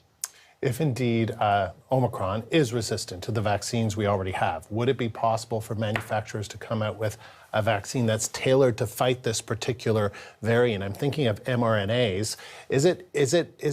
Is the technology able to kind of just look at it and say, okay, that's complex and different, but if we just tweak it here and tweak it there, we'll be able to have a vaccine for Omicron?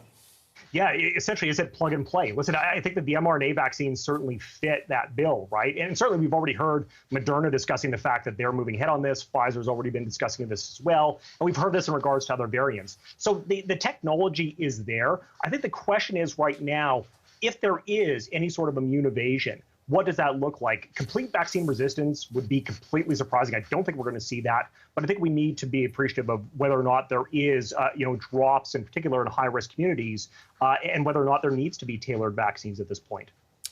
So many questions. Hopefully we'll get the answers. You think a couple of weeks? You think we'll know in a couple of weeks? I hope so. Listen, some of the conversations I've been in recently, I think the next couple of weeks we'll have a lot of data coming in. All right, Jason, thank you. That's Jason Kindrachuk, a virologist with the University of Manitoba, joining us live from Winnipeg.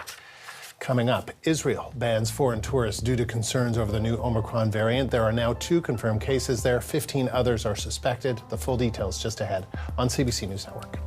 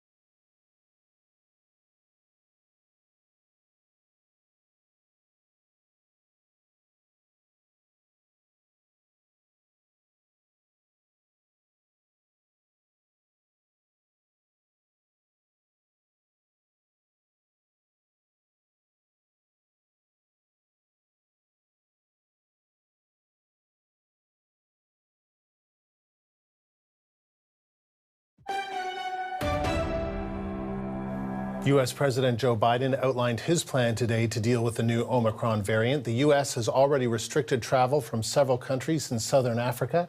Biden addressed Americans about the variant from the White House. This variant is a cause for concern, not a cause for panic. We have the best vaccine in the world, the best medicines, the best scientists, and we're learning more every single day. And we'll fight this variant with scientific and knowledgeable actions and speed. Biden said the best way Americans can protect themselves right now is to get vaccinated. Biden urged anyone who hasn't gotten a shot yet to get one as soon as possible. He also said Americans that are eligible for a third COVID-19 vaccine dose should get one now. Israel was the first country to ban the entry of all foreigners due to concerns over the new Omicron variant. Government officials made the decision yesterday. Iris Mackler is in Jerusalem with the reasons why and details on how the ban will work. So 4 weeks after Israel reopened its borders, today it's closed them again. That's for tourists and pilgrims.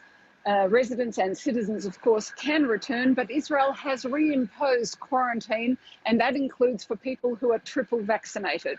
So Israel's newest resident is the new US ambassador, and he went straight from the airport to his new apartment for 3 days quarantine. If Israelis are returning from so-called red countries, they have to do 2 weeks isolation in a quarantine hotel. Israeli health officials say that there are 2 confirmed cases of the Omicron variant here and 15 suspected cases. Those 15 include a Miss Universe contestant who's here for the pageant, the competition, which is due to be held next month, and also a doctor at the largest teaching hospital in Tel Aviv who had just returned from a conference in London. So both of them, of course, are in quarantine. You know, ordinary Israelis that I've spoken to say they feel that all of this has wound them back to the time before vaccines, when you had to be suspicious of everyone you met in case you got infected. But the government does say that these are precautionary measures, that they're temporary measures, and depending what we find out about Omicron, if the news is good, the travel ban will be lifted, and I'm sure people would be very happy to welcome back to Israel at Christmas, for the holidays, all the tourists and pilgrims. Iris Mackler for CBC News, Jerusalem.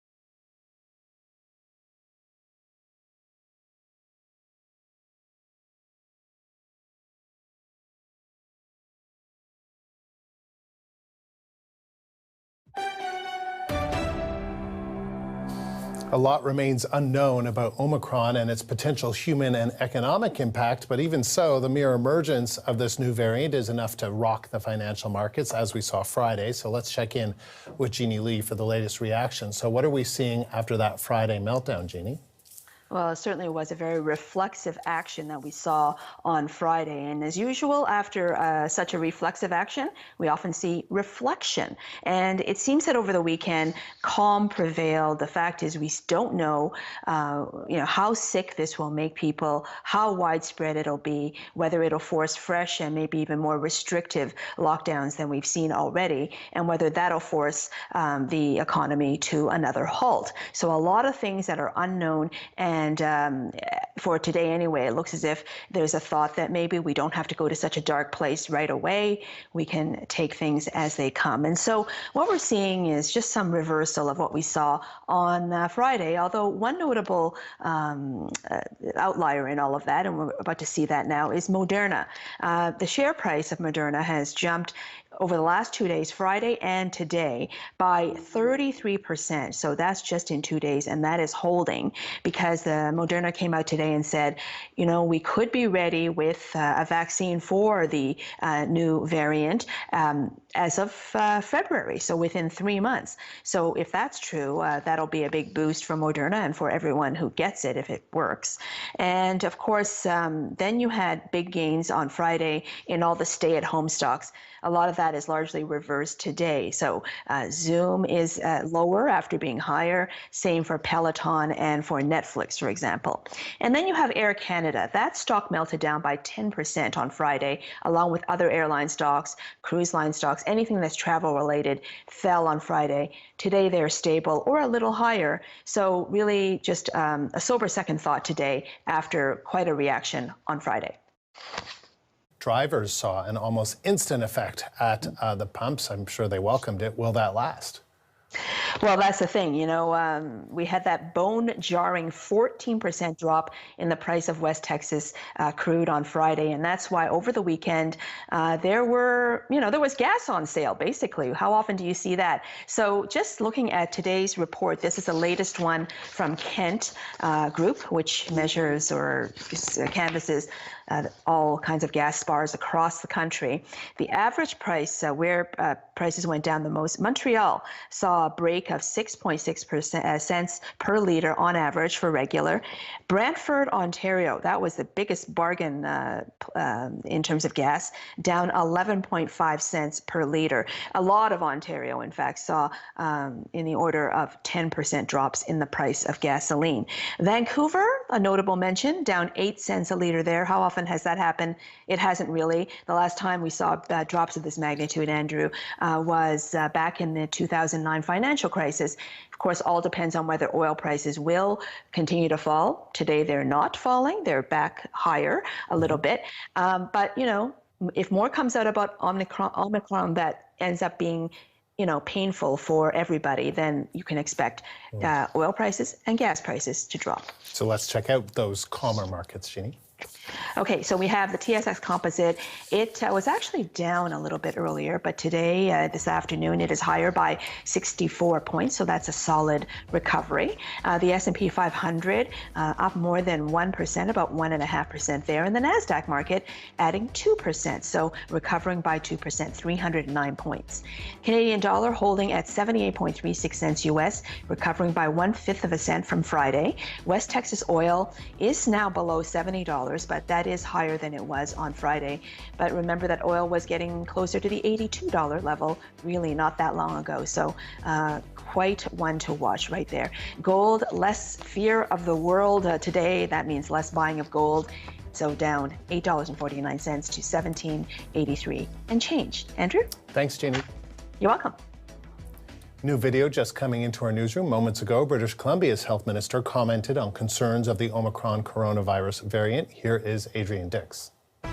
The Omicron variant, as you know, has arrived in Canada. There's a couple of cases that have been identified in the province of Ontario. We are right now doing what we need to do, which is ensuring that everyone who's arrived from the African countries in question receives a PCR test. That's between 900 and 1,000 across Canada, just over 200, I believe 204 in British Columbia. So they're all getting a PCR test. Every traveler in our whole genome sequencing system who tests positive, who's come back to the country, that sample has gone through whole genome sequencing. We've done about 100,000 whole genome sequences since the beginning of the pandemic, which is more than anywhere else, and we have the most expansive program. So all of that work is being done. In addition to that, as you know, we have a very significantly advanced booster dose vaccination program. Over 400,000 people have received their booster doses, more than 40% of all those over 70, and we're going to be continuing on with that program. You'll recall approximately 6 months ago, on May 31st, the number of second doses completed was about 190,000. So this is substantially advanced on that, and we're just going to continue to do that work. It's very important that where people are invited to get their booster dose, they get it. And that work is happening right now. In addition, last week we did about 116,000 doses over the 7 days. The vast majority of those were booster doses, but also about 18,000 second doses and about 1,000 a day, or 7,000 first doses. So the vaccination campaign continues, and as you know, today was the first day where children will be immunized between 5 and 7. 5 and 11, I should say. So there is no plan to alter the booster program in order to bump more people up the line. Like, just say we're not going to wait the 6 to 8 month gap. We're going to start boostering now to prevent from the variant. Like, there's nothing that tells you that's necessary, or there's no the province is not considering that sort of strategy. That's right. I mean, everything is always considered. What I'm saying to you, though, is 6 months ago we had about 188,000 second doses, and right now we have more than 400,000 third doses, which tells you that particularly amongst those most vulnerable, there are people who are getting doses within the 6 month period, and we're doing that to advance doses so we get the doses done we need in December and January, when there's a lot more people who will start to become eligible for booster doses. So we have an expansive booster dose campaign. We've laid it out for everyone. I think Ontario has done the same thing, and we're continuing on to push that program, which is important in keeping people safe. So we do have an extensive booster dose campaign, more than 400,000 already, and that's going to continue, and we'll make adjustments to it if that's required. Are we planning any additional restrictions in the province in order to deal with worries about variants? Not specifically. There are other concerns in the province, as you know. Overall test positivity is down, which is good news, to about 3.2%, our rolling 7-day average. It's still high in the north, although lower than it was at 14%.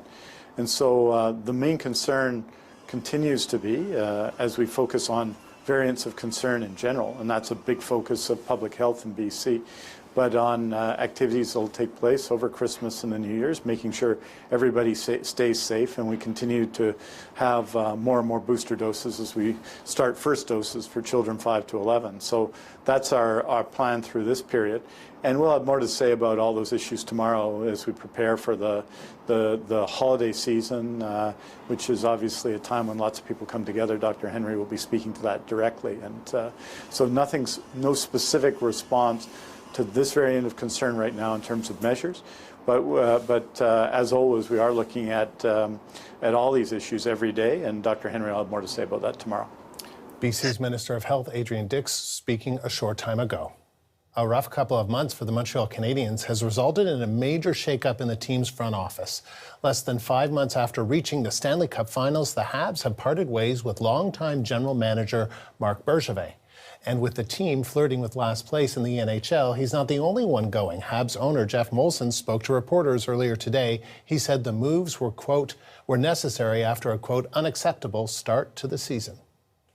You're looking live at Vancouver. Next hour, we'll take you to British Columbia for an update on flooding in the province. There is cause for more concern as more precipitation is forecasted for southern BC over the coming days. Stay with CBC News Network for coverage of the briefing. The Rundown starts next.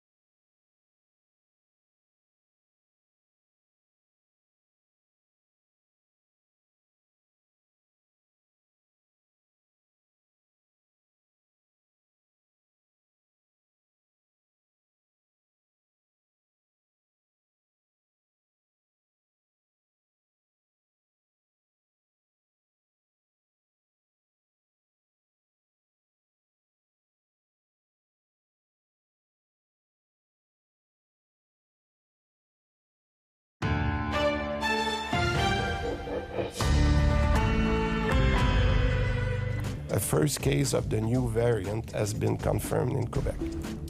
It was detected in a female passenger traveling from Nigeria, prompting calls for a ban on travelers from that country and additional screening at airports. This motion is deemed adopted. The federal government reintroduces a tougher bill to ban conversion therapy in Canada. Floodwaters are rising in parts of BC as the region braces for a third storm, which could bring up to 100 millimeters of rain. And we'll bring you live in about 30 minutes to Vancouver and Victoria for an update from BC's Public Safety Minister. Hello, I'm Andrew Nichols. Welcome to the rundown for this Monday, November 29th. Quebec's health minister has confirmed the province's first case of the Omicron variant. It was detected at Montreal's airport in a woman who was returning from Nigeria. That's prompted calls for more measures at airports. We don't want to make measures that are not necessary. So what can we do in the meantime that is a minimum? The minimum to me was last Friday, those 7 countries. The second point is maybe additional country. Nigeria is one of them because we see that Nigeria was not in those 7 countries and should be in those countries. So they need to take a very quick decision on additional countries. And if this is not enough, depending on how the epidemiology accelerate, should we have additional measures like PCR at airport to make sure that we are restrictive on any countries? So this is exactly what Ontario has been asking and what we are asking. The CBC's Sarah Galashan is tracking the latest on this for us, so she joins me now. So Sarah, what more do we know about this case in Quebec? Well, Andrew, so as you say, we heard from the press conference that this was a female traveler who came from Nigeria to Montreal.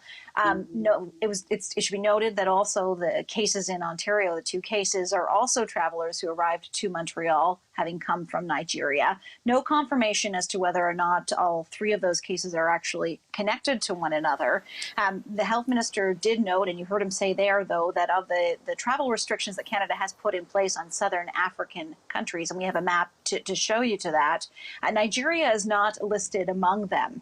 Now, in Quebec, 115 travelers from southern African countries have been contacted, are being retested with PCR tests, and being told that they need to isolate for fear that they may have Omicron. They want to confirm that, in fact, they don't. The Quebec health minister saying, though, that he does actually believe that at this point, Omicron is everywhere.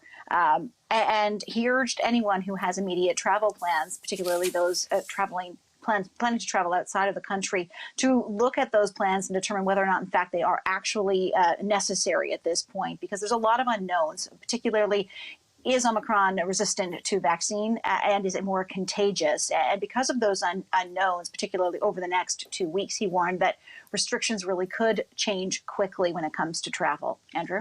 And at this point, there's no change to restrictions, though, in Quebec. That's right. He's calling for there to be more restrictions at airports as a minimum in order to not have to make changes to those restrictions within the individual provinces. So, everything remains the same in Quebec. In fact, today was the first day that you saw buskers again in the metro. First time in 20 months, commuters in Quebec have had a little bit of music on their route. Proof of vaccination, if you have it in Quebec, still allows you to do things like attend concerts, go to hockey games, eat inside a restaurant. And the health minister said there is no change to that, at least not yet. I want to play what he said. For the moment, the people that have taken the decision of being vaccinated can have access to those events. That's the principle. And I think that before we change that, we want to make sure that we understand the impact or the resistance of Omicron to our vaccine. So it's too early to go there. But he did call the next 2 weeks a critical time because that is, Andrew, how long we're told it will take researchers to determine just how dangerous Omicron is or frankly isn't. All right, Sarah, thank you. You bet. 2 cases of the Omicron variant were confirmed over the weekend in Ottawa, also in people who recently traveled to Nigeria. They are now in isolation. That's led Ontario to take new measures to protect residents from the variant. The province's Chief Medical Officer of Health outlined them in a briefing this morning, and the CBC's Megan Fitzpatrick has those details for us. So Megan, what is Ontario set to do? So in addition to those 2 cases already identified, Andrew, they do say they are investigating another 4 cases that are suspected of being the Omicron variant, 2 others in Ottawa, as well as 2 in Hamilton. But the province is testing and doing genomic sequencing for all COVID positive tests. So to identify this or any other variants. So they are continuing to do that to try and identify any further cases of this variant. They're also following up with 375 passengers that arrived recently from those 7 countries in southern Africa. That information being provided to the province by the federal government. So public health units throughout Ontario contacting those people to ensure that they have been tested. But beyond that, Ontario is pressing the federal government to start requiring point-of-arrival COVID-19 testing for all air passengers, regardless of where they come from. Here's a bit more of what Dr. Kieran Moore said about that. In an abundance of caution, though, we really do need enhanced testing of returning travelers. We're pushing that from the Government of Ontario's perspective and have testing capacity in Ontario if the federal government mandates enhanced testing to get the situational awareness that we need to best protect Ontarians. And he, like others, Andrew, saying there's a lot we don't know about this variant yet. And so we need to learn that information first before Ontario decides whether to take any further measures. He did mention as a possibility that perhaps flights, international flights could be limited once again to arriving only at a certain number of airports in Canada, but not recommending that yet. Andrew, again, he's saying we need to learn how transmissible this variant is or if it causes more severe illness. And once we learn more about it, that will determine whether Ontario is prepared to take any further steps. In the meantime, though, he was urging people, he said, to get back to basics, to protect themselves, not just from this variant, but from COVID-19 in general. And that means getting vaccinated if you haven't been already. It means washing your hands frequently and limiting social contact, he said. He said a lot of transmission in Ontario right now is through social contact. And so he's advising people to keep that any social gatherings to a smaller number. Yeah, it's interesting to hear them, I was listening to Christian Dubé saying, like, well, going to a hockey game at the Bell Centre with 20,000 people is maybe better than having 15 people over at your house, so that it's closer contact. But it's hard sometimes to get your head around, what's okay, what's not okay, how to make sense of it all. So Dr. Moore made his usual plea for people to get vaccinated, but what did he say about the province's plan for 3rd doses? Well, he indicated that Ontario could announce later this week that it will open up eligibility for those 3rd doses sooner than planned. Right now in Ontario, those who are eligible to get that 3rd dose are people 70 and older, as well as some healthcare workers, First Nations, Inuit, Métis people in this province. People that got AstraZeneca for their 1st and 2nd doses are also eligible. These 3rd doses have to be at least 168 days after their 2nd doses. He indicated that he and his team are talking to Premier Doug Ford and his team about tweaking the plan to offer 3rd doses to younger age groups below 70, perhaps later this week. Originally, that plan was going to be later, but we are expecting some news on that front later this week, he indicated.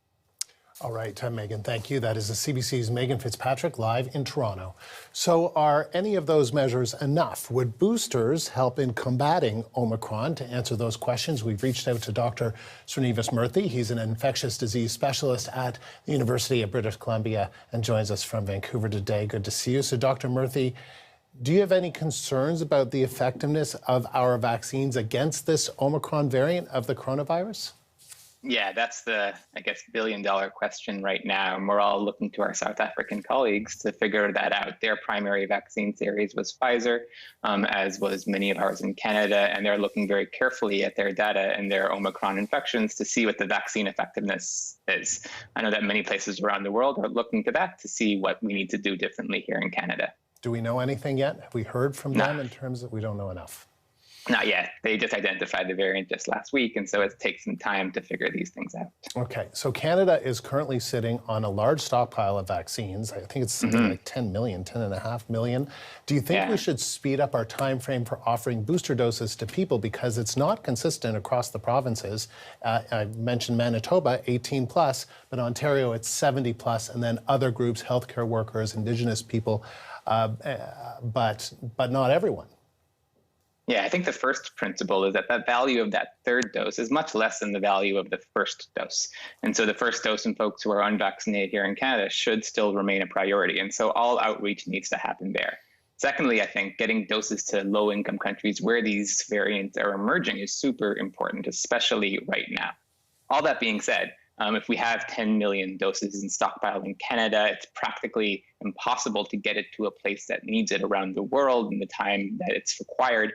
And so using it rather than wasting it would be the recommendation I can come up with. What about people's behavior? Do you think people's behavior needs to change during this 2-week period where we're trying to figure out what this variant is? Yeah, it's a difficult one because I think different provinces are landing in different spaces with that data that we currently have, which says that this might be more transmissible. We don't have anything on severity of disease yet.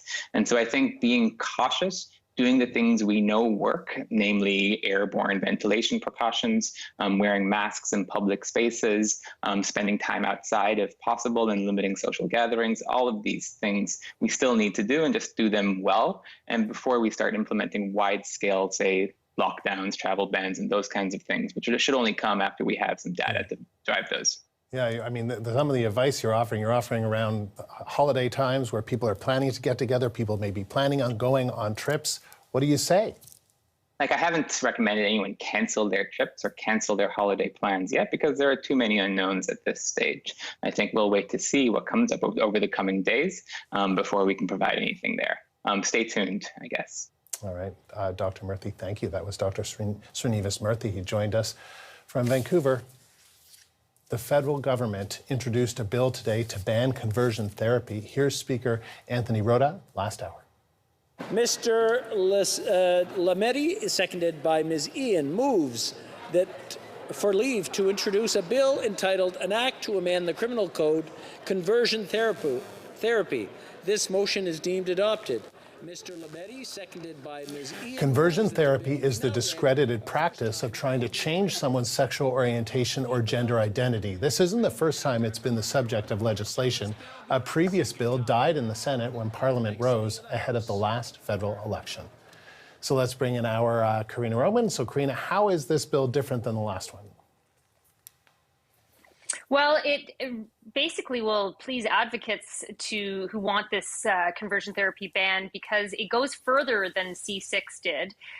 In C6, it was really about you couldn't have a child undergo conversion therapy, but you couldn't give conversion therapy to adults who didn't consent to it. Well, this bill is that you cannot give conversion therapy. It basically says causing someone, a person to undergo conversion therapy will be a criminal offense. So whether kid or adult,